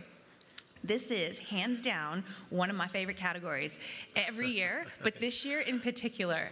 I was telling somebody, I was like packing some of these prints to come here, and every image I was like, oh, this is my favorite, and then the next one comes, I'm like, oh, I forgot about this one's my favorite. So as we're going through this, my heart starts pounding a little bit because I don't know what's gonna win, and I'm very excited. I can't wait to see. This category is sponsored by Hahnemühle. They have been manufacturing beautiful fine art, inkjet, and photo paper for a long time. 1584 is when they started doing that, so they know what they're doing. They're absolutely incredible. They have a lot of the entries that you're going to be looking at are printed on Hahnemühle paper. And another little feature that we added this year for the very first time, once the trade show opens, you guys can walk through the print gallery and look at all of the finalists, and there'll be a gallery card attached to each print. And now, for the first time, you'll get to see what paper that print is printed on. And you'll see a lot of representation of Hahnemühle paper. So if you want to see their paper up close and personal and get a look at the different types, you can do that while you walk through the gallery.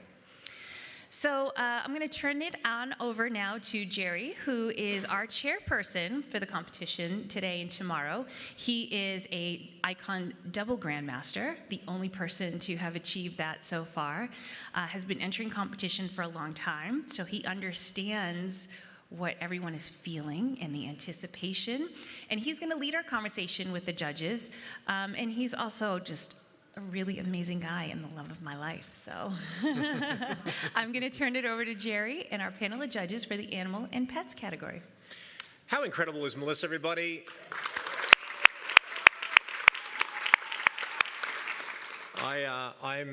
I've been in awe of you since the day we met, and I just see how you nurture people, and I get you all to myself after this show. So there's a month where it quietens down a little bit, where we focus on everyone else, but I'm looking forward to being selfish again. Thank you so much for being here, guys. For those of you who've just joined us online or in person, if you've never actually witnessed this process before, traditionally in competition, we would bring a print up, we would score it, a challenge might ensue, there might be one comment, and it's been great. It's been great for many, many years. What we've been doing, though, since last year, we set a precedent, is that when you submit your images, you can go for a critique. You can actually pay extra and get a critique, and we've made it actually available for everyone, which means that no name is attached to it, so you don't have to be embarrassed if you get a critique that's a little bit harder than others or anything like that. So and you can pay a bit extra if you want it private. I'd say allow everyone to learn from it. Last year we had 450 critiques. This year we had 550 odd. We're almost 1,000 critiques in a month. You can search by expert or by category. So rather than actually focus on how images could be achieved better, we're actually going to be focusing on the positive elements of the image, and after all, we are looking at the finalists as well. And I like to liken it to the analogy of let's say, for example, the Oscars just happened, and let's say you were choosing Best Picture, and what happens in the Academy is you'll have the right to vote, and then you'll watch all the movies, and then you basically say, I want this one to win. Imagine if we all watched the movies together, and then we discussed them each for the exact amount of time together, and then we sat with them for a while, and then we did it transparently, so not only you and the audience at home can actually choose the winner with an equal amount of conversation. I think it's the fairest way of doing it, and the cream rises to the top. If you're here, though, as a finalist, it's like you're an Olympian. It's fantastic. We're here to work out who wins first, like gold, silver, bronze, so to speak, but we're very excited about the process. Michael Novo, welcome again. Thank you so much. Michelle Solentalo, hello, hello. Gary Hughes, thank you for being here again. And Alison, you always have great hair. You just got to tell us what you do with that. I love it. It's perfect, perfect, perfect. You just brush it. And Bill Stank, you have great facial hair. Thank you. But I can't wait for your comments. This is a really fun one. I hope you enjoy this process. Audience watching at home and in person, let's start with the first print, please. Catch Me If You Can.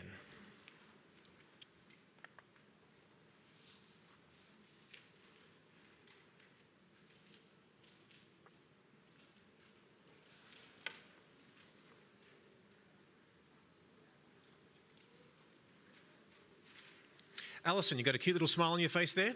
Let's tell us what you're feeling about this image. Impact?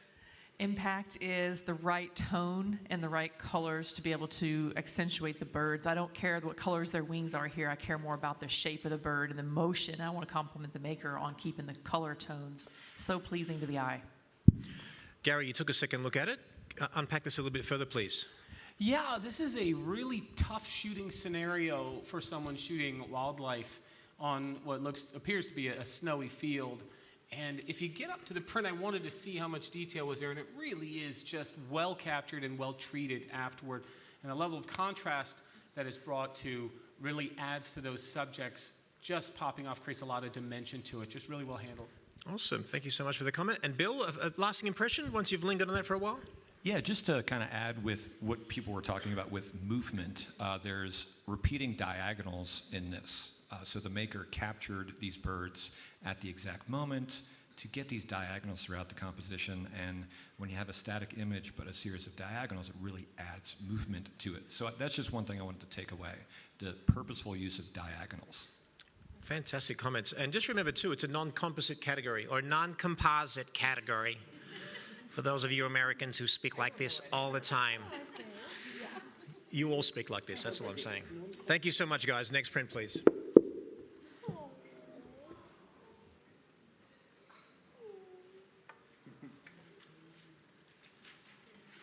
family photo.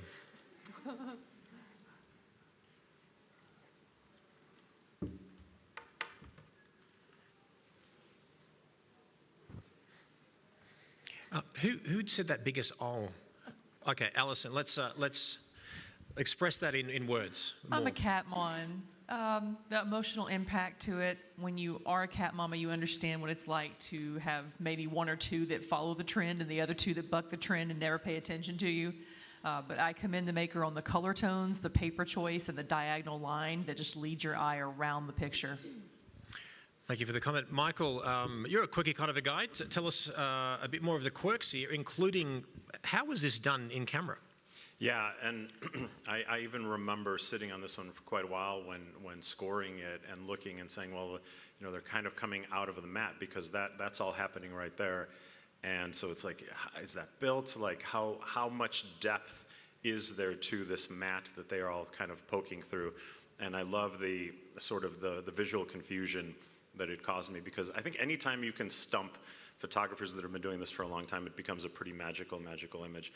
And then aside from that, just the technical weight, everybody's kind of doing the thing, like the mama or papa cat with the tongue out, like the two little kittens in the bottom playing with each other. And then your eye kind of goes to this one that's like perfectly like posing for that like 80s Sears portrait, like it's supposed to. That's what everybody should be looking off 45 degrees, and that one's just like, are we doing? Did we get it? Did we get it? So, just I love absolutely stunning visual play on this image. So Gary, you regretted not saying that comment, but is anything As soon further? as it came up, I'm like, this is a 80s senior portrait, you know, and it's so charming. And I guess the thing to take away from it is the incredible capture that's built into this is a single image. But when you sort of what's it called? Anthropomorphization? Is that a good word for you?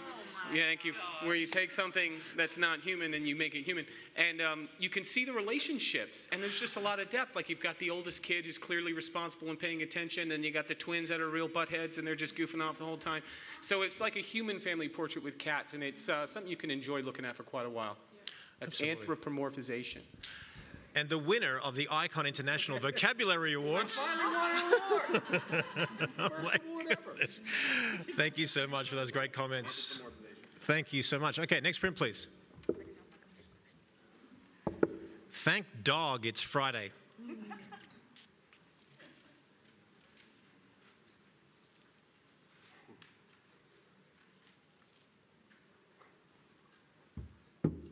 Bill, first impression, mate.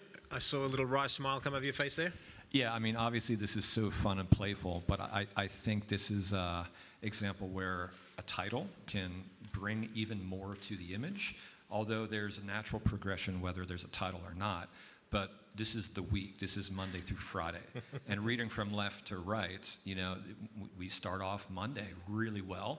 Tuesday gets a little, you know, we're getting a little tired. Wednesday's hump day, but we're still pulling through. Thursday's like, you know, it's getting to be Friday. And then obviously Friday, you can see what happens on Friday. It's casual dressed down Friday.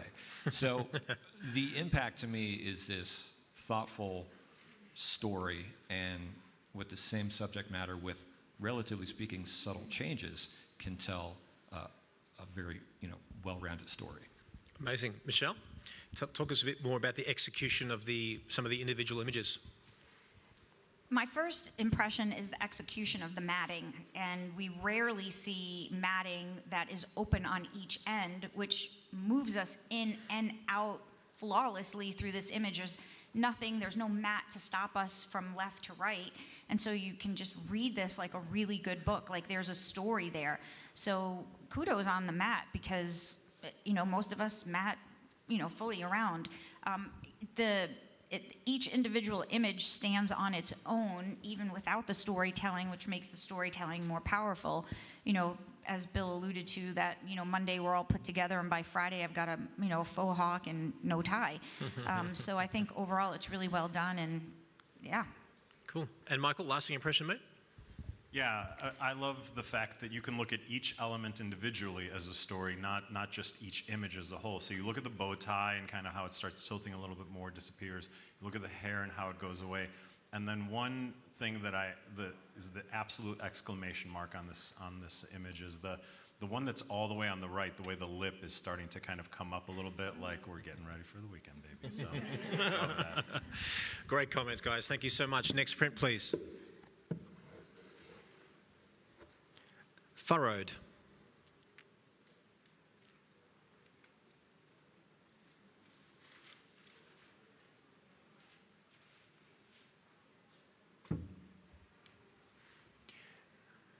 Gary, you're staring at this and you just found something. So what happened there, mate? I think if anybody knows exactly what type of animal this is, I don't think that's relevant to the image. I was just looking at it, and all of a sudden it hit me. It looks like an aerial landscape, and I love it when one thing kind of looks like another. It's design in sort of the macro version of design, and so that leaves a lot of an impact when it becomes something just strictly visual and graphic. It's a great comment, yeah. Great pickup there, fantastic. Let me see. Alison, you're nodding there. Unpack this a bit more specifically too. The maker paid great attention to making sure that we had light all the way down into the shadows in that bottom right-hand corner, and something like this, that would have been very tough to do. So I see great skill in that. Yep. And Michael, talk a bit about the cropping. Obviously, we could have gone way out wide, and perhaps our photo would be just like everybody else's, but the impact of the cropping and what it did for the lasting impression of this image. Yeah, absolutely. First off, it adds quite a bit of ambiguity where you're not quite sure, like, the exact animal that it is. Like, I have some guesses. And then it also takes me to a place, you know, the animal category is an easy one to say, like, oh, look, everything's very cute, but this also gives me to a place of like slight discomfort, like I've gotten a little bit too close, and that I should probably just back away from the subject right about now. Great comments, guys. Fantastic. Thank you so much. Next print, please. Arctic Tern, or Arctic Tern.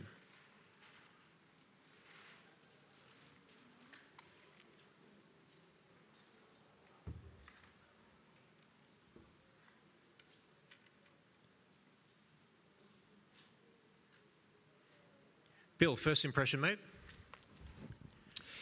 My first impression here is I love the simplicity, but diving a little bit deeper is these very sharp angular elements, these triangular elements in the beak, in the wings, in the tail, which is this repeating design element that just really grabs your attention. It's kind of like a hook in a pop song, so it just kind of grabs my eyes, and it's really striking.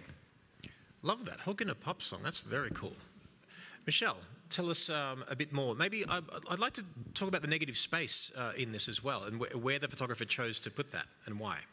The negative space really does add to this, and I applaud this because it's not a genre that I personally photograph, because I would never have the patience to sit and wait for this moment. So this photographer knew how to place themselves in a particular spot, wait for this moment, and you know, it could have happened one time, it could have happened many times, but you know, being able to frame it and think ahead, and you have to scope out this particular bird. You have to know that this is what you're photographing.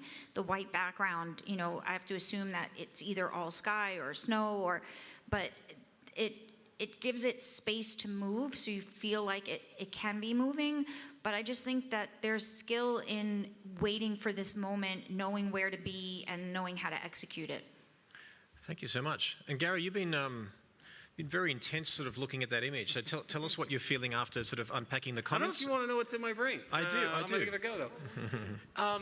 First of all, it strikes me as an art piece. It feels less like a wildlife capture and more like an art piece. It's very visual, very visually grabbing. But I think I'm just I keep getting sucked in to that very angry bird. He just looks so like it's a primal scream.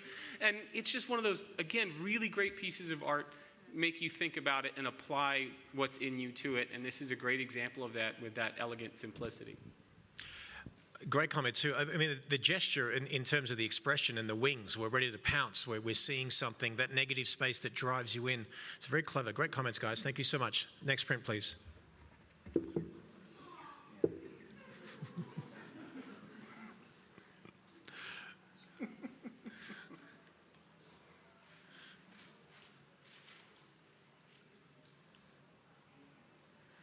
Michelle, I see you staring at that. You're sort of going with and without your glasses there as well. We're all in love, obviously, but tell us why. It's just, oh, It's just, oh. Like, I would hang this in my home. Like, it's sweet and calming and peaceful, and I imagine photographing rabbits not easy. You know, waiting for that just perfect perch. Waiting, you know, making a particular noise so that the rabbit looks at you at just the right time. The hat, the flowers, it was all just really well styled. And there's detail throughout the white rabbit, which is, you know, amazing. That's what you want to see in those whites, is that detail. So easy to lose detail in those highlights, and they're all there. So it's just oh. So, Michael, tell us more about the palette and the construction of this image and the elements within it that surround the bunny. Yeah, absolutely. And at first you want to take a look at the image and say, oh, well, this is a lovely black and white image, but it's not at all, because you get right in there on the nose, and then it takes a minute, and then you kind of catch that, and then you look a little bit in the fur just above the paws, and it's ever so slightly warm down there, and then it kind of goes more monochromatic. So you initially take it for one thing, and it ends up being something completely different. Absolutely amazing. Also, on the technical level, to get those it's a minor detail, but those shadows that are just under the brim of the hat, it's so easy for those to go muddy. That's what you're like. I'll speak about myself. It's so easy to get focused on just, oh, I got the subject, he was looking right at the camera and everything, and the flowers were just, everything was set. And then to forget those minor details in the shadows. And so to remember it all the way down to that level, I think is so fabulous in an image like this. Very cool. And Bill, tell us about, I mean, when you think of a bunny in a hat, it's sort of, you think of a cliche perspective, but this is nothing cliche about it. But so tell me the fine line between how you grab a concept that's been done and how it is presented here so effectively. Yeah, I like that it's the stereotypical bunny coming out of a hat is the prestige. I wanted to use a nice word there. The ta-da, the abracadabra. It's not a lot of syllables, but it's good. And this is kind of exactly the opposite of that. And I think the maker had an intention. So it's almost like this bunny is kind of over it. Maybe they've retired to Fort Lauderdale, and they're just here enjoying the glory days. So it's a subject matter that you would expect to be a ta-da, but it's more like, I'm kind of over it, but I'll sit here and, you know. Fantastic, great comment, fantastic. Thank you so much. Next print, please.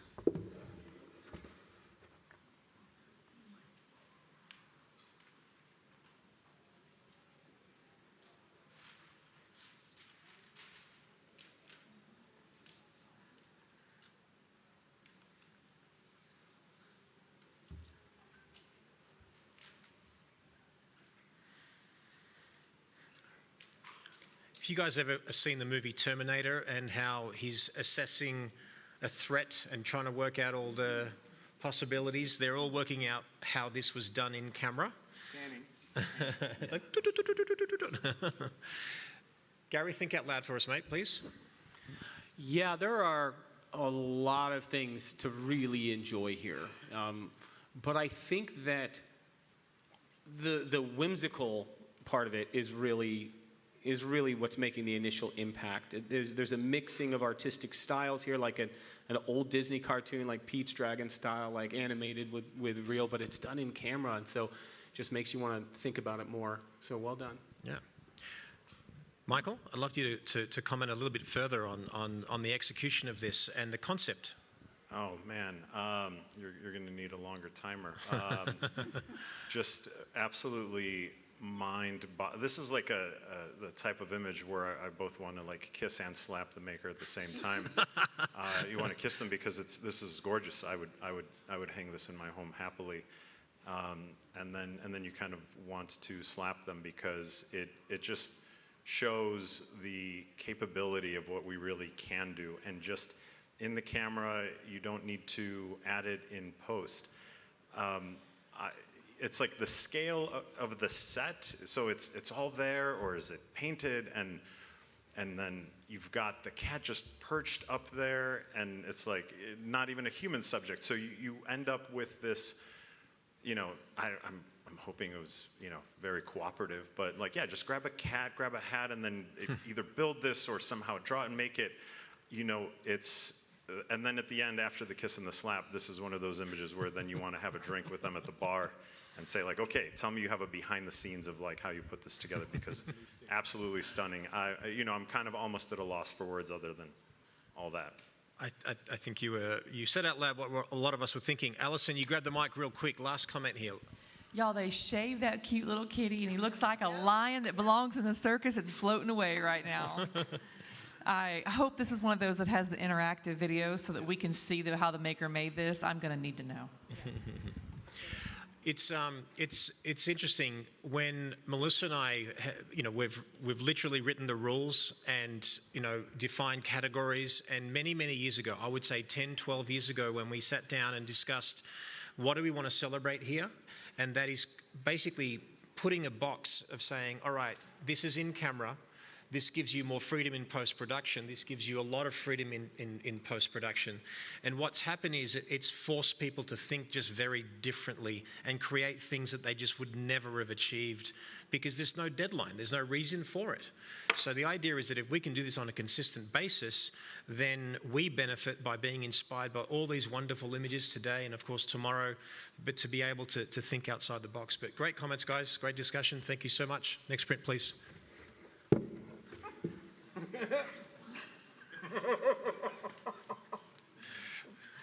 Okay, grab the mic quickly. Gary, quickly, and tell us why the giggle and holding back. Go for it. Don't hold back. You take something well-trodden ground, and then you just turn it on its head. And it's just, I love the sense of humor of this creator. Just really, really, and it makes you want to go in more. There's a lot of technical qualities, but right off the bat, a belly laugh is a really good way to start. Very cool. Alison, I feel like you want to contribute here. The maker did a great job making sure that the light was close, large, and soft to make sure these shadows were soft and matched just the tonal and the harmonious color palette that was. Harsh shadows would have ruined it here. So the fact that you have shadowing there gives us the depth. And you left the tail out to help us understand that that's not a rat and it is a cat. Congratulations. And Michael, you're a quirky guy. Just expand or finish up with a final comment about some quirks here. Yeah, just the fact that, yes, as we all did, this image came up and we all smiled and had a little bit of a laugh. But then as soon as that moment passes, the fact that you start looking over all of the technical aspects of it, and they are absolutely all there. So I think it's wonderful to have a concept and an idea, but the execution of it is just as important, and the maker nailed it on both of those aspects.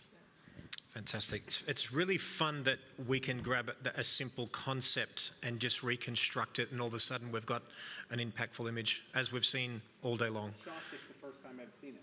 Yeah. You know what I mean? Yeah. Thank you very much. Next print, please. Mean. It said beep beep, but I do a really good Roadrunner impersonation, so yeah, mean. You're welcome.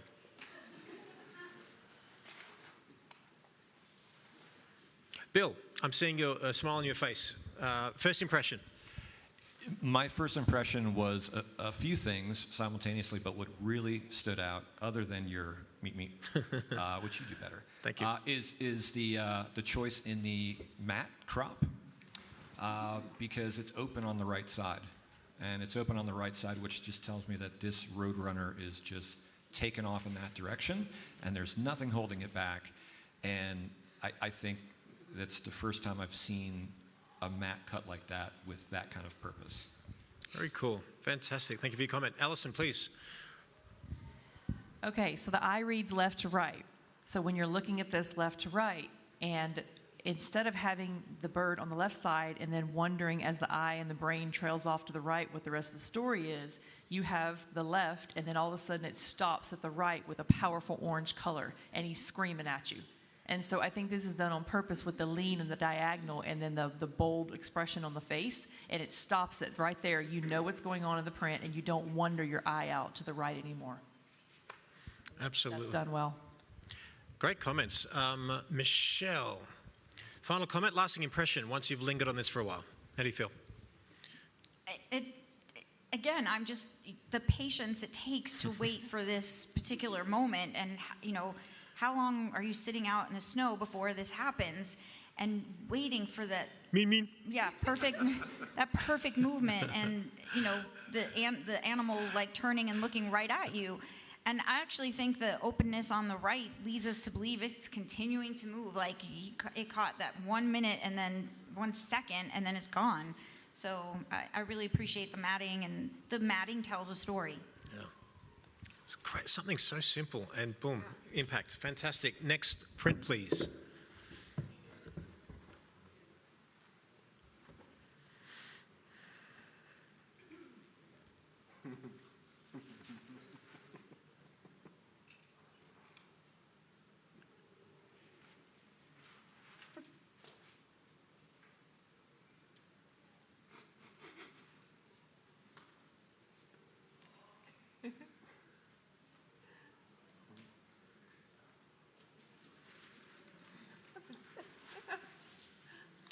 Okay, Bill, you saw something funny. Tell us what you saw. Quite a few things, but what I love is just how playful and fun this is. But I don't know how well you can read everything on the screen, but I think you can. I love not just the photography, but the words underneath each dog, kind of defining the character of the dog. And I feel like the character of the dog goes along with the little titles underneath. Specifically, Canis Snifferarius Bumchicatus. Let me see here. I know you all want to talk about this one. Gary, you had quite a visceral reaction here. And just a comment here. Text is allowed in the creative division. This is not a composite because everything's been framed differently. So how do you believe this was achieved in camera to allow text to be in here above and beyond what you're already going to say?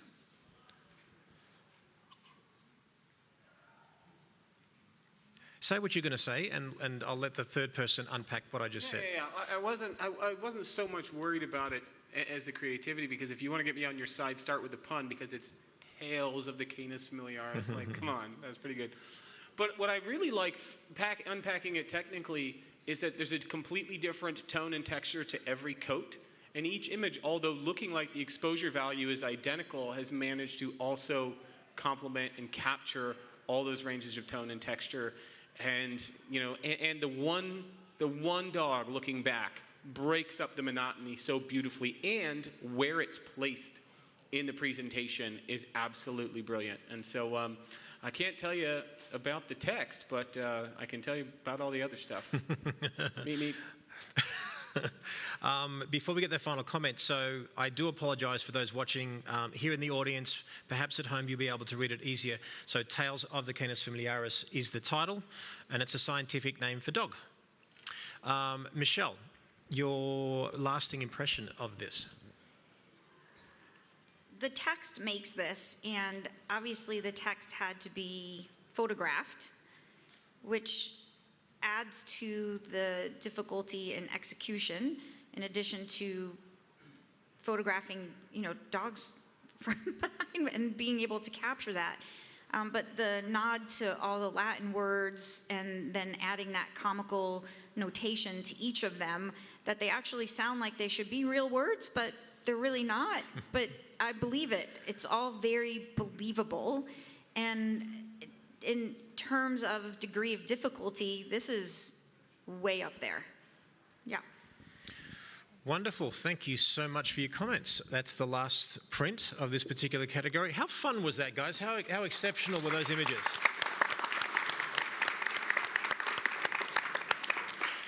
Okay, that concludes this particular category.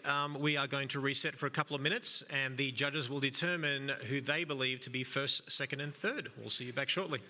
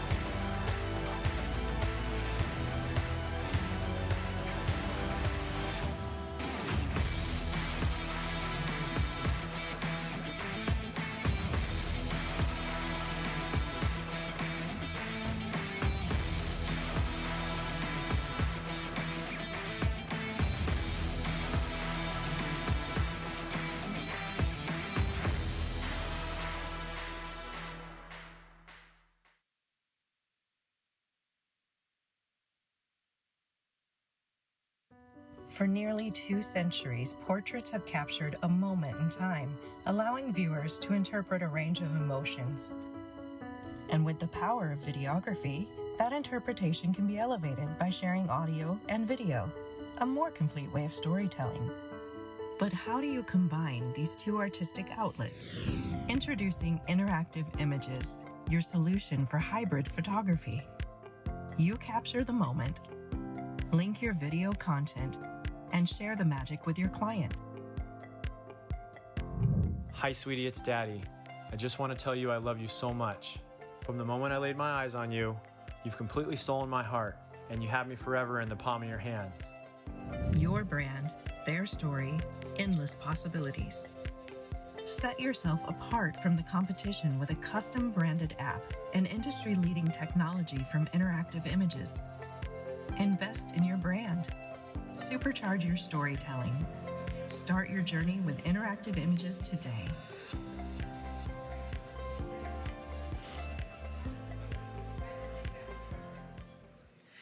All right, judges.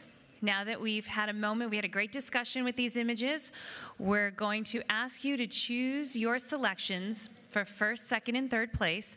Although we're only going to announce first, second, and third place, we're going to ask you to choose placings for all 10 images. So take your time. There's going to be no discussion for this portion of the judging, and when you're ready, you can begin.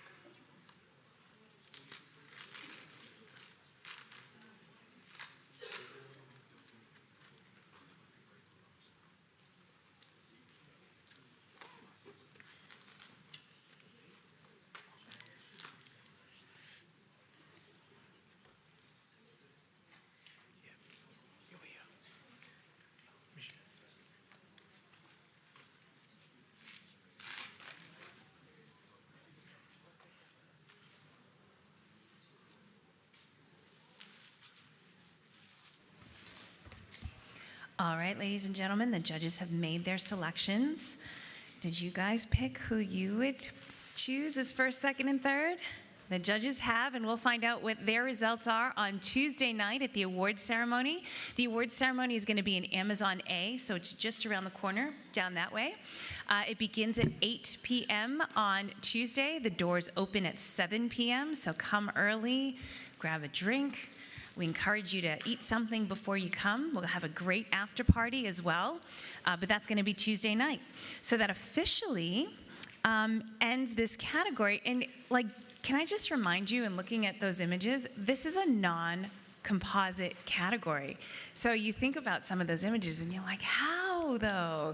And when you go get a chance, I know that you are seeing it up on the screen, don't forget to go through the gallery and take a look at it up close. Pretty amazing. But that concludes the animal and pets category, sponsored by Hahnemühle. And so thank you so much to Hahnemühle for supporting that category. It's definitely one of the crowd favorites every single year. We're going to now transition to our next judging panel. It's going to be for the portrait narrative category. And it is one of our last categories in the portrait division. We only have a couple left. So give us just a minute. Sit tight. We're going to get ourselves set up, and we'll be right back with the portrait narrative category.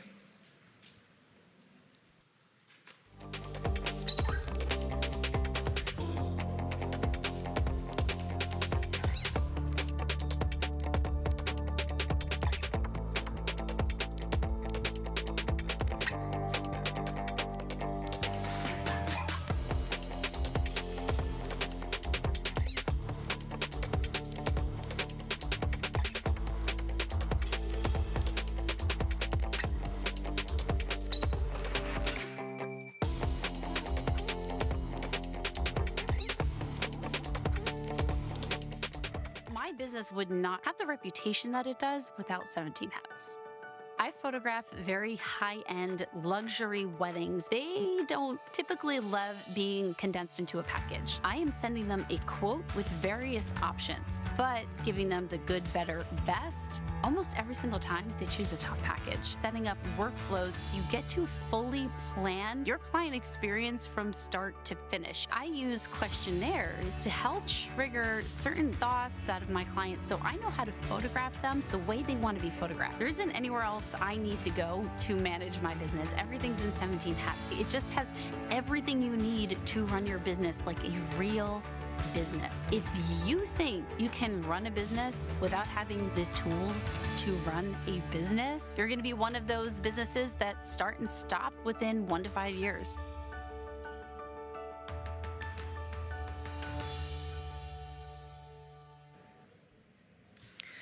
Welcome back, everybody. We are ready to just go right into our next category in the portrait division. Portrait division sponsored by Westcott this year.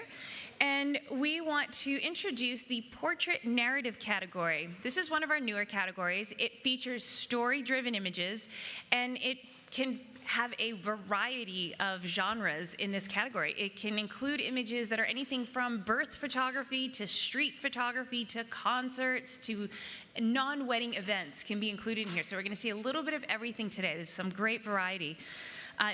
As with all the other categories in the portrait division, no composites are allowed in this category either. It's sponsored this year by Evoto, which is an incredible AI-powered editing tool, software that photographers can use. Super powerful. It allows you to retouch, do all kinds of things with your images, skin retouching. You can adjust physical features. So if one eye is smaller than the other, you can tweak that. You can adjust hair and makeup. Just like that. They even allow you to set your own presets and do batch editing so you save even more time. Honestly, if you've not tried it out yet, I highly recommend trying it out, and you will save yourself hours and hours of time. It's really incredible how well it works and how quickly and it works and speeds up your editing. It's awesome. So thank you to Evoto for sponsoring this category. I'm going to turn everything over to our new panel of judges and to Jerry as they kick off the discussion for this category. And Melissa has the ability to actually have a preset on her right now. The beauty, just the beauty button. It's boom, it's a preset right there. So there you go. All right. If you're in a heterosexual relationship, if you want to be treated like a king, you treat your wife like a queen. It's just not that difficult, is it? All right, Natalie, you're nodding like that. Yeah, you're right. Natalie Lassini, welcome back. Thank you so much. Icon Triple Master, I love that. Michael Novo, you're an Icon Master. Gary Hughes, you are the Ryan Reynolds to my Hugh Jackman. We're going to say that again. That's all I'm saying. Alison Carlino, thank you so much for being here once again. And Gavir Jahal from the UK, coming all the way from there. You are an Icon Triple Master. Thank you for being here. Let's get right into it. First print, please. The pen is mightier than the sword.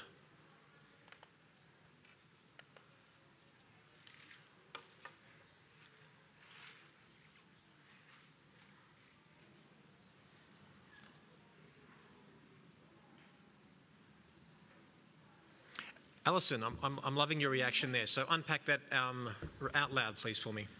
Wow, I'd love to be hanging upside down over above him to be able to capture this image. Impact, diagonal, deep blue colors, just cuts straight through into your eyes and your mind.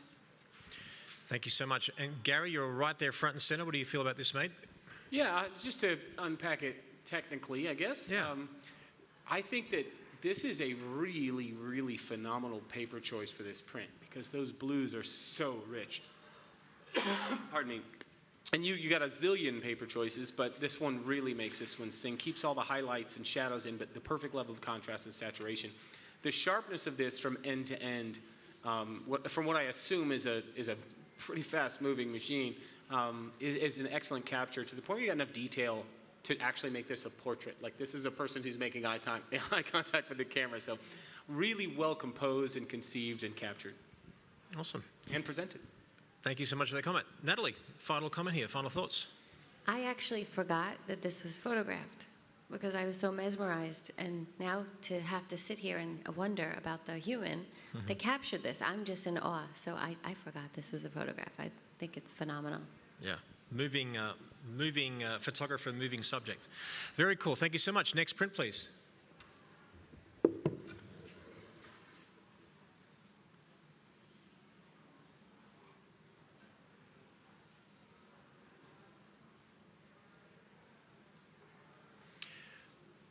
Michael, I feel like this has got a bit of a novo touch to it, a bit of a quirk to it, which I appreciate about your perspective. Yeah, you know, they threw just a whole bunch of stuff at this image, except the difference between my style is that this maker did it a little bit better. Yeah, there's so many things. It's such a busy image, and your eye wants to wander around, and it's so easy in image when we look at images to say like, well, you know, where are we supposed to focus? I think the beauty of this image is that my eye should wander, and I love the fact that it goes round and round the edges as well. Awesome.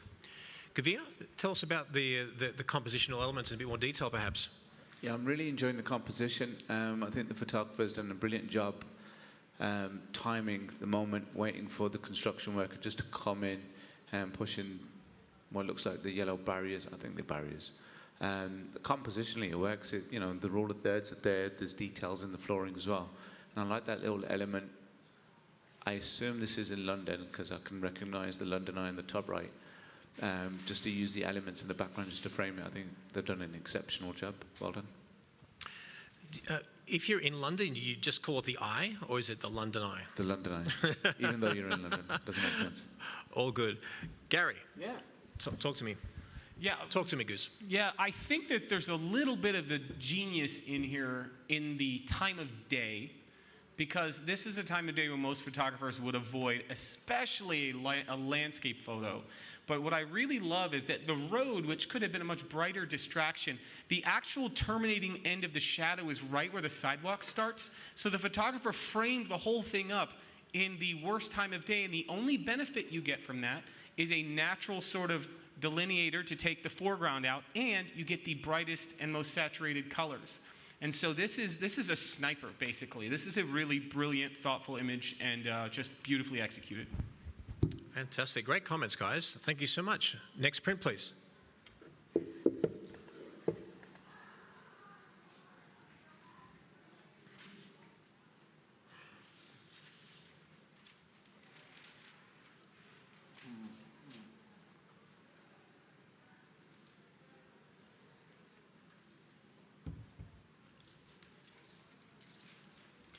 Kavir, you lingered on this image for a while. Tell us why. Yeah, I'm really enjoying the color palette in this image. What's more striking is that we have that detail in the right side where you got the clouds coming through. I think the author's done a brilliant job of being able to exceptionally print that really well as well. Beautiful. And Michael, you lingered on this image as well, mate. So talk to us a bit more about it. Yeah, I love Into the Abyss, which has sort of a disorienting ring to it, and this image, you know, clearly the plane is up in the sky, and it's like, is it taken from above down below, because the sky is quite dark, yet it doesn't look like nighttime, and so the disorientation of it, I think, is quite lovely.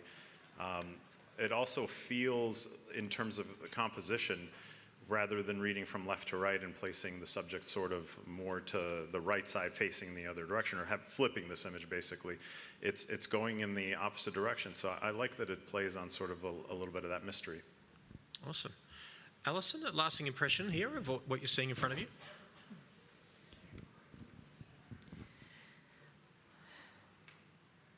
I need to see this fly. It has so much narrative. Is definitely the right category there. I want to commend the maker for putting the right paper on this to make those colors sing so beautifully, and it makes me want to see the rest of the story. Thank you so much. Great comments, guys. Thank you. Appreciate that. Next print, please.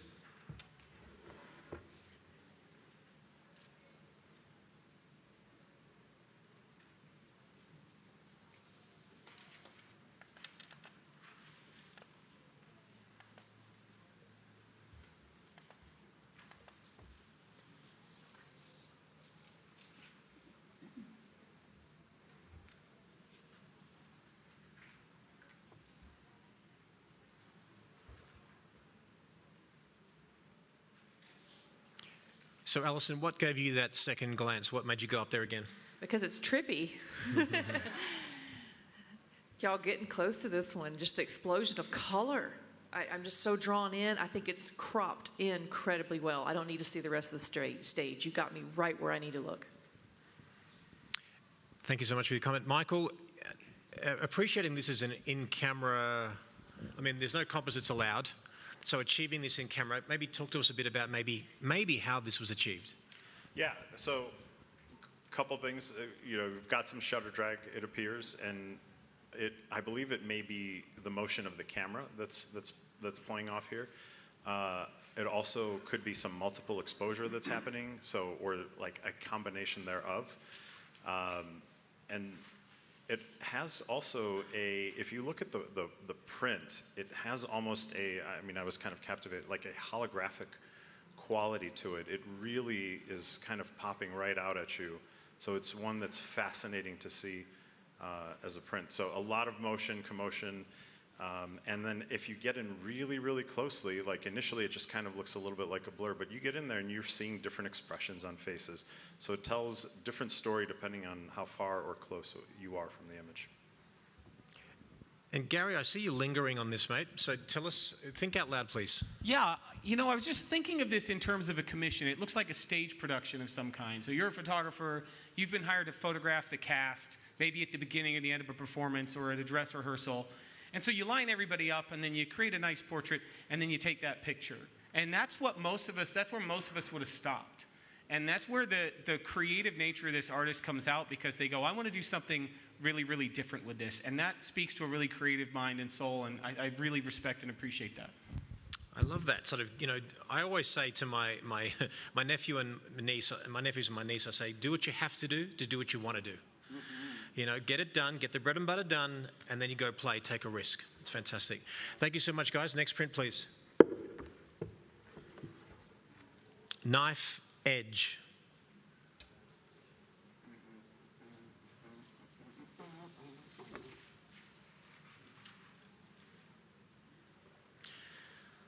Sorry, Gary, I'm going to go back to you because you audibly gave me the danger zone humming. Yeah, it's good. I think this is a really wonderful, again, a perfect example of doing something creative in camera, because this photographer is tracking the one jet, and then the other one's coming the opposite direction, so they get the double benefit of the motion in the mountains, which is moving with photographer, and then it even doubles up on the back end. It creates a really interesting subdominant element that adds a lot to this exposure. It's just very impactful and creative. Well observed. Michael, tell us about the element of the mountain in the background and what that's doing for the image. Yeah, and that's where, when I first saw this image and heard the title of Knife Edge, I began wondering, is it one plane kind of slicing through the other, or is it like just the mountain in general kind of slicing through both of them?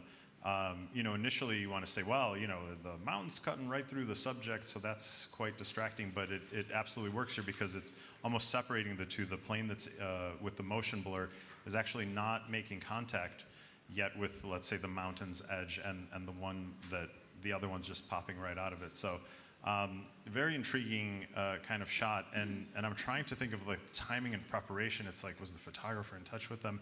You know, so many questions. It's like, as we go through all of these, you just want to talk to the maker and say like, wait, so tell me more about them, and that's really the intriguing part. Yeah.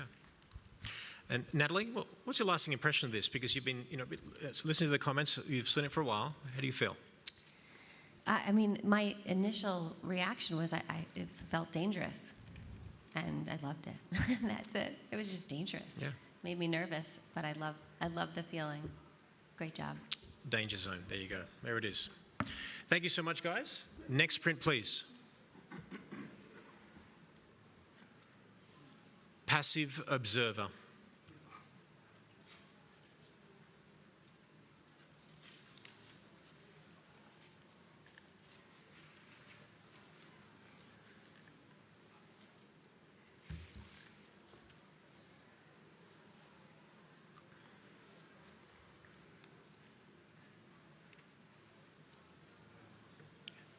So Gary, while you're there, grab the mic.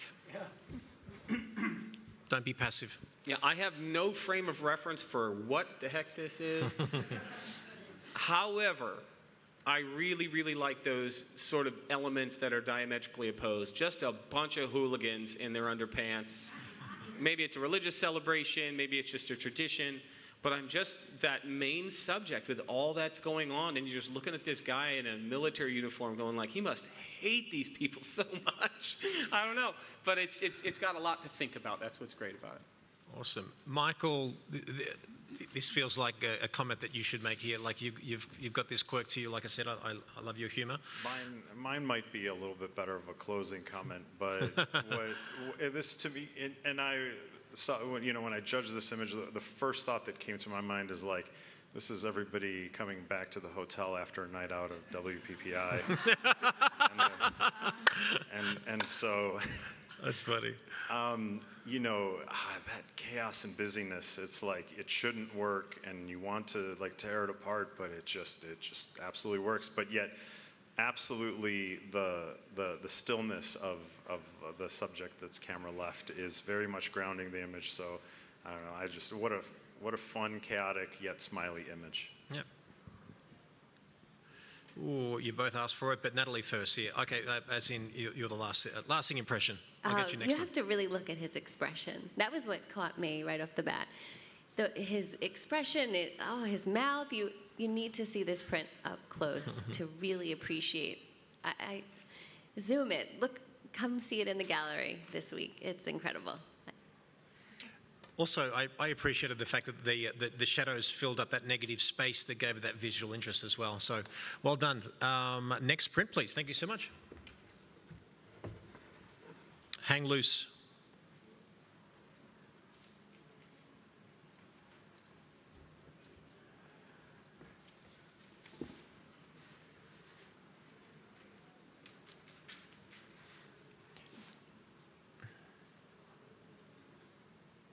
Gavia, you went back for a second look. Tell me what you appreciate about this photograph. Initial impact is the framing and the composition. I like the fact that it's very, very tight, which kind of brings you straight to, you know, our central point of interest, which is the, what do you call it, a wingman? Is that what you call it? Co-pilot. The co-pilot. Navigator? Yeah, that's it. Navigator. It's just like my eyes go directly straight there. I think it's a visually impactful image, and I just love the framing on it. Thank you so much for your comment. Alison, tell us a bit more about the graphical element, the way it's been treated, and the color palette. Yeah. I respect the blues and grays, but I love that Maker had a gray mat around this. I think that really pulls out the fact that everything else is the blue shades and the blue tones. I know they've got to be on headset communicating about where and when, so I just want to respect the Maker for the timing that it takes to communicate with your subjects. Wonderful. Okay. Lasting impression here, mate. You've lingered on it, Michael, for a little bit. That plane is sharp, y'all. Come see that up close. That plane is sharp. I love the word y'all, by the way. It's my favorite. Y'all. Y'all. Y'all. Y'all.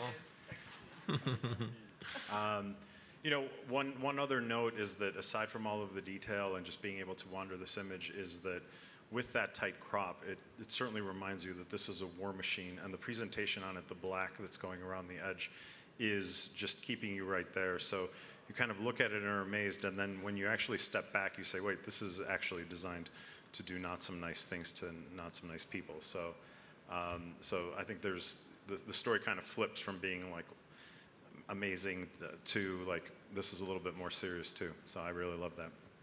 Great perspective. Thank you so much. Next print, please.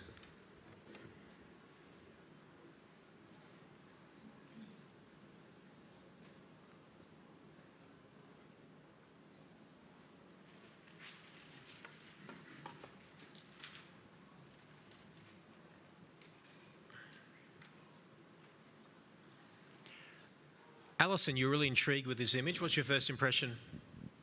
Ghostly.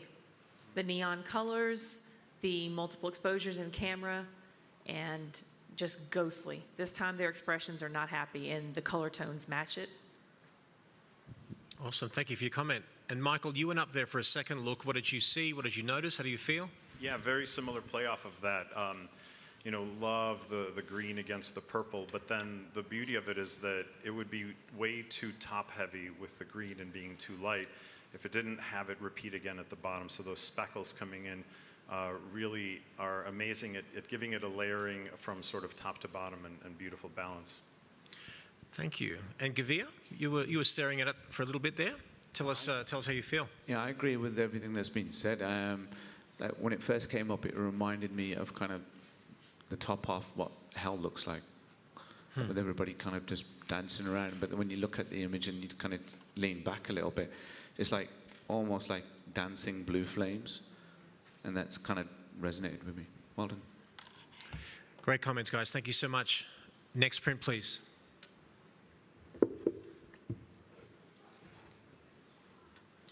Near miss.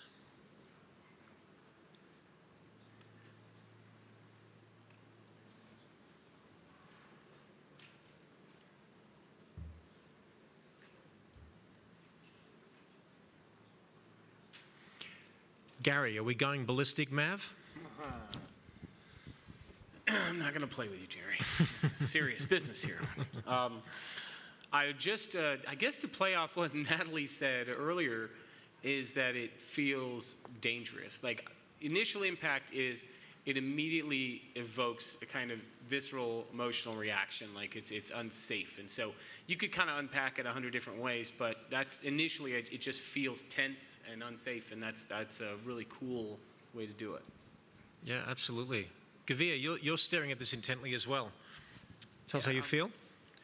I'm just kind of leaning back and looking back at it, and it just reminds me of, like, you got these dangling sort of fairy lights. And that's what it's looking like. It looks like almost, when you lean back, it looks like a child's bedroom, almost like, you know, for child's light into aeroplanes. That's what it's kind of looking like to me more than anything. But yeah, I respect the author, and I love the matting, how it just complements the image as well. It makes it pop. And Natalie, lasting impression? Thank you, mate, for that comment. I am really blown away by the aviation photography that I'm seeing. It is incredible. I mean, we think we're good photographers, but this is really a whole different skill level. The degree of difficulty of capturing something like this, I can't even wrap my head around. I'm sort of like stumped. So, well job, and well done, and beautiful, beautiful work. Thank you so much. Next print, please. Danger close.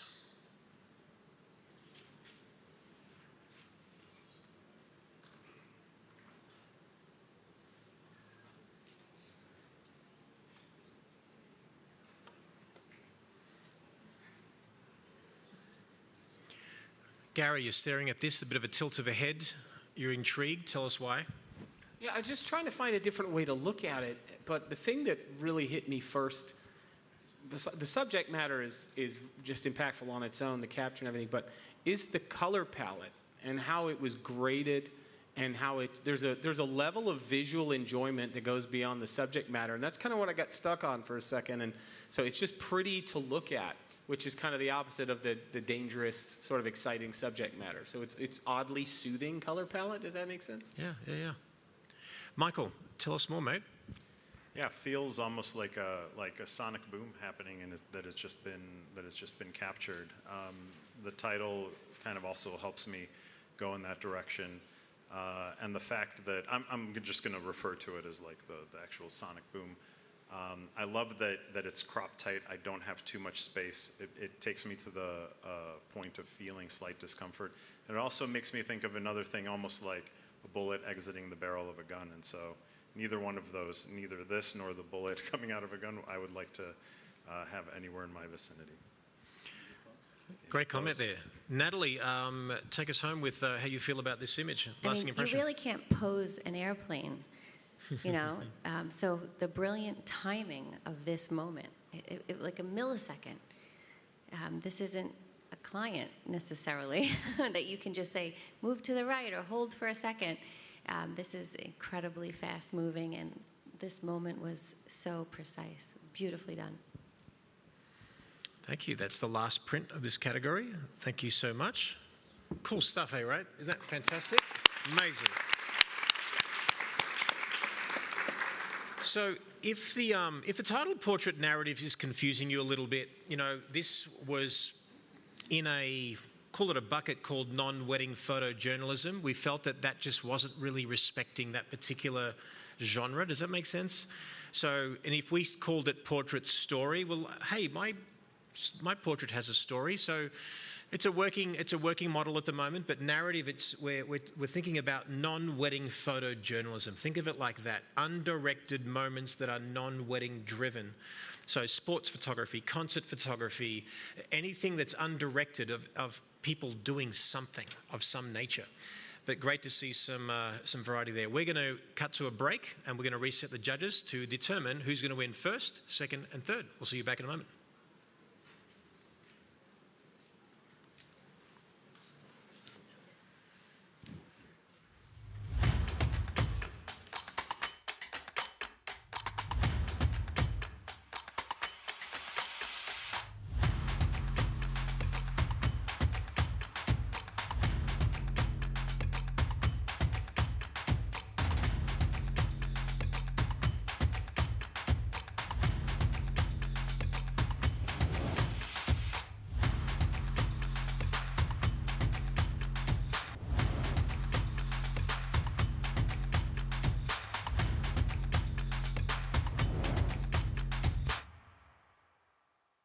Meet Evoto AI, the photo editing software that everyone's talking about. Go out and create more. Evoto saves you time by accelerating tedious editing. With Evoto, you're always in control of your edits. Evoto clears blemishes and acne, keeping skin looking natural. Struggling with light and shadows? Evoto nails it in a second. From glare to stray hairs, Evoto does it all.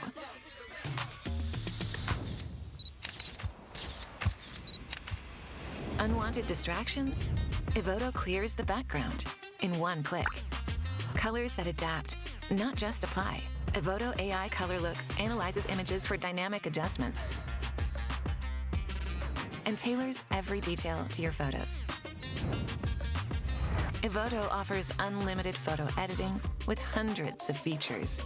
And yes, Evoto batch edits effortlessly.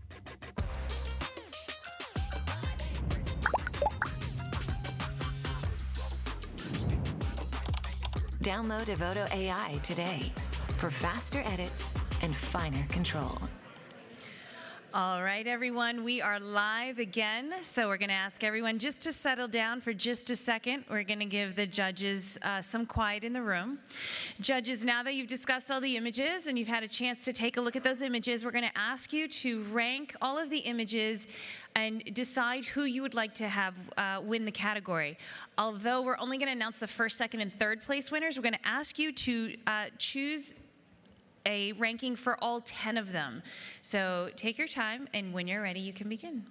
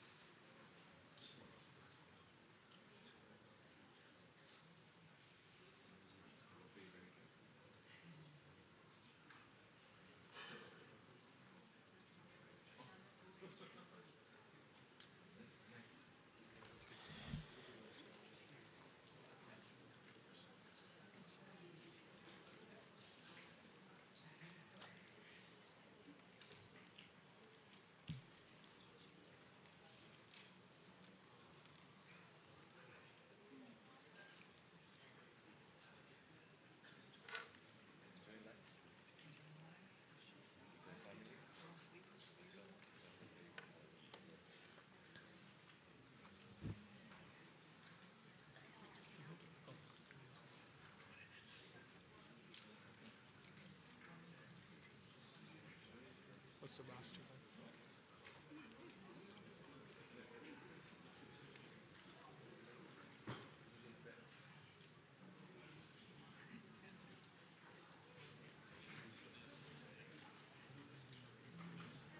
Stay by just in case.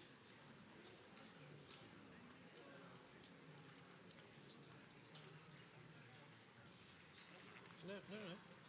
You're good, mate. You're good. Okay. Thank you, mate. Great job, mate. Thank you.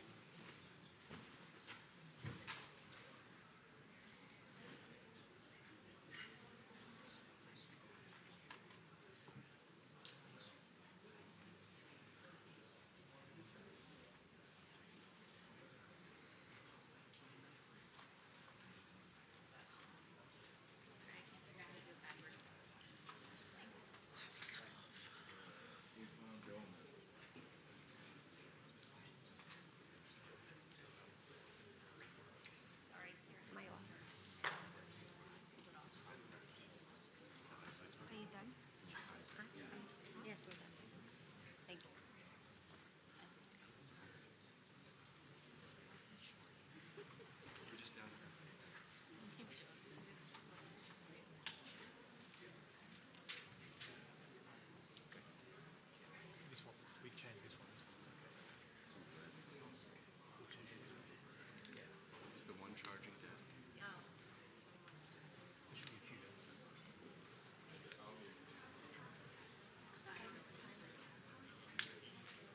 You guys all submit. Did you? Try to get as much juice as we can.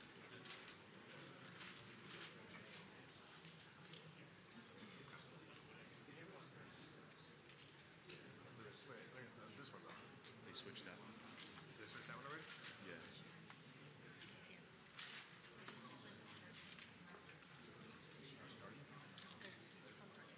Okay, cool. We're good then?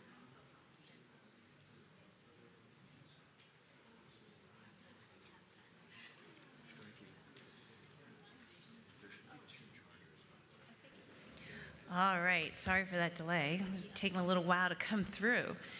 But the judges have made all of their selections, so that officially concludes the portrait narrative category sponsored by Evoto. By the way, you guys, you may have heard about the Profoto Luminance Award. We had it last year. We have it again this year. The Profoto Luminance Award is going to be awarded to someone who entered the competition, and there was a separate panel of judges that looked at all the images and chose one person who made the best use of light. So there's one image that's already been selected. We're going to announce the winner on Tuesday night. So one of the images that you're seeing here could be the winner of the Profoto Luminance Award. It could be yours.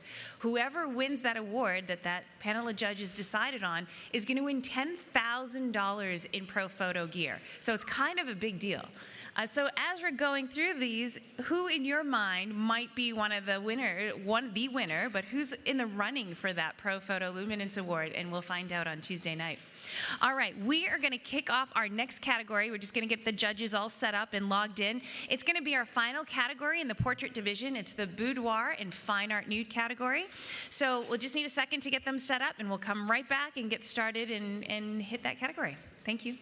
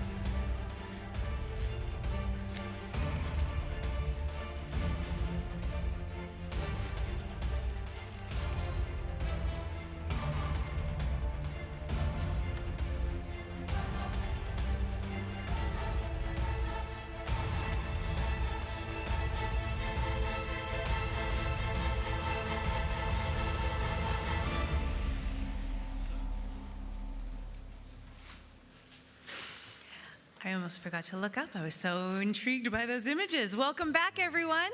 Welcome to everyone that's in the room. We have a nice full house at the moment. It's wonderful to see. And welcome to everyone that's joining us via our live broadcast, thanks to Nikon's generous support.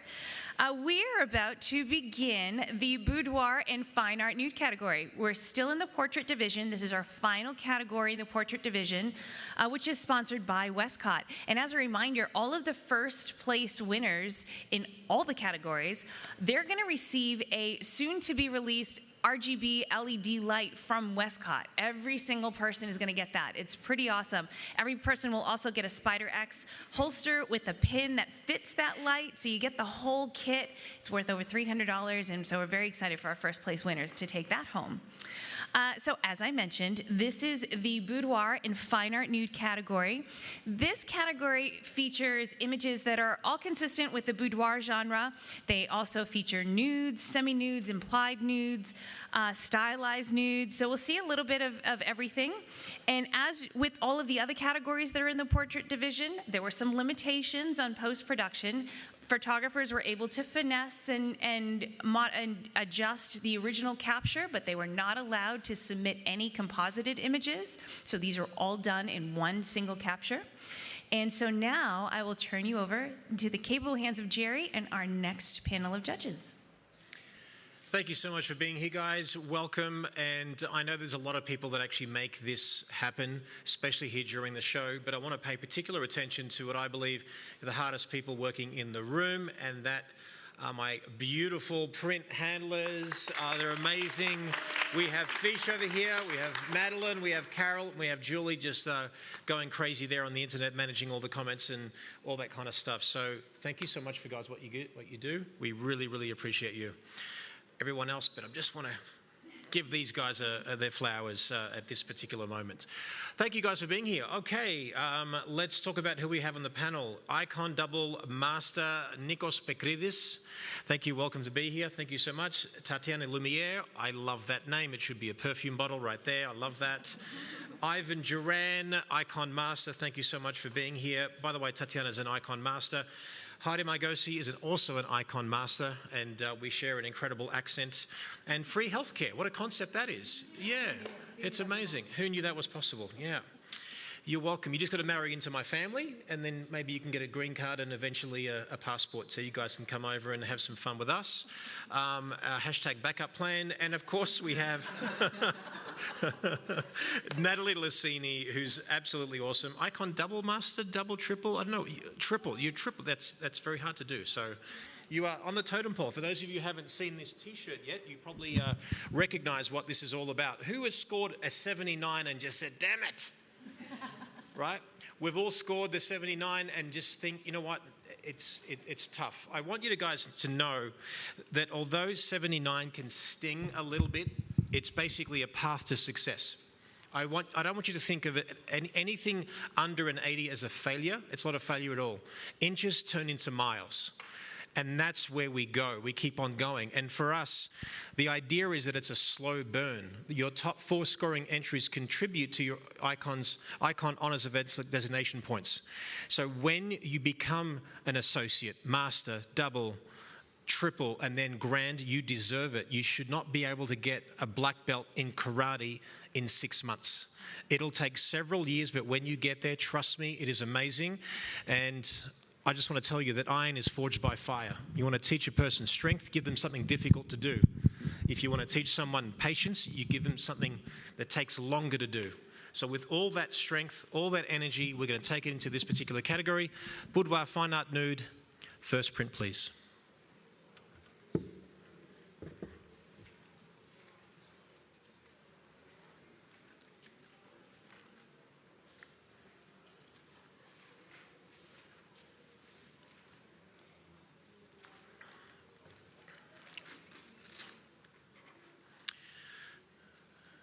Heidi, you're lingering on this image. Tell us about your first impression. Well, absolutely visually striking, and my mind is going to the how and the where, of course. But it's so simply beautiful. that you can't help but lean in and try to find out more. Thank you so much for the comment. Tatiana, unpack this image a little bit. Very emotive piece, and I love the color choices. They really showcase that sense of, isolation and and yet connectedness. And I think it needs to be discussed how it showcases societal issues. I love this image. Yeah, beautiful. Natalie, take us home. The degree of difficulty in capturing this image in winter with people without clothing that look incredibly comfortable and beautifully posed, the triangles, the embrace, the foot placement on the left, you can see both feet. But more importantly, I love there's this little peak of light in the woman on the left between her breast and her leg that were really important to show the separation. This was masterfully executed at a very high degree of difficulty. Great comments all around. Thank you so much, guys. Next print, please.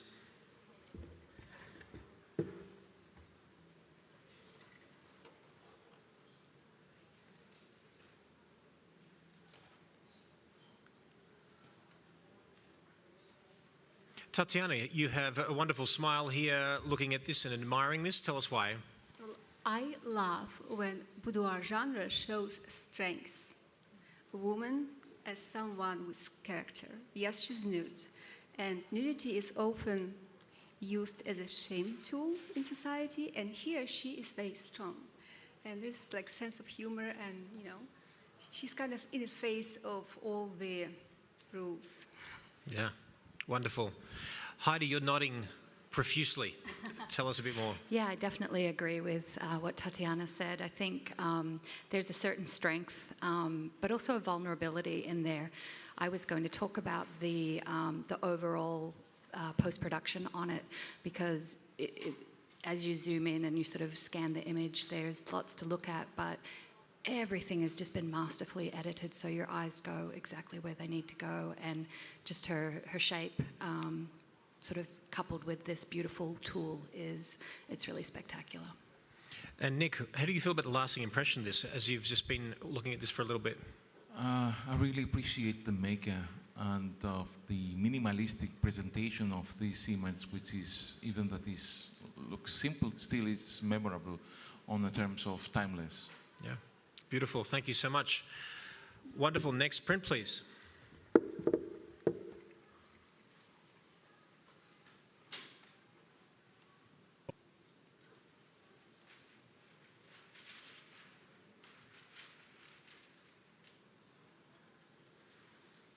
Heidi, first impression. You've been lingering on this again. Let's go for it. I mean, she almost looks like she should be in a museum. She looks like a Grecian statue. And the way in which they've handled what I'm assuming is water or dampening of the cloth, it's just, it really just takes your breath away. And the pose is gorgeous as well. Thank you. Speaking of Greek god, Nico? Actually, I have the same idea. When I saw the presentation of this image and the texture, how it's creating on her body, reminds me of a Greek statue, actually. And that's the decision of making black and white is make this image even more, get you in this mood. And again, the simplicity and the presentation of the maker, it creates something which is timeless again. Absolutely. Tatiana, I think it feels like you want to say something towards the end here. Yes, this is the piece that demands attention and study and kind of invites to guess what it's about, because two stories going on. She's clothed but naked. One of the hands so gentle and those fingers just dancing, and the other one is very strong. Her expression kind of completes the piece. Love the image. Wonderful. Thank you so much for the comments. Next print, please.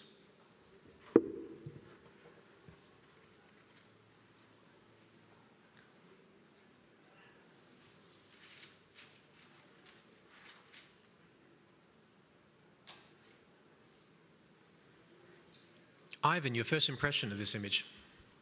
Yeah, this image is beautiful. I like how strong it is. It's just very different from like other boudoir photos that I've seen, but this is just amazing. I love the lighting. But the pose is just beautiful. It just works for me in many different levels. Thank you so much. Natalie, what are we celebrating here? Gosh, I mean, I don't know what we're celebrating, to be honest with you. I was going to comment on the posing. I mean, I appreciate the maker, like, discreetly placing her, you know, mid-stomach behind the object. I think it was elegantly done for a powerful image. You know, her arms, the triangles move you through the image. You know, her round head, you kind of work through, and you're enjoying the tattoos. The lighting, as Ivan mentioned, is masterfully done to the side. It's a very powerful image. Well done. Wonderful. Heidi, you tilted your head a few times. Intriguingly, please. What were you thinking when you did that? I'm just really enjoying all of the angles, and the maker has been really intentional with the posing, which I appreciate. And yeah, overall, it's just a striking image, and sort of shows you that something can be strong and sexy, strong and sensual, and both can exist in the same image. Yeah. I love the combination of that warm and teal tones that are in there, that cinematic quality about it. So wonderful, guys. Thank you so much. Next print, please. The Echoes of Sophia. Sophia.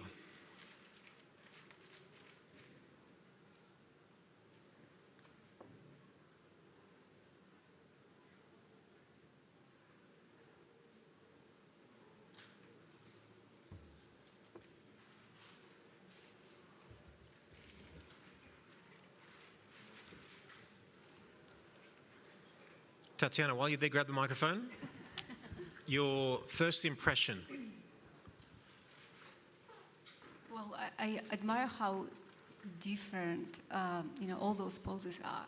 Some are sensual, some are ballet-like, different echoes of one woman. Great comment. Nick, tell us about the degree of difficulty of achieving this in camera, that it's a non-composite category. So this is exactly what I thought when it appears in front of me, and I really appreciate the maker and the degree of difficulty creating and having the idea of creating all these multiple. I don't know how many are there, maybe 9 different poses and one capture with no composite, and the story creating through this one from the classical pose in the middle and all these ballet and aggressive and narrative posing, creating. It's amazing degree of difficulty of creating that such a complicated image. Yeah. And Natalie, perhaps as a final thoughts here is, talk about the individual elements, like the individual poses and how they sort of... Each one of these poses, they're so beautifully done that each individual pose has the potential to be an award-winning image. If you really look closely, the break of the wrist, they're not flat-footed. You can see the gaze is off camera. There's nothing looking in camera. Some are looking down, and the range of poses, when you think about boudoir photography and fine art nude, it's hard to come up with new poses. You know, you sort of almost run out of ideas. These are 9 very distinct poses, beautifully composed and arranged throughout this entire presentation. And when an image seems impossible to create, it mesmerizes me. And when I judged this in November, I think I was on this image forever. I mean, I looked at it and I'm just mesmerized and hope I can see this maker and talk to him or her to talk about how they created it. It's masterful. Yeah.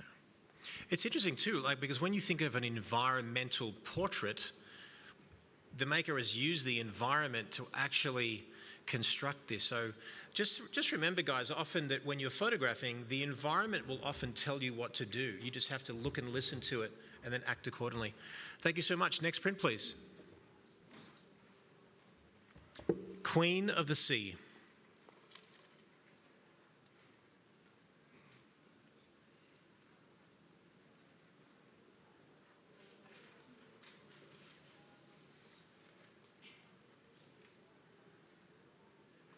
Nico, I see a face filled of appreciation here. Tell us what you're doing. I'm What are you trying to thinking? understand what is a body painting or is it some kind of costume, but whatever it is, it looks very, very beautiful. It's very, very nice.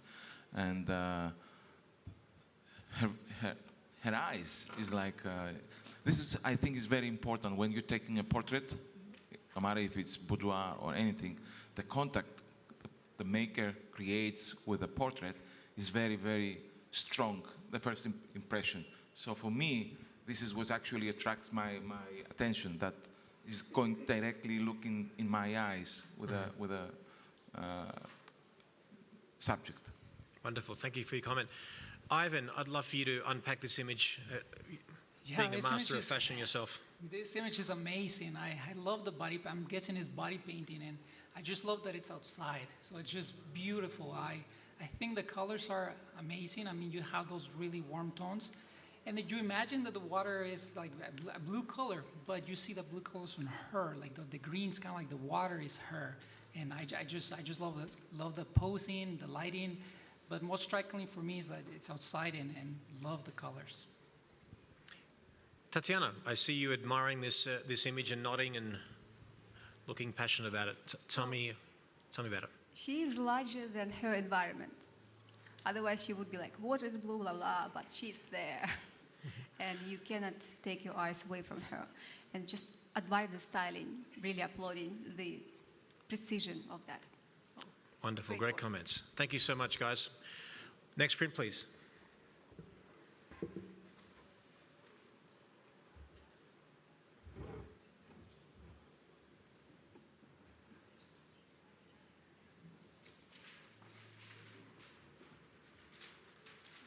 I wish you guys could see what I see. I'm loving watching the micro expressions from the judges. It's fascinating. It's fascinating.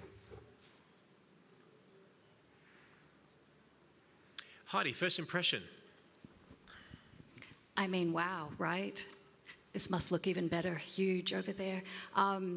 It's fashion, it's giving me cover of Rolling Stone. It's edgy, and it's ultra modern, and I really appreciate a new perspective in boudoir, and I think this is it. Very cool, great comment. Natalie, I'd love for you to comment about this as well, please. The lighting is beautifully placed on her face. I love that you can really appreciate her cheekbones, but the lighting on her body is a bit more soft, so you can appreciate the tattoos. You can see everything. It's really well done. I thought the post-production was handled beautifully as well.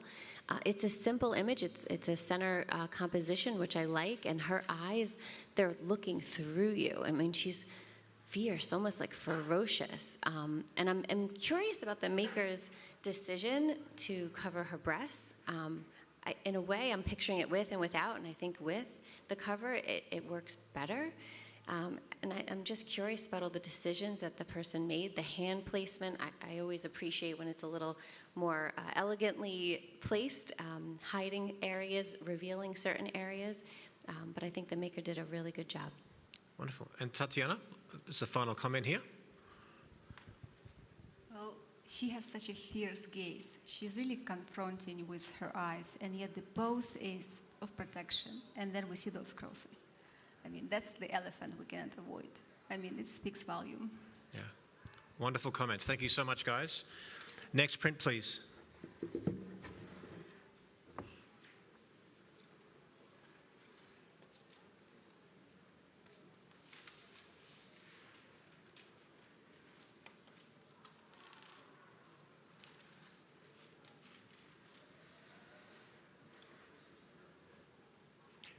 Ivan, first impression, please. Wow, this is one of those pictures that you see and you just like can't stop looking at them. I love the composition, first of all.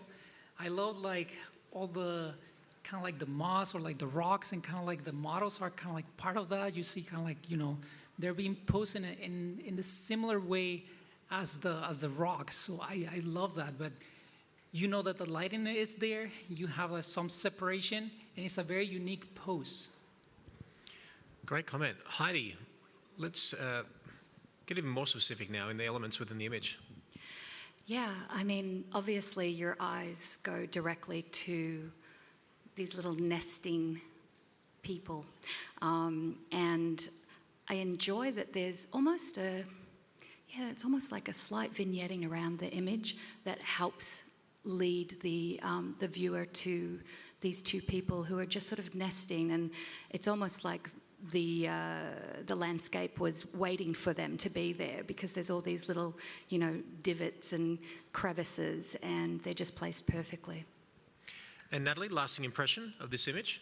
I really enjoy how they remind me of like a yin and yang. This to me is art, and I love when a photograph transcends and is an art piece and can hang on my wall. And this is something that I would love to hang on my wall. It's interesting, isn't it, when you remove the identity of someone, that more people usually appreciate it. Wouldn't you agree? It's fascinating. Thank you so much, guys. Next print, please. Healing.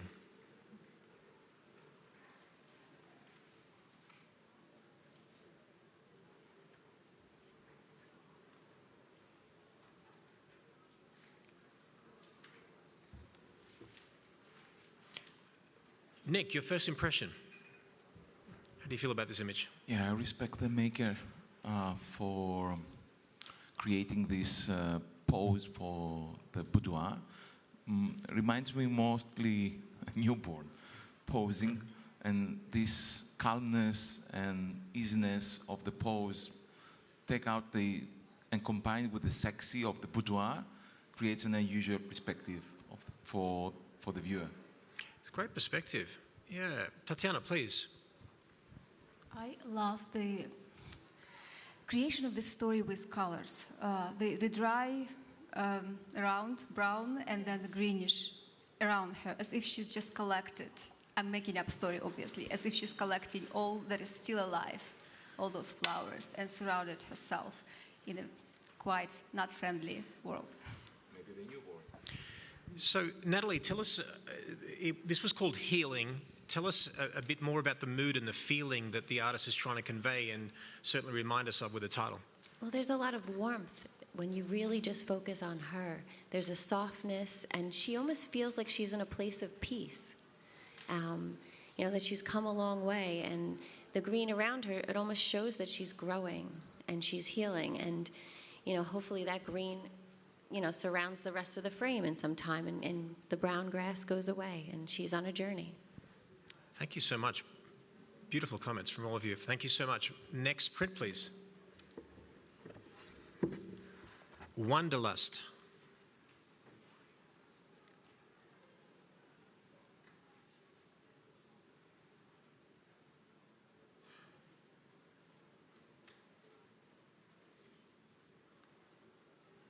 Tatiana, I see you smiling from ear to ear. Tell us about your first impression of this image. It's a gorgeous portrait, and studying the element, lighting is spectacular, but I will let someone else unpack it. Ivan, I'd love to hear your thoughts about this. Yeah, it's beautiful. It's amazing, the lighting. I love the lighting.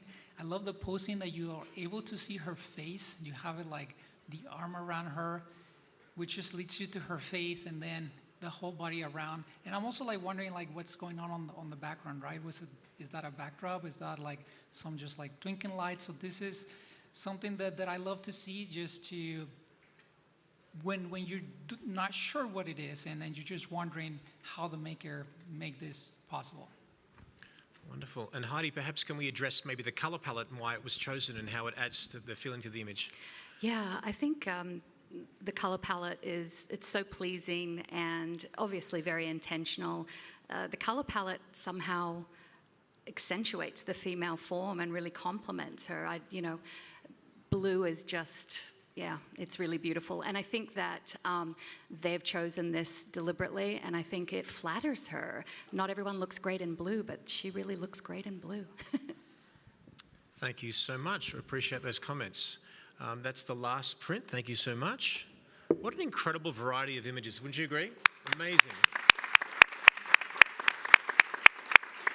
Okay, guys, we are going to reset here, obviously, and the judges are going to determine what they believe should be first, second, and third. So for those in the room watching at home, we'll see you back in a couple of minutes.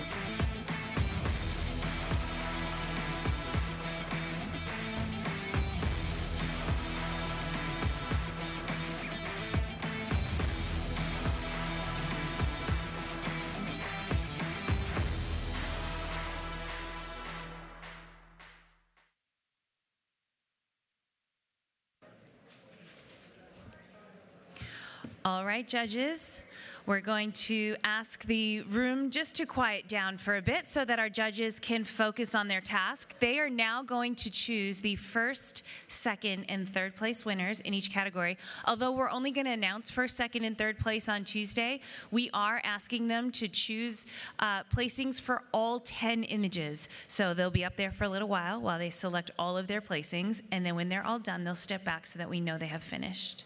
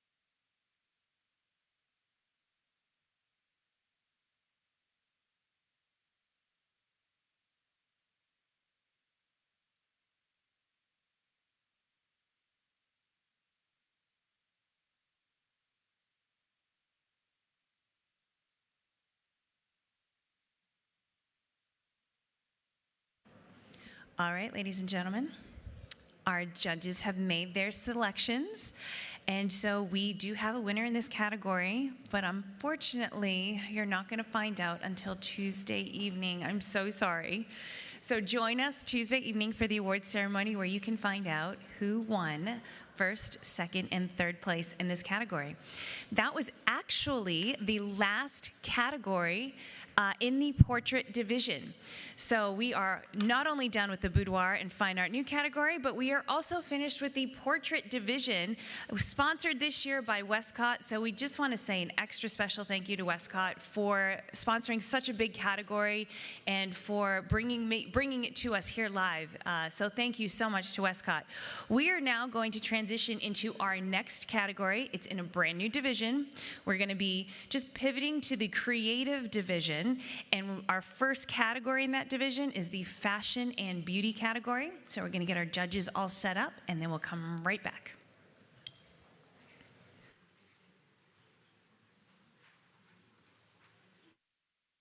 Hi.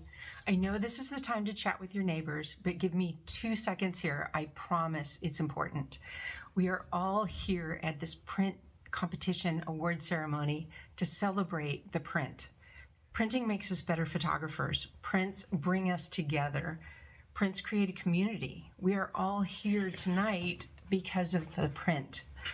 I know that printing can be hard. Which printer do I get? Color management? Or you send your file off to a lab and get back this dark, disappointing print. I know it's frustrating, but don't give up. And I will tell you a secret. Ultimately, it all comes down to this. It's the paper. It's all about the paper. The paper is the single most transformative part of the printing process. It's the paper that will change the look and feel of your image. So what is the best paper? I'm sorry, I can't decide that for you. That is up to you as the artist. For me, I put so much time and effort into my underwater photography, and I know you work hard too. I've chosen to use the very best paper. I earned that, and you deserve that too. This paper company has been in the paper making business for over 400 years. This paper mill, the Arsh Mill, has been crafting and producing paper for over 500 years. This has been perfected. This paper is 100% cotton, museum quality, archival. There are no optical brighteners. I've got luster paper, smooth, textured, heavily textured, matte papers. I mean, the weight feels amazing in my hand, and they all look beautiful. This paper has a history and legacy in the fine art world. It is historically significant, and that gives a layer of legitimacy and value, monetary value and emotional value to my work. On a screen, I like my work, but on this paper, I love this print. I am so proud of it. It makes me happy. And that is the point of all of this. So thank you for hearing me out. Please have a wonderful time tonight. Enjoy each other's company and enjoy being celebrated for being a photographer. What you do is important. Bye. That was Icon Grandmaster Cheryl Walsh, incredible photographer as well, and incredible achievement to achieve an Icon Grandmaster. I know Jerry talked about it a little bit earlier, and it's such a big deal to, you know, even become an associate and then a master, and it takes so many years. So on Tuesday night, we're going to be announcing all of our new designations: associates, masters, double masters, triple masters. We may even have a new grandmaster. Some years we don't. It's really difficult to do, and it takes so many years, so that's another little exciting feature that we can look forward to. But for now, we are going to pick up with our next category. So we are starting a brand new division.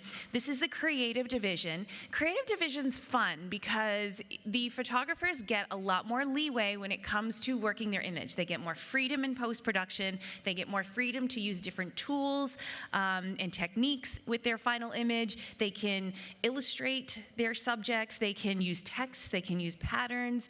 It's also the only division where they can use composites if they want to. Not every image you're going to see is a composite, but some of them may be. So you just get a lot more freedom to make your imagination come to life. So it's a lot of fun. This category is sponsored by Epson, and that's a name that we all know because we use their products every day, from printers and scanners and inks and projectors. So they're very common in all of our homes and studios. So huge thank you to Epson for sponsoring the creative division. Our first category in this division is the fashion and beauty category.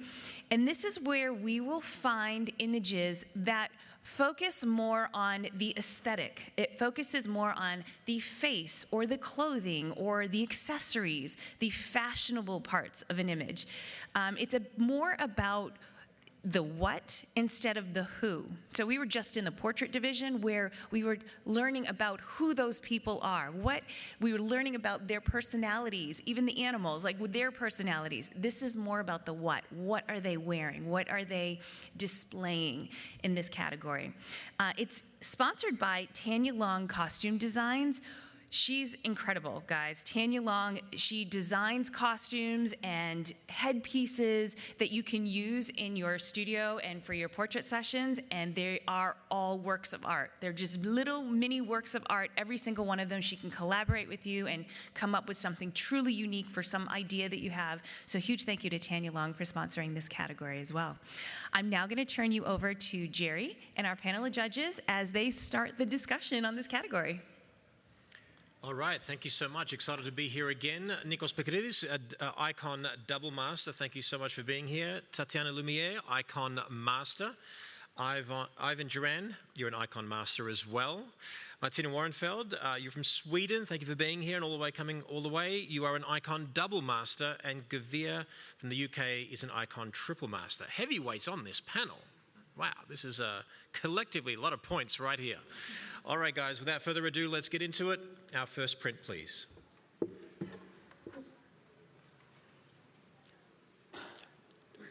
Narcissa, or Narcissa. I apologize for the mispronunciation. Narcissa. Narcissa. Narcissa.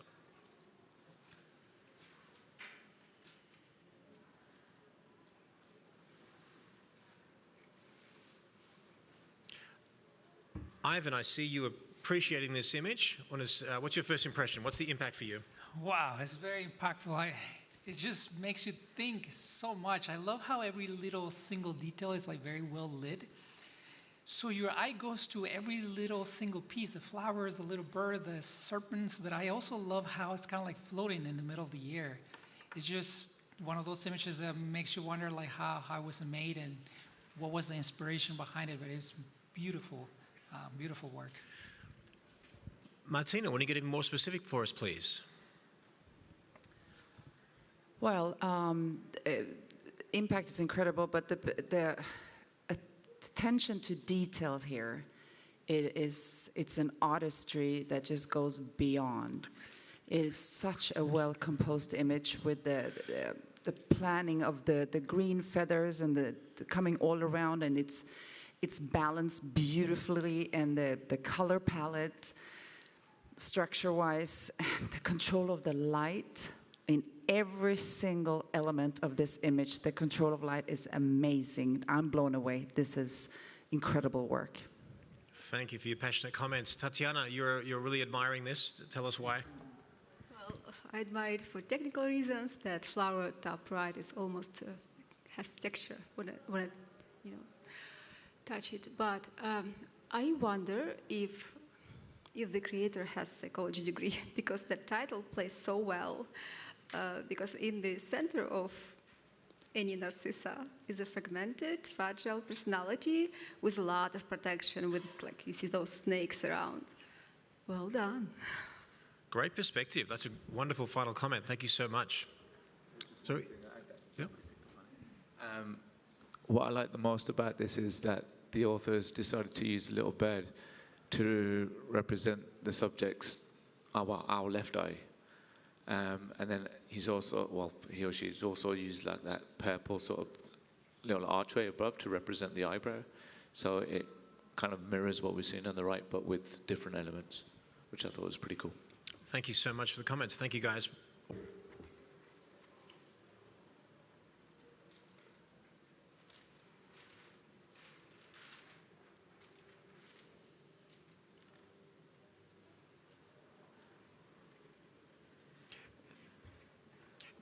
Nico, first impression. I saw you looking at that close. Tell us what you're feeling. The maker, the post-production, the color tonality, the sharpness of the image is stunning. So I really appreciate the way the maker present a fashion portrait this way. Yeah, thank you so much. Let's see, Martina, can you talk a bit more about this image and the fact that it's also very large? And many of us tend to want to go just to the minimum of 10 inches by the longest length, but this is presented, it was quite large. Tell us a bit more about that and what impact it's giving us as well. It shows boldness and a brave choice to make it this big, and it also gives an impact with that face coming right at us, and I feel the strength from this model. That is not a careful pose. It's you have the body being a little bit careful, but the face is fierce, and that connects with the boldness of choosing to make this bigger. And what I want to say also about the color palette, I just really appreciate the brown tones coming throughout this whole image. Good job. Wonderful, thank you. And Gavir, lasting impression once you've lingered on this for a while. How do you feel? Yeah, I really love the dream state sort of feeling that we're getting from this image, from the light coming from above, which is I also believe is echoed at the bottom where the authors used like a tilt shift lens, so it kind of mirrors that sort of feeling that we're getting from above. Place we're getting this dream state feeling, which I absolutely adore. Thank you so much. Great comments, guys. Thank you. Next print, please. Ice Stone, the power of water. The power of water.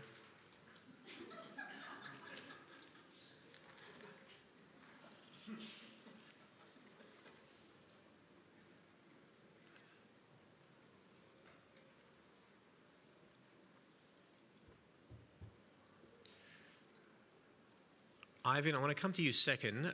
Martina, can I get you to start us off, please? Thank you. I was like, wow. Is this on? Yeah, okay. Oh, gosh, the impact, it just hit me. The blue is amazing. The colors start striking. But moving into the details, the sharpness, I can't give it all away. I'm sorry. It's like I want to talk to it about it. Impact, color-wise, but also lots of details in this. Okay, Ivan, perhaps expand on what Martina wanted to say. Yeah, this image is beautiful. I love the posing. I love especially the lighting. I mean, you know, the maker wanted you to go just to that eye, to that cheek, and I love how the other one is kind of like hidden. All the little details on the back kind of like tells the story, like where she is. So this image is just amazing. I mean, I love the lighting and the color. Wonderful comments. Nico, last impression, please. The creativity, the originality, all the small details. I mean, even the skin who emulate the fish under the water creature or something like that. This makes all the story working together. Wonderful. Isn't it just wonderful to appreciate prints? Just wonderful to look at them, talk about them, celebrate them. Thank you so much. Next print, please.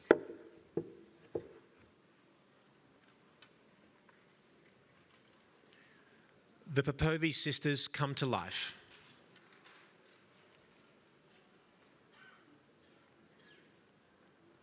So they were the two Russian twin sisters that create Barbie dolls with super high fashion designs. And many people in the fashion industry are obsessed with dolls and high fashion.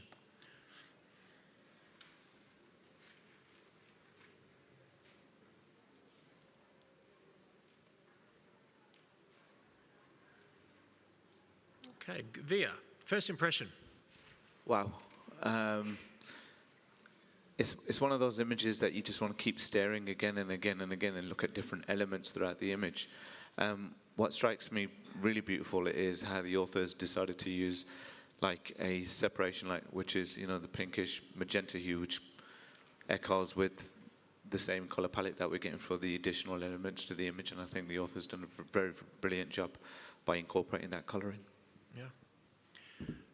Martina, perhaps can we unpack a little bit about, it's almost like we've got this sort of such an elegant sort of pose, but then we've got such strong and bold choices in fashion and subject matter.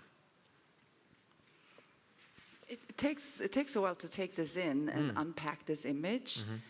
I am very impressed by just the creativity and the idea of making this. And I agree with you with the elegant hand posing, and then it's just a little bit scary looking. So it's a lot of, is that the juxtaposition is that a good word to use for this? Sure, yeah. Stolen that from Gary. And then the pinkness together with the raw other like beige color. Yeah, the posing and the impact, it's such well done. It's definitely a strong story there, and it takes a lot. It takes a while to take it all in, but fantastic creativity. Thank you. Tatiana, what did you take in? Well, it keeps thinking suspended animation. She is still, but she's kind of dancing with that pose. And she's so elegant, while the elements she is composed of, you know, if you would separate all of them, not quite. It's fantastic. Yeah. Wonderful. Absolutely. And also, we respecting that they could be a them, they, he, she, we. Sometimes it just comes out in our language and verbiage. We totally understand that. So appreciating all perspectives. So thank you so much. Next print, please. Gleam of the Unseen.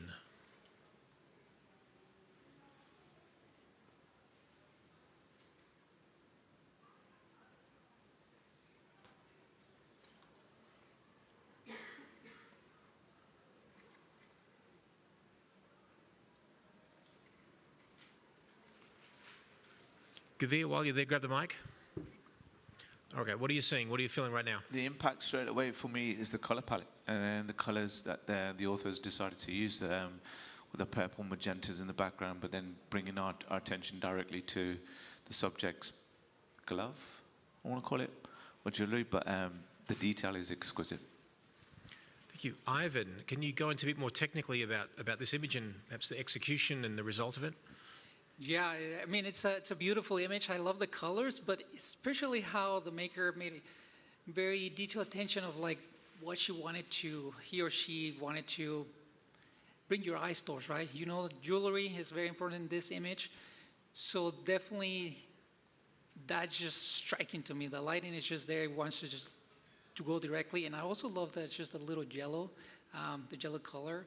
It's just beautiful. And Martina, can you talk a bit about the risk of doing this? Because on paper, this may not feel like it would work, but the fact that we've got dark skin, we've got golds and purples, and the way it's been treated, and the black matte and all that kind of stuff. Tell us about that, please. I want to jump into the black matte first, because there's one thing that I actually noticed as soon as it came up, that it added a little bit to that luxury feeling that we see in the image. It goes together with that. It's a part of the story, which is, I have to compliment the maker for making that choice. And this is printed very well on this paper, and it's a matte paper, and it looks like it's sparkling and shiny, which it makes it, you know, it tells it's printed very well. Yeah. And yeah, great job. Wonderful. If Kelly was here, Kelly Brown, she would touch the mat again. Thank you so much. Next print, please. Smoke on the water, a fire in the sky.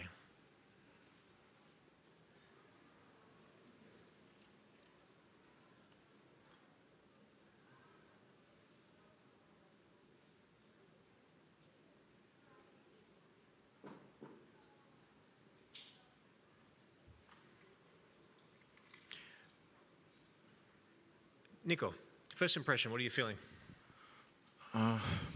Such a beautiful spectrum. We can see all the color tonality from bluish to red, and I like the idea of the creation of the pose of the model at the same time with the wings on the background. Thank you for your comment.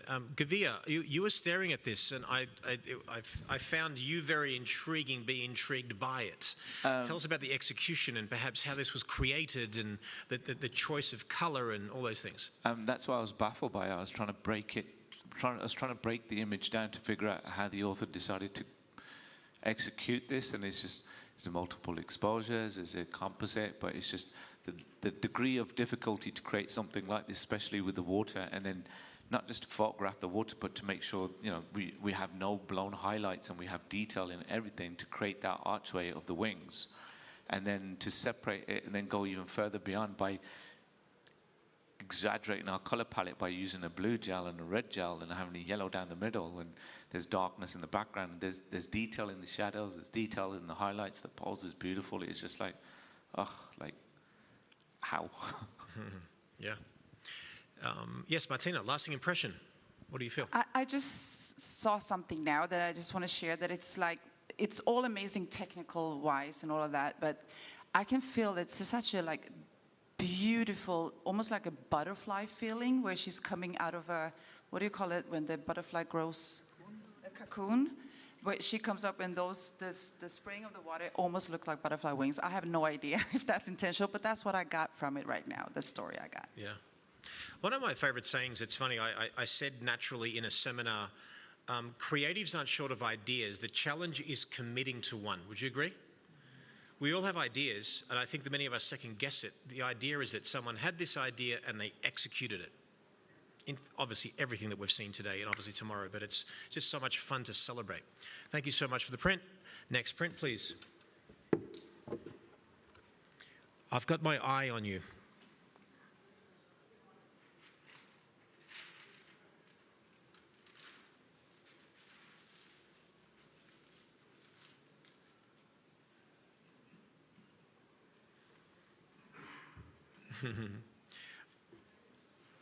Martina, was that a... Okay. Ivan, first impression.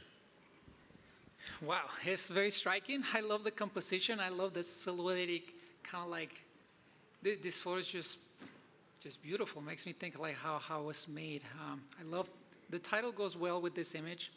but I really like how the background is like not just lit kind of like flat, but it just kind of has like, this side is a little bit more bright than the other one. And just the silhouetted kind of form, it's just beautiful. Yeah. Nico, tell us about the execution of this. Excellent use of light, and excellent printing, tonal range, paper choice, print quality. All of them are great. From highlights to totally shadows, black, we have details everywhere. So excellent use of for the maker, use of printing and editing, retouching. Wonderful, thank you for the comment. Tatiana, final impression after you've seen that for a little bit now? It's a very impactful image.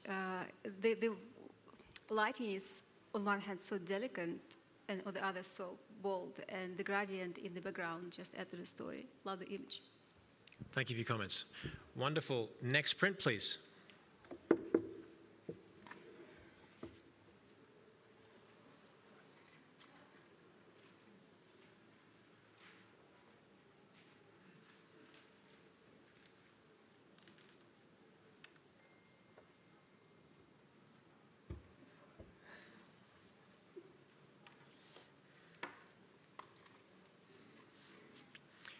Tatiana, your reaction was quite audible there, and tell us how you're feeling. Impact. Well, if one can make a portrait of stress, that would be it. It's brilliant. Very cool. Gavia, talk about the elements in the image and how it's working to be strong and bold. It's giving me the story that she's trying to hypnotize us. That's what I'm getting. And the more I stare at it, the expression, the lighting, the details, the print quality, everything's exceptional. It's just the more I keep staring at it, the more I'm kind of going into a trance state, like I'm about to be hypnotized, to be honest. And the author's done a brilliant job by giving us that feeling. Wonderful. And Ivan, lasting impression of this? Yeah, I was just thinking about it. It just makes me think of like maybe one of those dreams that you have, like, you're probably supposed to wake up at 11 and it's now like 11:10 and you're just kind of like panicking. And this is what I will just imagine, just like seeing like, oh, you just fell asleep. And so it's just an amazing image, the lighting and everything, the concept, it's beautiful. There's so much harmony and repetition. So if you're looking at the curves of the hands, the curves of the clock, the curves of her brow, the interesting choice of either it's the color hair, whether it's a wig, we don't know, but very thoughtfully designed and photographed as all the shots that we've seen today. Nicely done, thank you. Next print, please.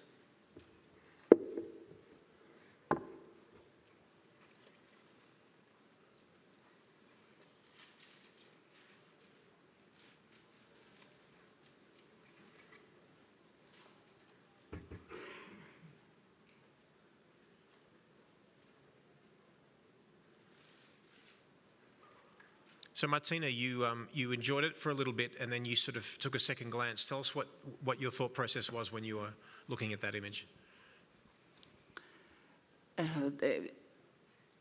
It's the details. It draws me right in because there's not just her. She's impactful right away, but the background, it marries with her so well. So I think those two elements, I had to look a little bit closer to make sure that they really worked well, and I think they do really add to the story. So those elements coming together made an impact for me.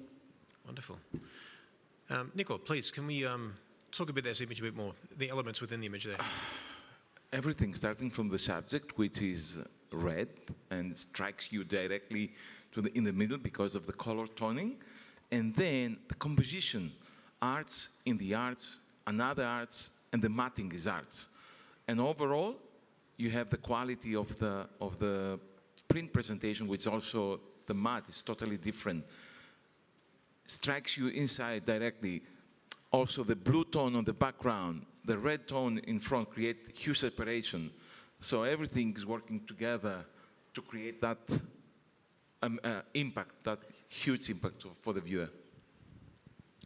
Gavia, you look very intrigued. I'm just curious to know what your lasting impression of this, because you've been sitting watching it for about a minute and a half or so. Just curious about your last impression.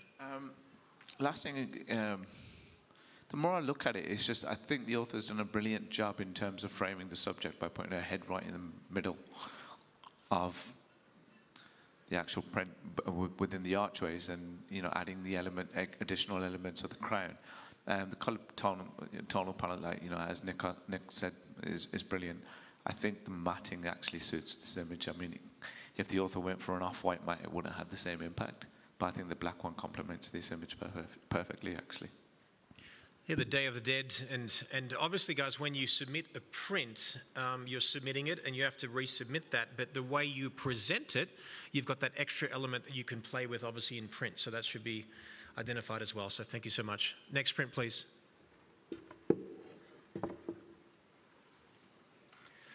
The Seraph of Renewal.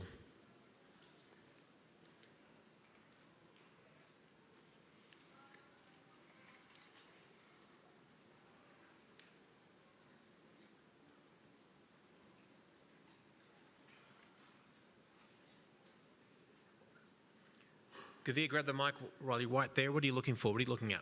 Oh, that impact. The lighting that the authors decided to use, like directly from above, and I just love the fall off that, our eyes are going directly straight to that bust, that statuesque type of feeling, and then it just gradually falls off, but yet we're still maintaining all that detail within the shadows, and I think the author's done a brilliant job of handling that. Ivan, tell us about the graphical elements in this image and how it supports the softness of the bust. Yeah, I mean, this image is just amazing. I like all the little shapes in this image. You can see all the floor, some like squares, rectangles. But I also love how it's edited so well, so clean. It's very, very polished editing. So not just the lighting, but the editing, it's amazing. Wonderful. Tatiana, you're admiring it. You've got a bit of the head tilt going on there and enjoying that image. Tell us your lasting impression of this. I admire how the precision and the choice to desaturate the colors. Everything about her looks like, yeah, she's not alive. And yet we know that she is. It's a disturbing image, and everything supports it. Yeah. Yeah, it would make you stop, right? Like just walking past the gallery and just all those elements, the decision of the checkered ground and all the way up, the graphic elements framing her in the top. Nicely done. Thank you so much. That's the last print of this category. What an incredible category. Would you agree, guys? So beautiful. Wonderful comments. Thank you so much. Hope you appreciated that, guys. Also watching at home, we are going to reset. We're going to determine the first, second, third place winners. We'll see you back in a few moments.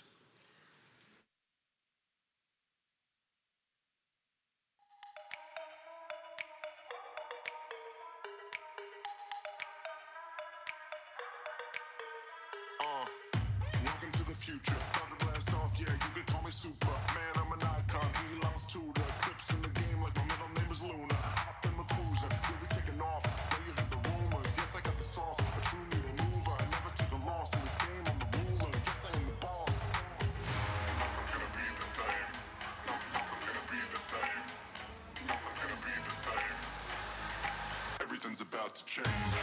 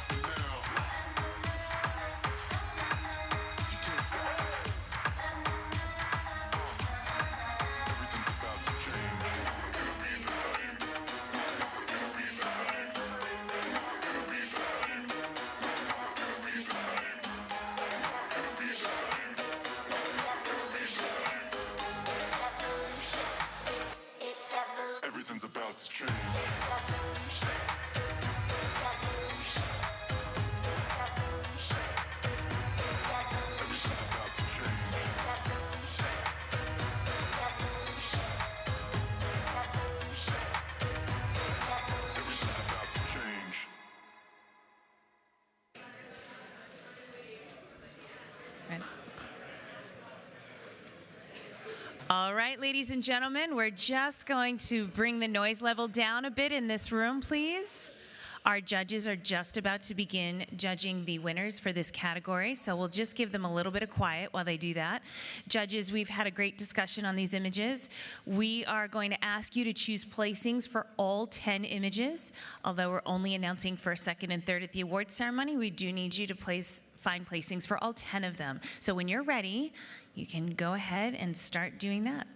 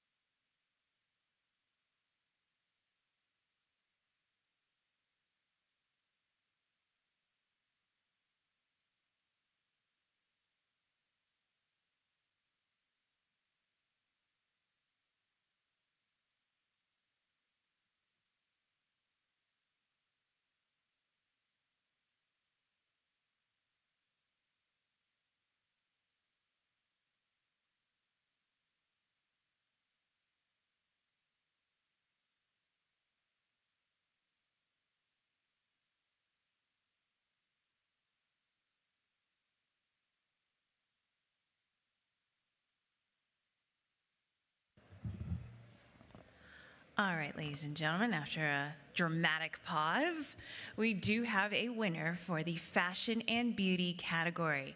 So congratulations to all of our finalists. These were absolutely breathtaking images. So awesome. Yes. So thank you so much for attending the fashion and beauty category. It was sponsored by Tanya Long Designs. Absolutely incredible pieces of work in her own right, so it's only appropriate that she sponsored the fashion and beauty category. We are going to transition to yet another division. We're going to move into the in-camera artistry division. This requires a different setup. You can see that we've already started doing that, so we'll just need to get everything set up on the monitor.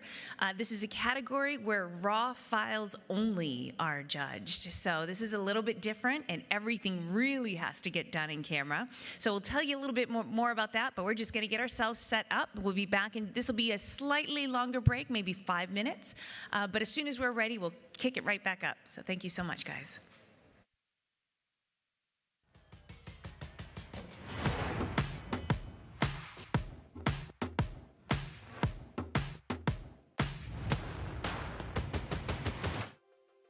I'm Lindsay Adler. My name is Johnson Wee. My name is Luna Ham. I'm Manva Soler. My name is Joseph. My name is Sean Rock. My name is Hi, I'm Kelly Beezer, and I'm a kid. Hello, I'm Loris Romano. And as you may hear from my terrible accent, I'm French.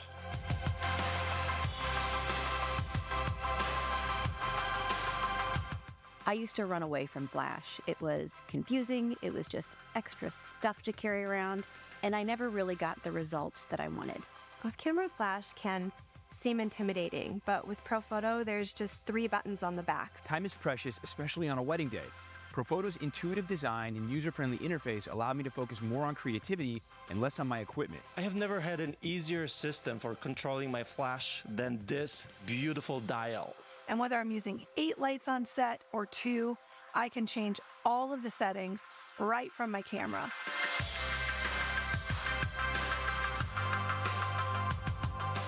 When I decided to turn professional, I wanted to get some gear which would follow me for long. On set, I need to be able to rely on lights that are going to fire at the exact same color, temperature, and power every single time. And this is where reliability is so important. This is where Profoto doesn't let me down. So they're lights that work when you need them to work, that trigger when you need them to work. It's just so fast, so accurate. I just can totally rely on it. I shoot quickly, I shoot often, I shoot high frame rates, and Profoto always keeps up.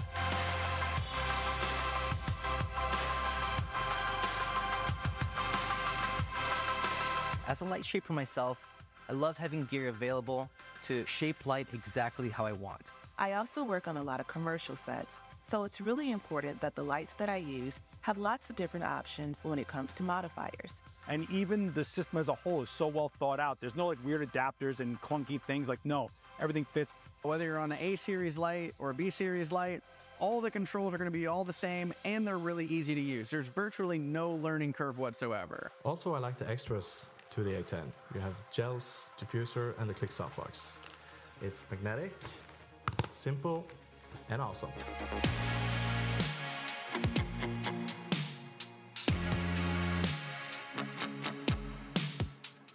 To be able to work with the speed at which I move, the only light I trust is Profoto. And it's an equipment that we cannot leave home without. And they're the only brand that I trust. I know our clients expect a lot out of us, and in turn, we expect a lot out of the companies that make our jobs possible. That's why we use Profoto.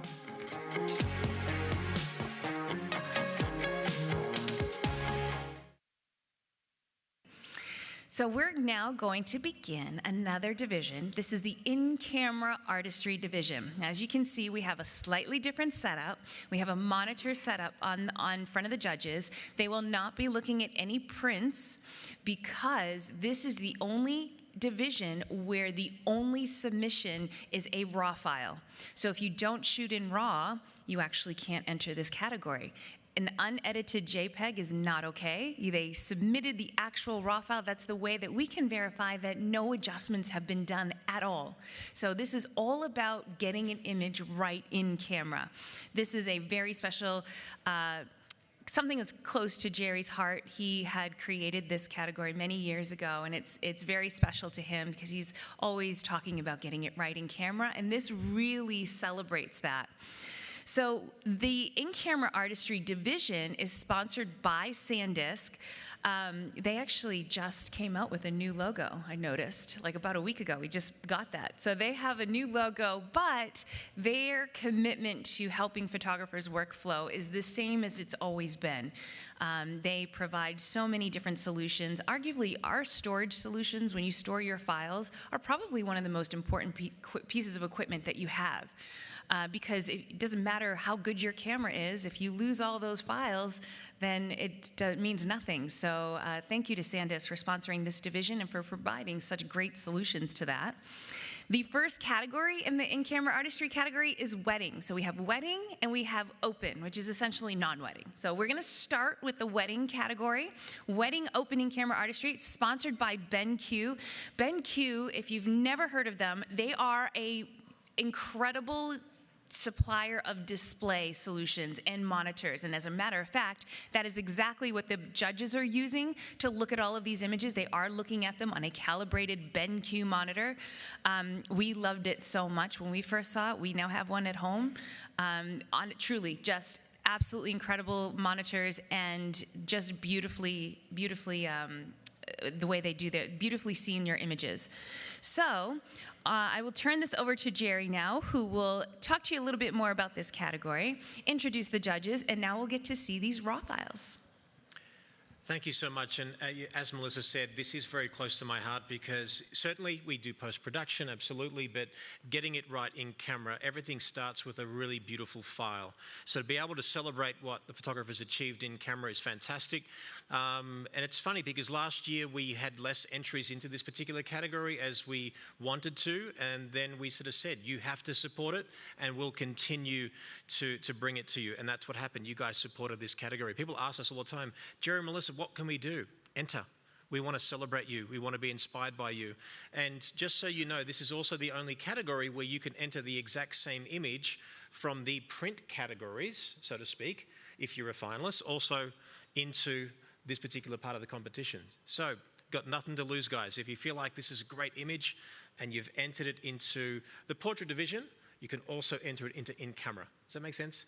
So it really works out well. All right. So without further ado, here we've got Nick Bakridis. Thank you so much for being here. Natalie Lassini, Sarah Edmonds, Michelle Solentano, and Danny Dong. Let's have some fun now looking at straight out of camera images.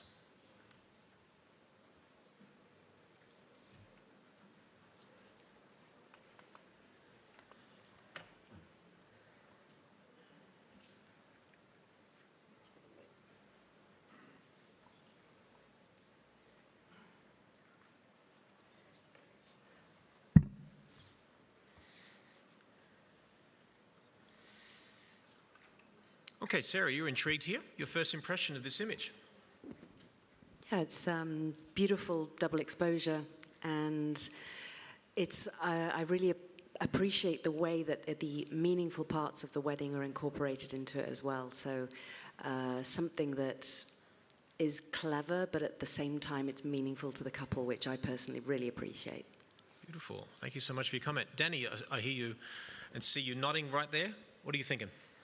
A beautiful composition and beautiful smart use of lighting, and to be able to create this kind of like a silhouette but not silhouette backlight, and combined with double exposure, make the image has multiple layers and full of mystery, and good use of lighting and good use of color as well. Wonderful. Nick, your lasting impression of this image? I really enjoy the mood and the storytelling try to present through the image the maker. Also, even that is, like we said, raw file, the color tonality with the reddish in the middle and all the green outside make us the point of interest directly to the sender. Fantastic. Thank you so much for your comments. Next image.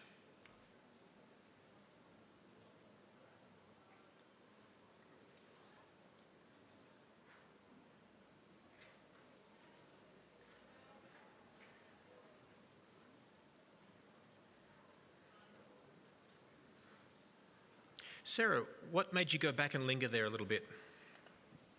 I was just admiring the control in camera to capture the highlights and the shadows in camera. I mean, aside from the fact that the beautiful composition, but just I was thinking, wow, just wow, that's really, really difficult to do in camera. That control of all of the tonal range, it's extraordinary. Thank you for the comment. Danny, tell us about the ability for the photographer to actually be in that environment, see it, tilt the camera, and then go for it. I think I really admire the artist can playing with the harsh light and also be able to finding the most contrast and the most brightest spot of the frame to be able to position two elements into that frame to highlight that two elements, the veil and the groom's shoes. Make it in a composite way and make it storytelling. This is a gorgeous image. Thank you so much. Natalie, lasting impression. How do you feel about this after a little bit, seeing it for a bit? Oh, I really, really love the diagonal. I think that really makes the image as strong as it is here. It just doesn't work the same way if it is you know, horizontal. There's so much movement. It looks like he's going uphill and she's walking away, and I think that's the beauty of this image. Interesting, isn't it? As soon as you crop context, you improve mystery. If you don't know where it is, your mind can wander. It's really fun. Wonderful. Next image here.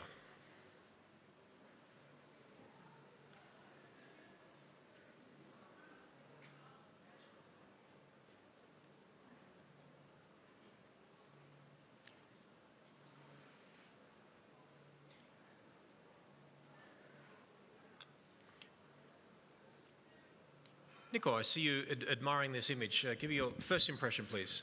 I really love the way that the maker create a double exposure and such a clever way. The originality and creativity of creating a silhouette at the same time with a nice portrait, and all of them. And even that is two different images, we can understand that the lower part of the body matching with both ways, matching with the silhouette and at the same time with the portrait is amazing. And all of them behind the glass. Yeah. Danny, let's continue with that, the degree of difficulty of doing this in camera, and what else you see, please. Yeah, first, this image combined two beautiful images into one frame. First, it's a beautiful portrait, no matter which frame, no matter it's the 45-degree portrait or the profile silhouette. Both of them are beautifully done, but they are able to, the maker is able to aim it to into the same frame in camera. That is amazing. That's, I think, it's pushing the boundary of the double exposure. Wonderful. Michelle, you were putting your hand up and cropping it a certain way. What were you doing just on your own there? Well, as my fellow judges were talking about the two images, you know, breaking it down, looking at one and then the other. But I also think that there's this circle in the glass that the maker purposely put the lips into that circle. I think if that circle was on the cheek or on the chin, it would not have the same impact, but the lips fall perfectly into this circle that is on that glass, and I think that was an intentional choice as well. Yeah. It's tough, right? When you're shooting through glass, you need more contrast to see through it. Now you add the beveled nature of the glass, the higher, even the degree of difficulty, pardon me. Wonderful, guys. Next image, right there.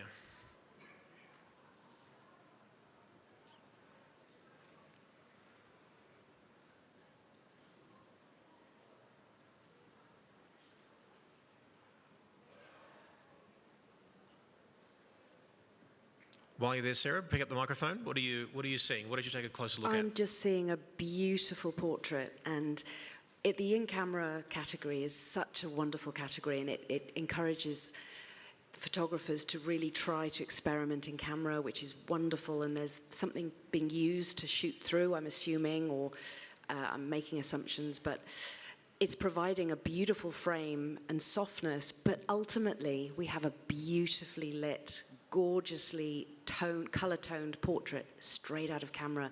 So even if you take away the trick, let's say the tricks that we can do in camera, what's underneath is a stunning bridal portrait. Wonderful. Danny, talk a bit more about, does a photographer just walk around and just find this? Do you look for it? Do you see it? How is this seen? How is it observed? I think it amazed me the photographer first are able to finding a beautiful backdrop and create a beautiful environment portrait. And beyond that level, he add another layers to trying to shoot through it and shoot through something to get another level to create the sense of mystery and also beautiful lighting. And also when you shoot through something, sometimes we only at first level, we only wanted the main subject look clear. But this one, it has a graduation from one side clear to the other side unclear. I think it's just purposely done really well. Also, really good control of the color temperature. Shooting in this environment for raw file, a lot of times we're struggling of shooting correct color temperature. But to be able to do it on camera correct and beautiful, nailing the color tone, this is amazing. Wonderful. Thank you so much for your comment. And obviously, sometimes just in normal conversation, we might just allude to a he or a she because we are a he or and so on. So just know that it's with all due respect, it just sometimes just comes out. Totally respect that. So thank you. Michelle, lasting impression, please.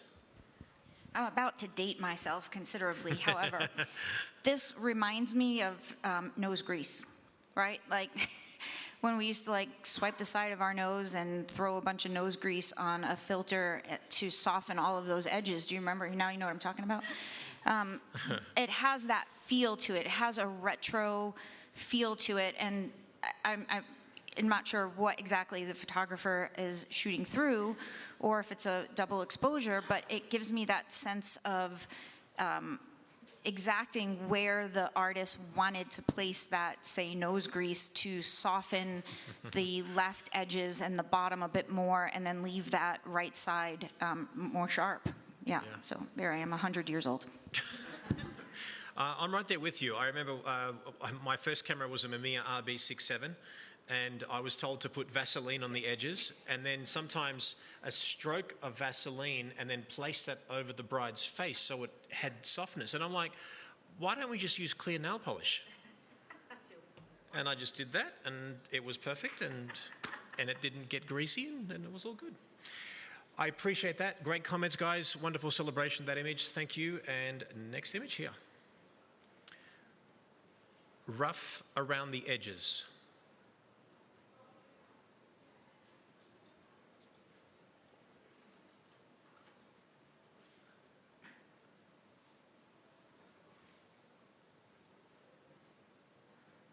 Natalie, grab the mic. What were you looking closely at? Oh gosh, the highlights on her cheek and the backlight of the veil is so beautifully handled. I know it's in camera, but dang, that's good. Tell us a bit more technically, Nicole, when you're doing this kind of image, I think many of us can have a tendency to just bring up the exposure and all that kind of thing. Give us a even more specific technical This is amazing, the way that maker create the highlights to shadow so perfectly on one capture. It's amazing. I mean, I know that the technique, the camera is getting better and better, but this is crazy. And the harmony of the quality of the tonal range is stunning. Wonderful. Thank you for your comment. Danny, can we have your perspective, please? That was a lasting impression. Last impression. This is wedding in-camera artistry. Everything on the wedding day, the maker are able to have a good concept and excellently execute it. That's brilliant. Wonderful. I often, when I photograph weddings myself and I do detail shots and I'm looking at inanimate objects, the minute you put a human in the environment, I call it detail shots with a heartbeat, makes you feel something a little bit different rather than, well, there's some nice shoes or there's a nice dress, you know. Interesting to talk about. Wonderful. Next image, here it is. The path. The path.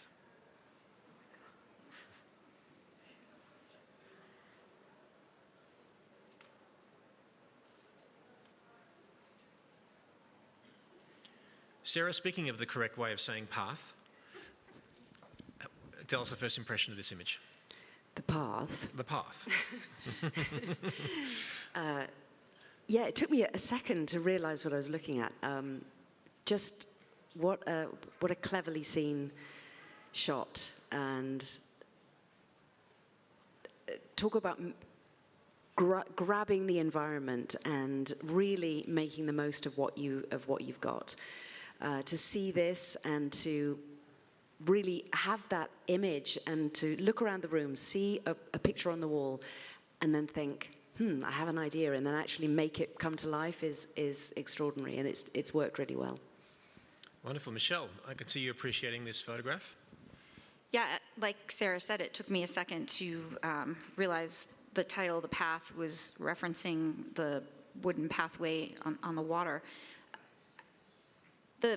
The maker had to first identify the good light on the bride and then fit that into what's on the wall. So it took a considerable amount of thought and then placement and execution to make this happen. And so, and the idea that she is in color and you can see that, and then she's, you know, reflected into this black and white image, it really is beautifully done.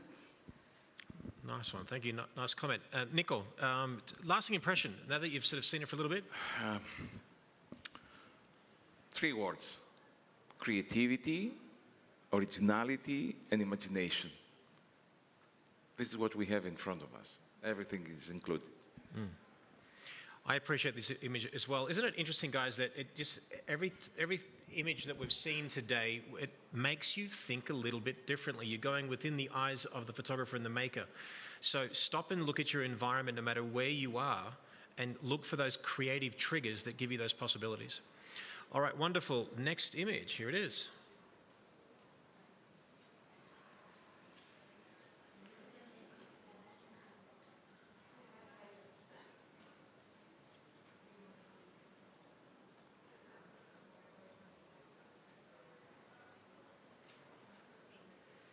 Natalie, grab the mic. What made you go back there and have a look properly? And, you know, on the wedding day, when we're in bright sun, her placement there was very, very well done. The light on her nose. During this time of day, that it's a complicated time. You could just see that they handled the, you know, the sun and the, you know, the background quite well. I just thought it was really, that's a challenging placement, and it was really well done. Danny, talk about a bit more technically about maybe how this was achieved and the almost like the natural vignette that we're getting from the environment. This is a very smart use of the double exposure to turning a very common environment into a unique photography. When we shoot on the wedding day, bring to a rose garden or a garden background, it's very easy to just satisfy with a normal standard professional photo portrait. But this photographer goes to the next level to be able to do a double exposure with a close-up, I would say, or telephoto, a zoom for one rose picture, and then combine with a wide angle full frame picture to create this. This is a not very seen very often, very unique frame. This is very creative. Wonderful, thank you. Michelle, what about the lighting, that little tickle of light? We've got a challenging situation that we're in, but how we handle the light that would be tough, perhaps someone maybe less experienced. It is actually a more complicated lighting situation. It's flat coming above. And I commend the maker for not cropping the bright light from the sky above, because I think that tells the story of the lighting pattern on her.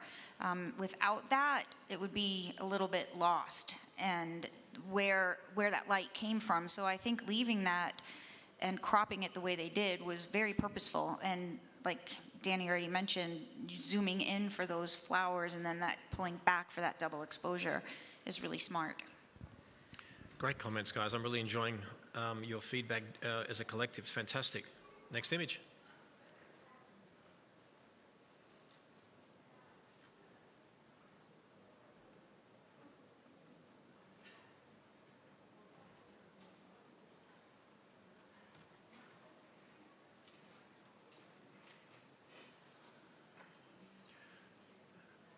Michelle, you had a bit of a giggle there. So talk to us about your reaction there and how you're feeling.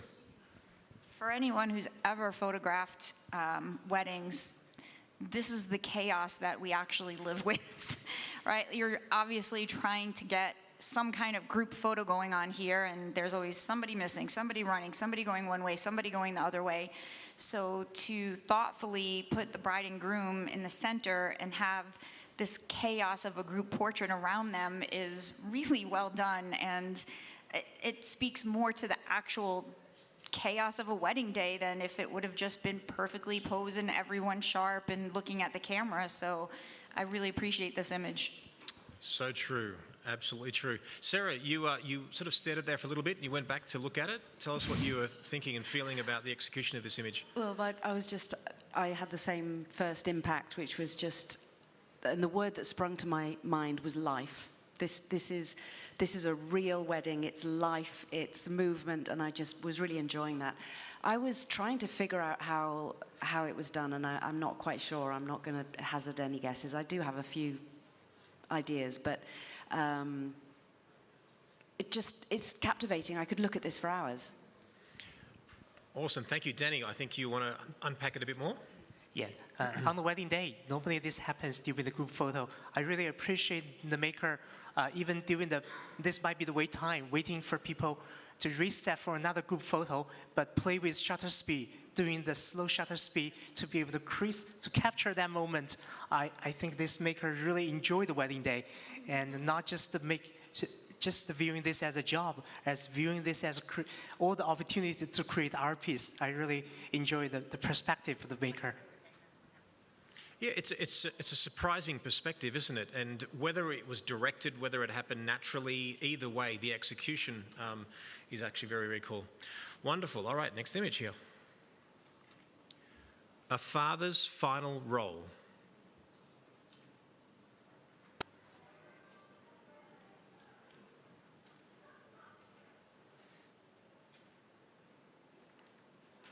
Okay, Sarah, while you're right there, grab the microphone.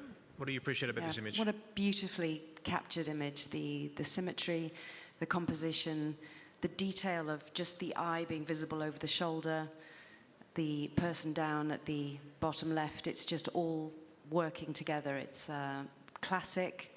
There is no nothing.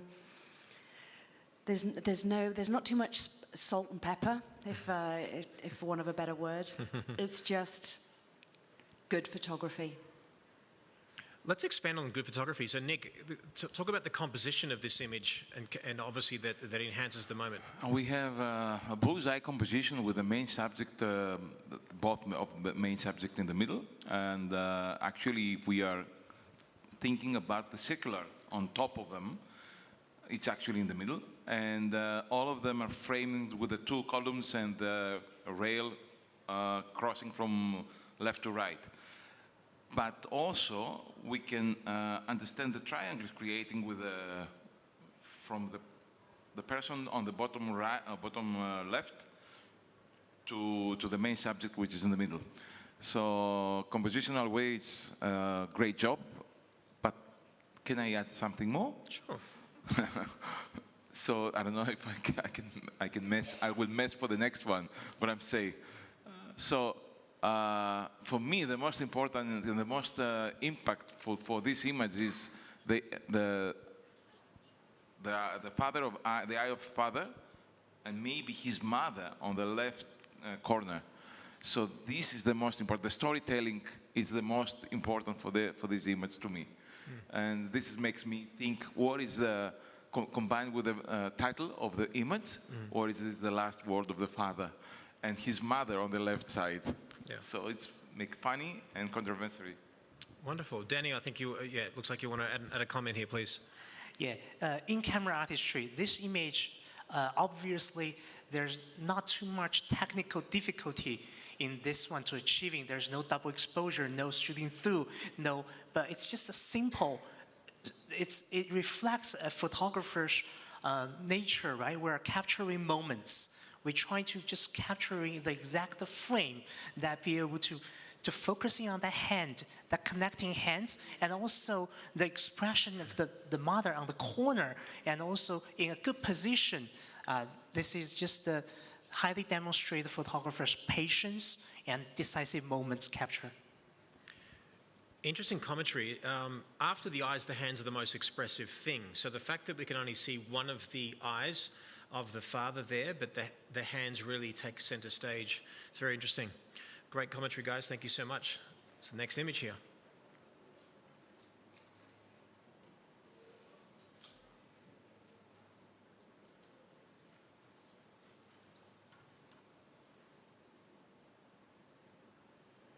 Sarah, what's that warm smile saying? Think out loud. Just, you know, every time as a wedding photographer, you know, it's the dress shot, and you think, oh, where am I going to hang the dress? What am I going to do with the dress now? How am I going to make this?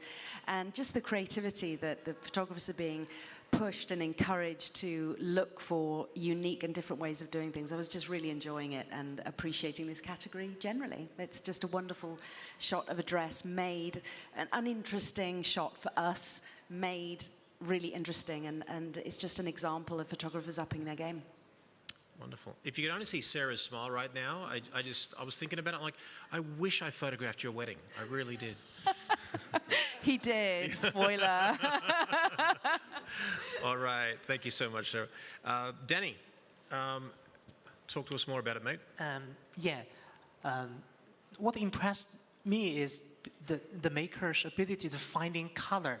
The color just make the image from an ordinary wedding detail shots became an interesting, colorful, and soft, adding a lot of romance to that image. Absolutely. Natalie, talk to us about, put yourself in the photographer's shoes walking around this room and saying, well, how would I do something different with a thing that's been photographed a million times? So I imagine it's fall, and you want to represent that this wedding was in fall. We take nearby flowers, maybe the bouquet, and we shoot through parts of the floral arrangement. And not only is it showing the time of year, but it's showcasing what she spent probably, you know, thousands of dollars on. It's something that we care most about next to picking the right spouse. And so, you know, to create an image like this, to me, this is the type of photographer that I would want for my next marriage. Someone who could photograph my dress differently and make it an art piece. Thank you so much, guys. Wonderful commentary. That is the last image of this particular category. Yeah, well done, guys. What do you think about that? Wonderful, guys. Taking a break now? All right, wonderful. Thank you so much, guys. We're going to go for a short little break. We'll be back in a short moment. Thank you. All right.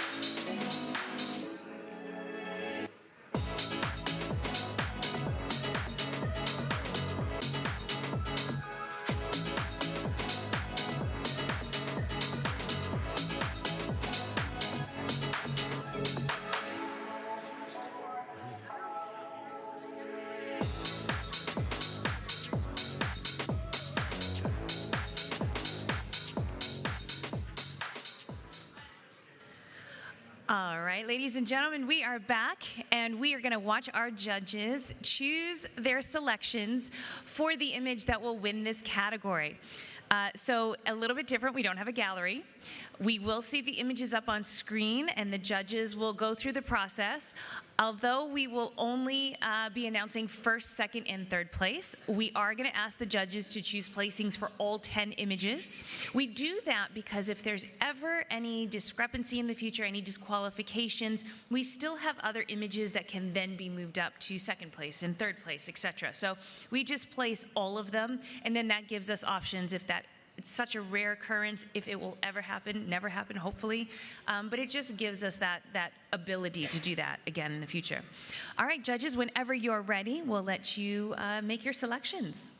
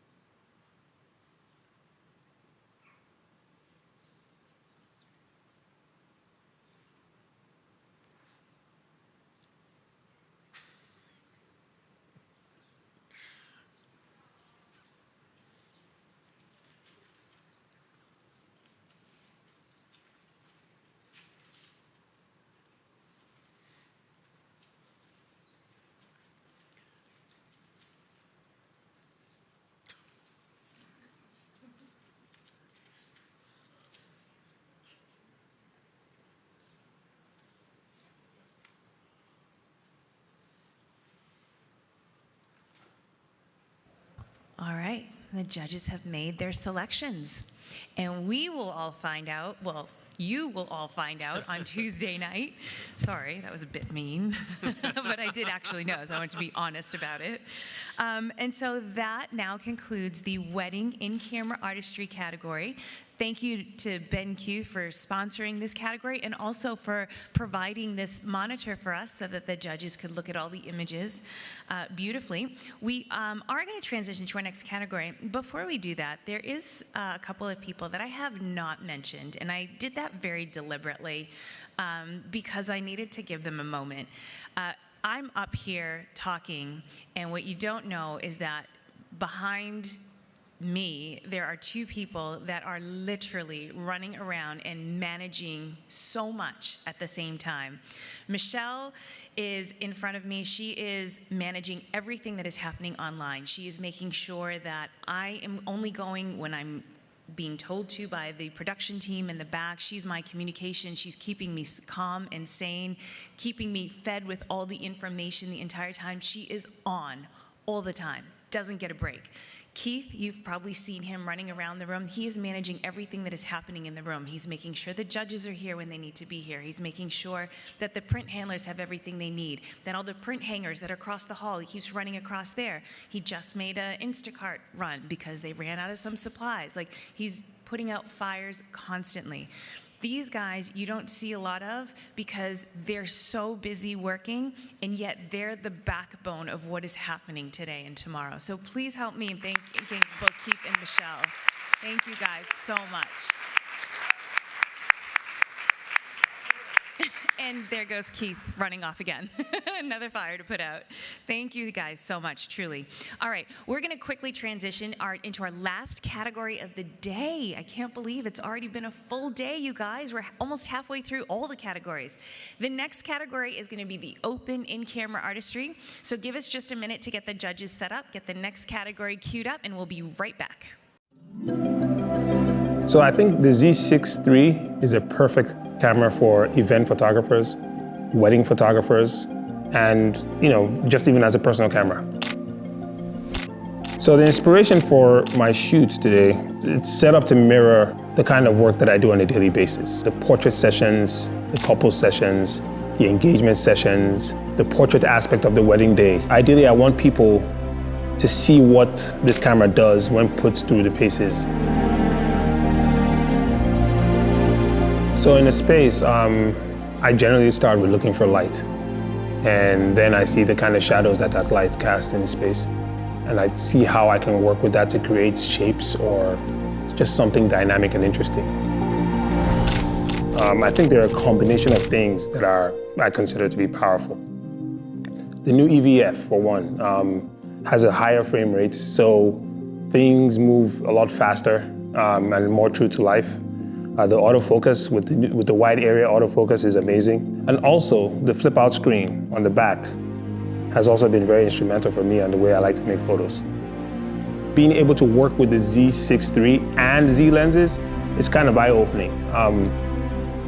The lenses focus really fast, they're really quiet, the weight is nice, even the build quality is pretty good. They feel really nice in the hand, nice to hold. The focus ring is really smooth. So they're pretty amazing.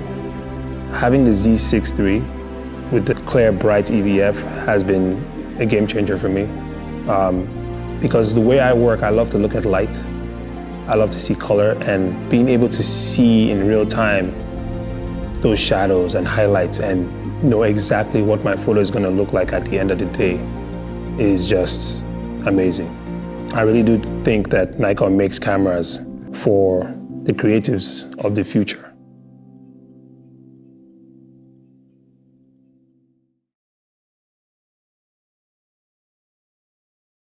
All right, ladies and gentlemen, welcome back to our last category of the day. I can't believe it. And welcome back to everyone who's watching us online, thanks to Nikon.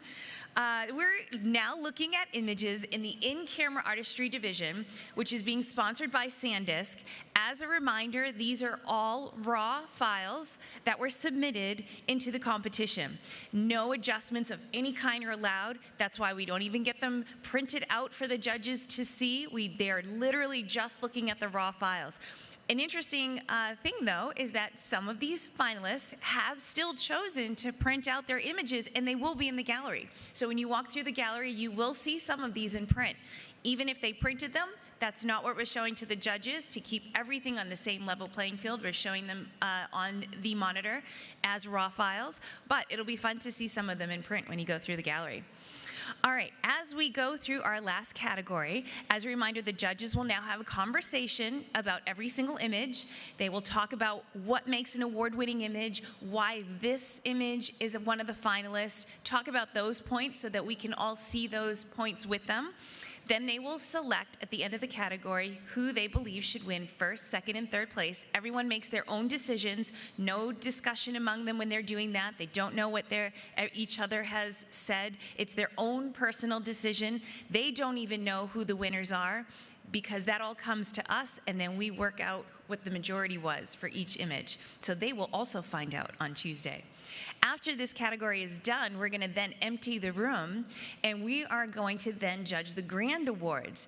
And what happens then, a grand award, there's 5 total grand awards, 1 for each division.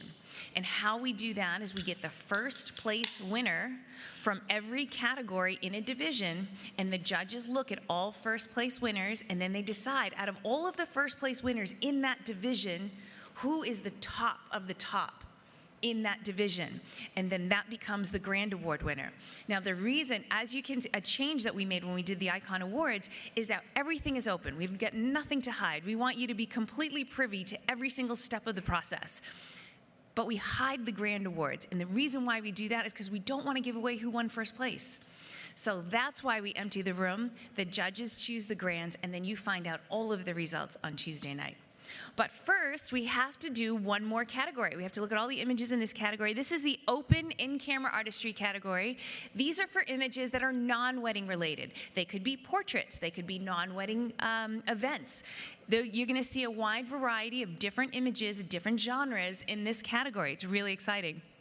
It's being sponsored appropriately by Capture One. Capture One is an amazing editing software that has custom support for raw files. So that's why it's so appropriate that they are sponsoring a raw file category. So thank you to Capture One for that. And now I will turn it over to Jerry and our panel of judges to chat about the images in the Open In-Camera Artistry category. Thank you so much. You may have seen a couple of black and white images straight out of camera and wondering, well, how is that even possible? If you photograph with a particular picture style, picture control, depending on what your camera system is called, of course your embedded JPEG will be what that style was produced in, which means that that is what we're judging. So think of it, the embedded JPEG within the raw file, that is what we're judging. An easy way to work that out, most of us will start maybe culling with different software, but Photo Mechanic, as an example, you'll put the image in, and then you save the embedded JPEG. In other words, what you're seeing in the back of the camera is what we're basically judging. Make sense? All right, wonderful. Okay, reset here. So Michael Nova, welcome back. Natalie Lucini, thank you so much for being here. Sarah Edmonds, Michelle Santano, and Danny Dong. All right, let's do this. Final category, passionate, strong. Let's get into the feeling of all of this. First image. Nothing without you.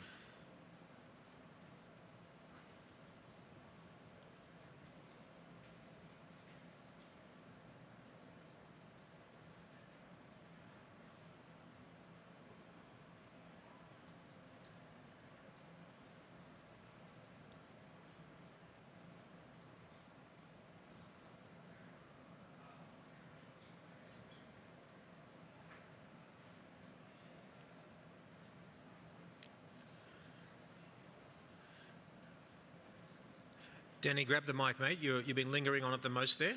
What do you feel about this image? Yeah, the impact, it's unique, it's different. It's not something normal. And take me a while to digest what's going on there. So to figure out what is there.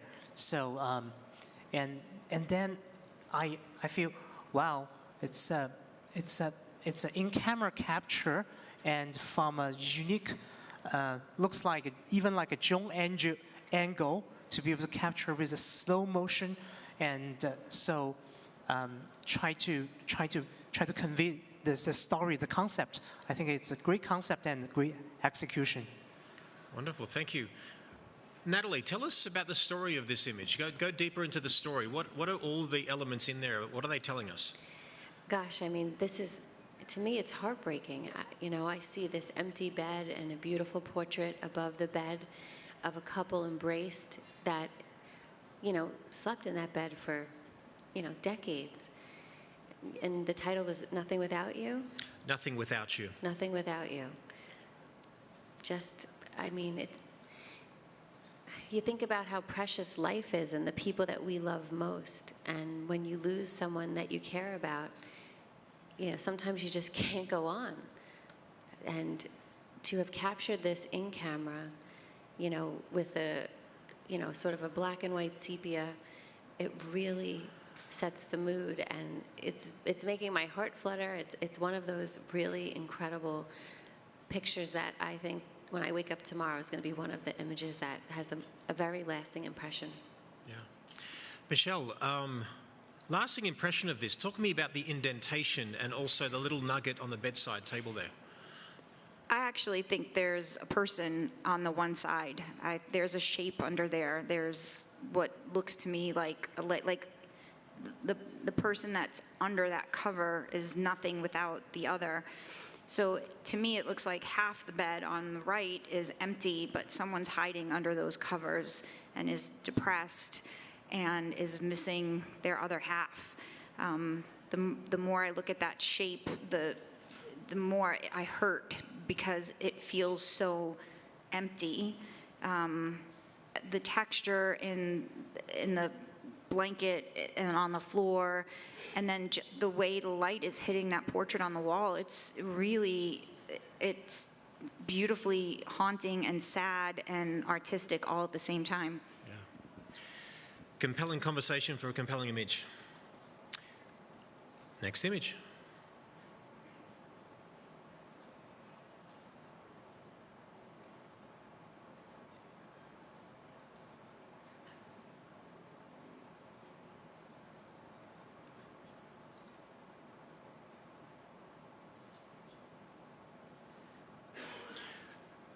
Natalie, you did a triple take just then.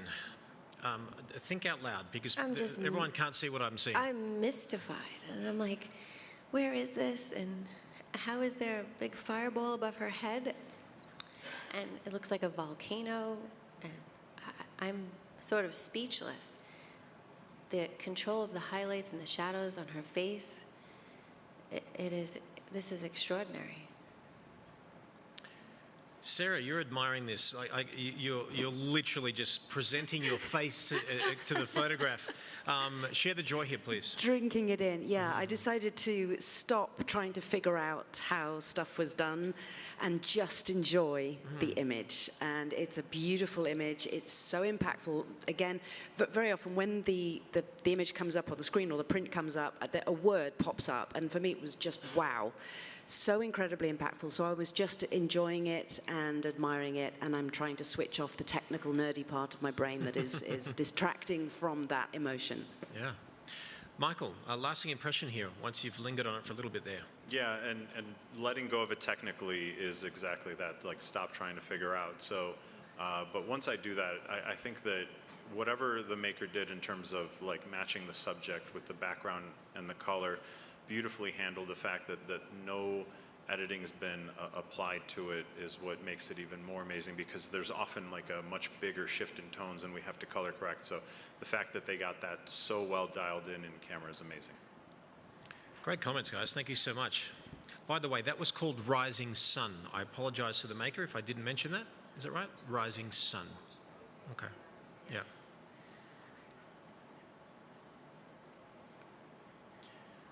Aphrodite in Amethyst, or Aphrodite in Amethyst. There's my Greek roots there.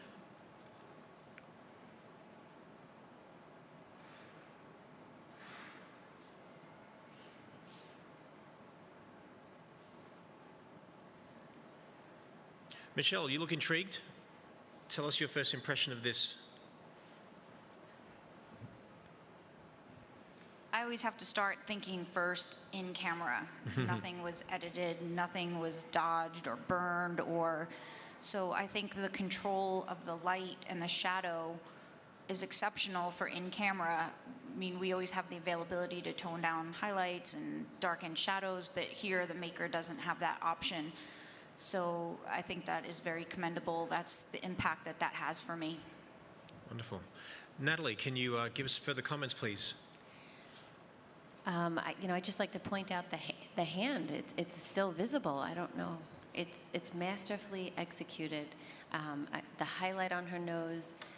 I can't help but imagine creating this and how complex the lighting is. But kind of focusing on the posing, it's beautifully posed.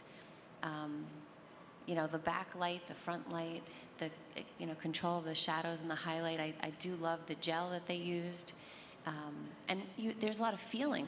You could feel the emotion. It comes through in her, leaning back, and you could feel the expression on her face. I think it's really beautifully done. Thank you for that comment. Danny, can you give us a lasting final impression of this image? Yeah, just the difficulty to control that exposure and the control with lighting, it's really, really high. Wonderful. Thank you for your comments, guys. This is the next image. Descent.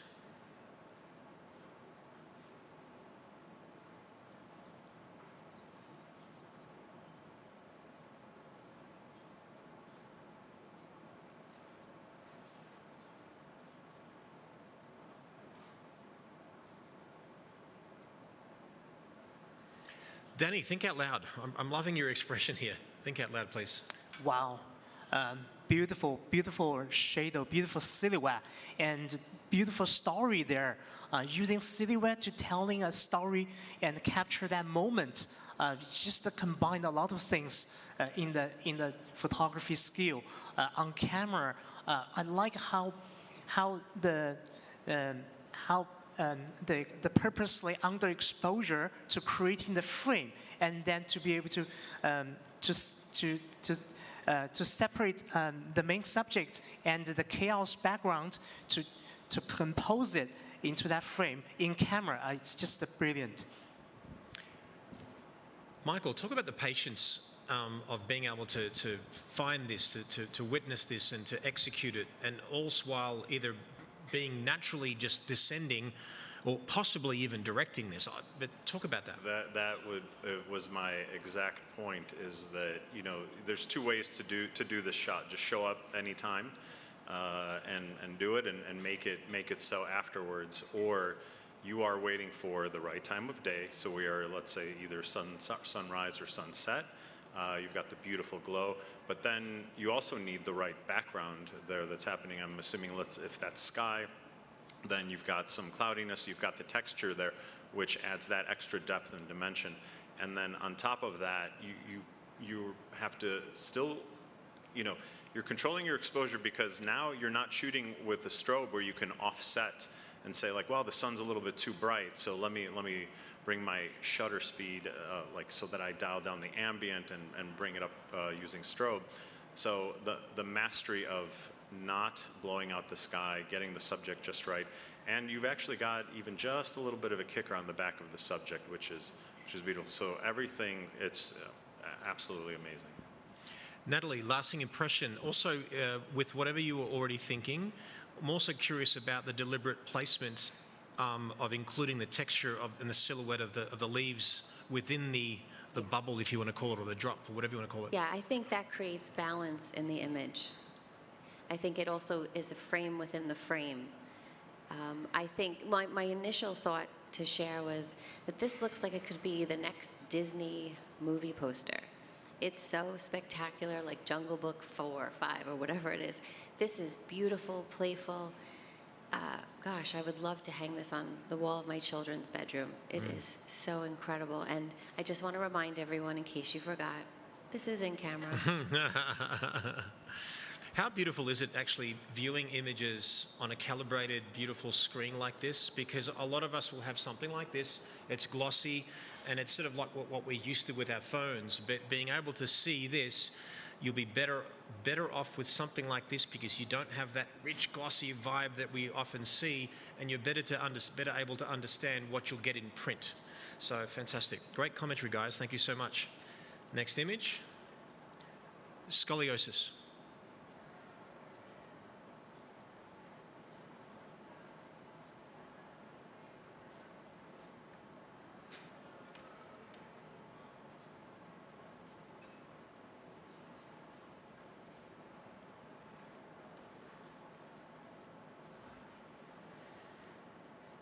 Michelle, impact. Talk to me about what you're feeling. You can feel the sadness in the subjects and the pain that they live with, and the pain of that brace that is always mentally connected.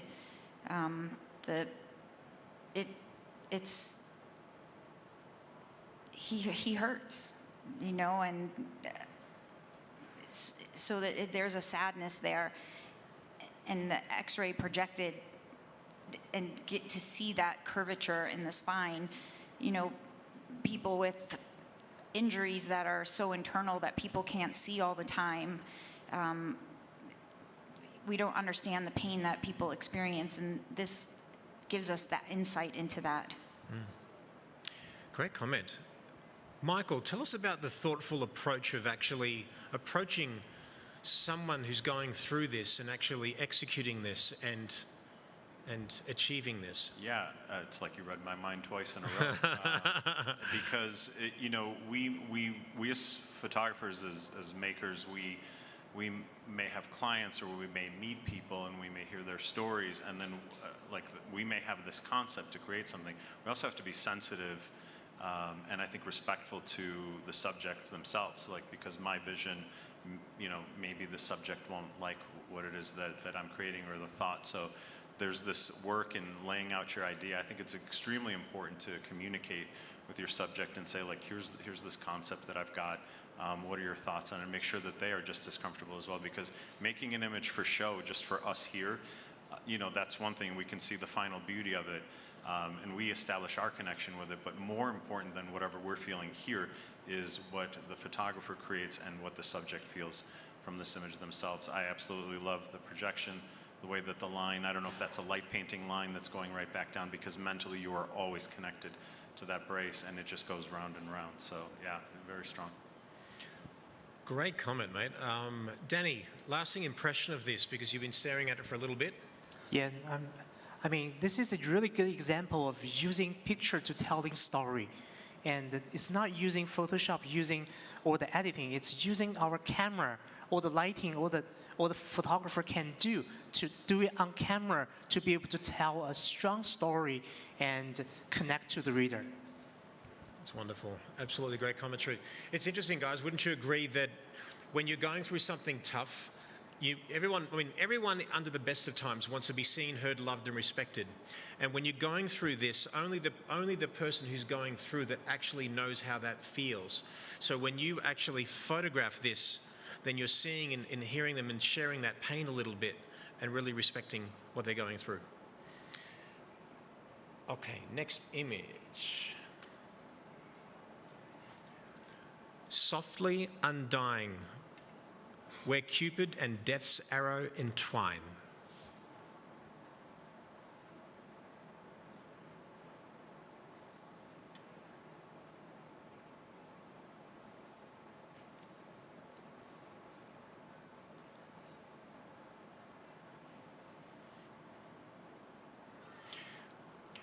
Sarah, think out loud for us, please. Feel out loud.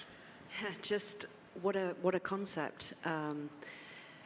Beautifully, well, I've never seen anything like this to start, and there's so much you can read into it. And as a woman, well, you don't have to be a woman, but it tends to hit women more than others. The pink, the body image, the starving yourself. I don't want to go too deep now, but some women... Go deep. Okay. I'll go deep. Sometimes, and I don't know if this was the author's intention, but as the viewer, I'm reminded of the people who actually actively wish to look like this. And it's shocking, but it's true that somebody might actually dream of being skin and bone. So I'm a little bit distracted by the impact, so I can't really comment on any of the technical things. I'll leave that to the other people, but yeah. Yeah, but it's a wonderful perspective to start us off. Let's see. Danny, can we go to you? Can we talk about we talked about sort of the emotional side. Let's talk about, this is in camera. How do you even think about this, let alone execute it? Yeah, when I view this image, I'm imagining if I was maker, how much time I need to put to, how much effort I need to put to position each single objects into the frame to be able to compose it and into the posing, into the skeleton shape, and also all the other elements around it to be able to balance the composition and the color and the lighting. Everything is executed in a perfect level. I was wondering this is the raw file.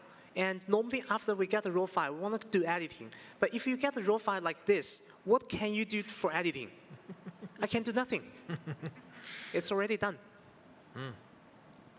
Michelle, lasting impression. It's thought-provoking in so many ways because her face is still her human face. Her one arm is still a full, arm skin, and then the other arm is not. The fabric that's covering the private, the pelvic area is mindfully done, and so you just want to continue to look at this and wonder more. How many times has she been through this feeling with all of those other skeletal pieces? This isn't the first time she's, in a way, been down this very difficult road. Yeah, so much symbolism here. Well executed. Wonderful. Let's talk about the next image. Grieving a newly diagnosed chronic heart illness.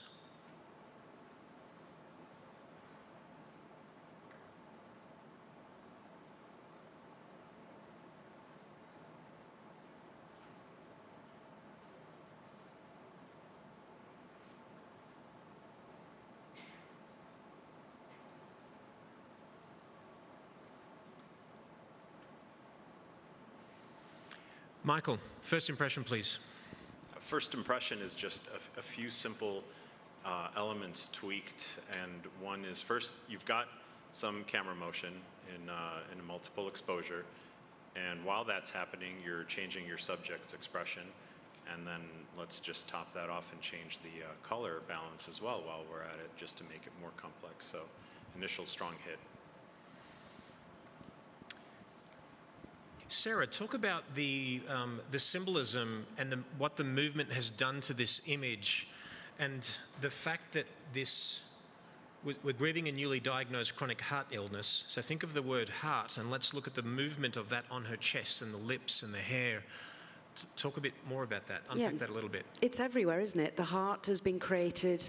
It's not only painted on the lips and on the brooch in where the heart would be, but it's also been created by the shape of the head with that movement. So there's an additional heart being created, and I find it's really interesting the shift in color. Whether it's a double exposure or slow shutter speed, I'm wondering if it's the tungsten light, but the sickly, pallid look of the one face and moving into the other, which is cleaner. It's just intriguing. There's so much to go into here and discover. It's a real treat. Wonderful. Natalie, final impression? I think my worry about this image was that she didn't live, because it goes from a warm skin tone to cold. And so that's where I was. I'm hoping that that's not the case, but it's what's weighing on me tremendously. Yeah, it's funny. I look at the heart on the chest. It's almost like it's palpitating, like it's, you know, there's movement there, and that adds a lot of flavour to it. Because sometimes we can look at an image and dismiss something as just an effect. But once you understand the title and really go deep dive into it, as we've done, it just gives it extra meaning. All right, quick comment. I think the eyes are important. Well, like at one point looking straight on, like I'm going to fight this, and the other side being I give up. Yeah. Great last comment there. Thank you.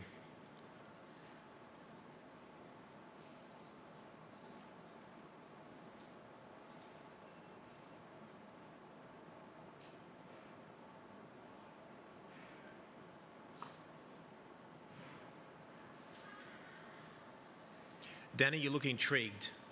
Tell us your first impression of this image. First impression, beautiful color, beautiful use of light to create the color. The light looks like a light painting. This flowy look of the light just make the image beautiful color, and also the green color in a complementary or contrast with the red rose color over there to highlight this concept. I think beautifully done with the color. Thank you so much.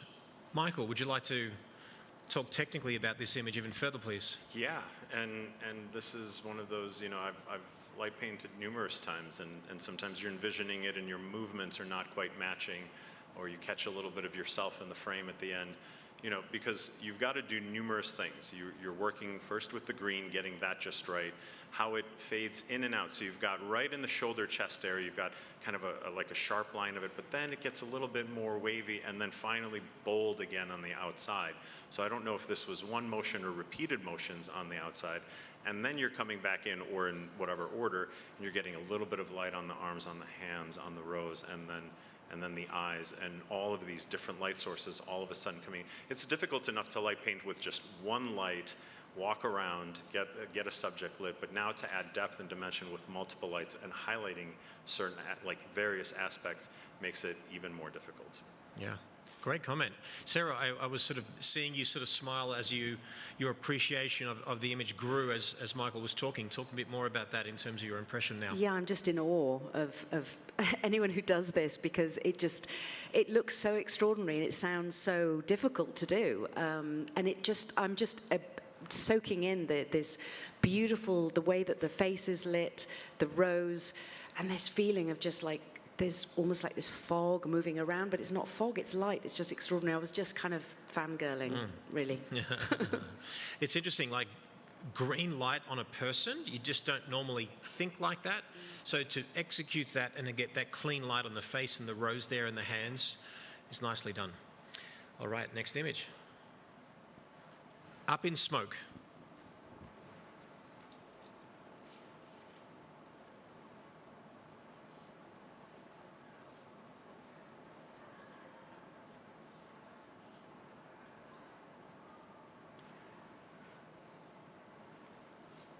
Natalie, first impression of what you're seeing here? What drew me in was his expression.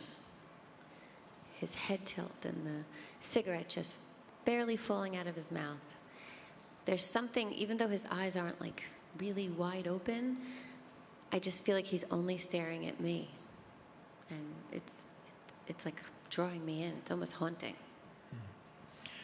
Michelle, talk about the difference between the sort of the static nature of the way he's standing, but the movement that's created by the you know, the smoke, the drink and the smoke and things like that. Yeah, I was just like, what is it? Martini? Yeah, no, it's a static body, but yet there's movement in that martini glass and the smoke coming out of his mouth. Again, in-camera artistry, it's lit so well. You know, it models his physique perfectly. It's been styled really well. There's a little bit of movement in that, you know, whatever liquid's coming out of that martini glass. So you get a little feel for that. That's dripping over his hand as well. So I think that the maker was really intentional with their lighting. And this is what in-camera artistry is about, getting it right in the camera. This is getting it right in the camera for a beautiful portrait. Wonderful. Michael, lasting impression here. Yeah, is it okay to reference this image previously? Briefly? Sure. I believe If this relevant. image has made top 10 in a different category previously, or I've seen it before, but it was an amazing image at that time. And why I reference that, whatever category it was, I don't recall at the moment, is that in order to get there, in order to make it to that level, you start with a good base and a good foundation.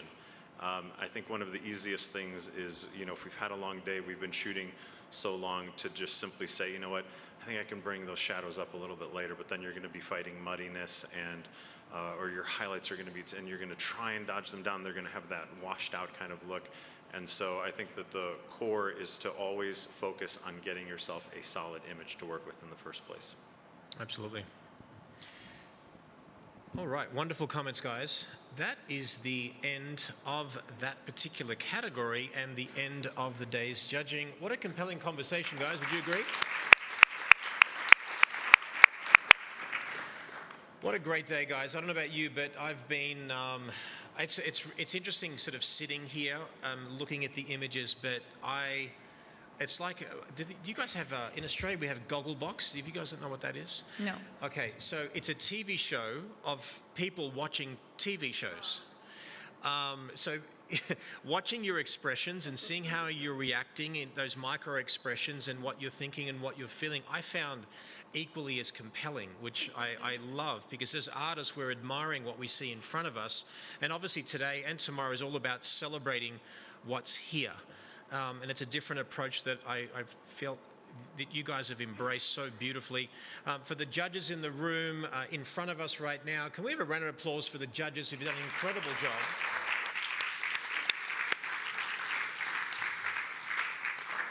And Melissa, who's been absolutely amazing. I mean, we often talk about, I'll refer to her as a backbone, me as a backbone, whatever, and I'm like, I'm telling you now, she is masterful, and the nurturing that she does. Can we just celebrate her for a moment, please, guys?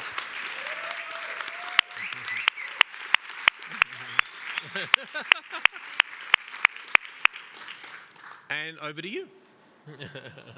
We're actually going to take a quick break because our judges still need to choose their winners, yes. Which we have not done yet. So sit tight. We're going to get them set up on their judging console, and we will come right back so they can choose the winners. All right, thank you.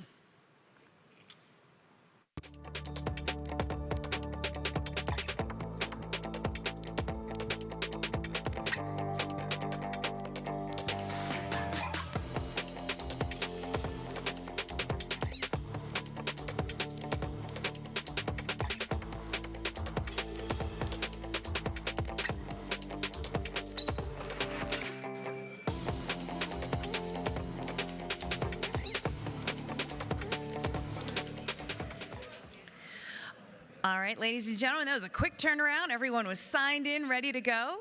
So we will bring the noise level down just a little bit, give our judges a moment to concentrate on what they're about to do. They will each choose the winners for this category that they would like to see as the winners. They will do it anonymously. They will select their own winners, and there will be no discussion for this part. We will ask our judges to select placings for all 10 images, even though we're only going to announce first, second, and third. So judges, when you're ready, you can go ahead and do that.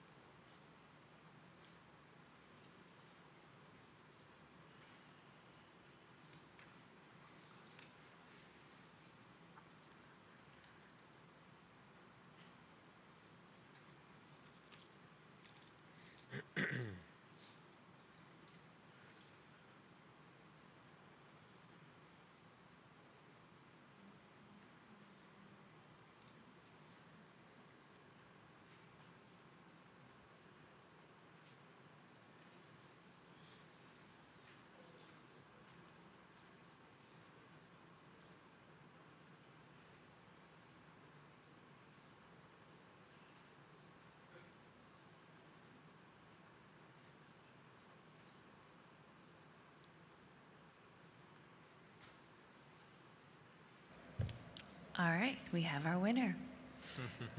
That is so exciting, you guys. We have winners in every category, and that now concludes this category. Can I just ask a question? Like, after seeing the 2 in-camera artistry categories, does this not make you want to go play with double exposures? How cool was that? There's so many double exposures in there that were so incredibly done. Like, I have in my mind what a double exposure, what you can do with that, and then to see the crazy images that people put together in camera was just absolutely amazing. Well, if you've been inspired and you want to play and you want to go out and try something fun, just remember the next competition opens on August 1st. So you have plenty of time, get that practice time in, have some fun. August 1st comes, I want to see those images in this category. It'll be so good. So thank you so much to Capture One for sponsoring the Open In-Camera Artistry category, and thank you to SanDisk for sponsoring the entire In-Camera Artistry division. And thank you so much, as Jerry said, to our judges, and thank you to Jerry for an incredible discussion all day long and leading our judges. It was absolutely incredible. If you appreciated our judges, please let them know during the day. They really took so much time out of their day, and over the last few months, so much time, and we're so grateful to all of them. We are going to now close this room because we are going to look at our grand awards, decide what those are, but we are going to begin bright and early tomorrow at 8 a.m. We're going to begin with the creative categories, so that division, and I'm going to, little inside information for those of you that are watching and that are here. There's some insanely amazing images that are coming up first thing. So I know it's early, I know it's 8 a.m., but some of the most popular categories, Portrait Creative Individual, Portrait Creative Group, they're coming up first, and your minds will absolutely be blown. So if you can catch it, you're gonna want to. You're not gonna wanna miss it. So that being said, thank you so much for an incredible day one. Thank you to everyone that tuned in. We appreciate it. Thank you to all you guys that were in the room with us. We will see you bright and early tomorrow morning at 8 a.m. Thanks, guys.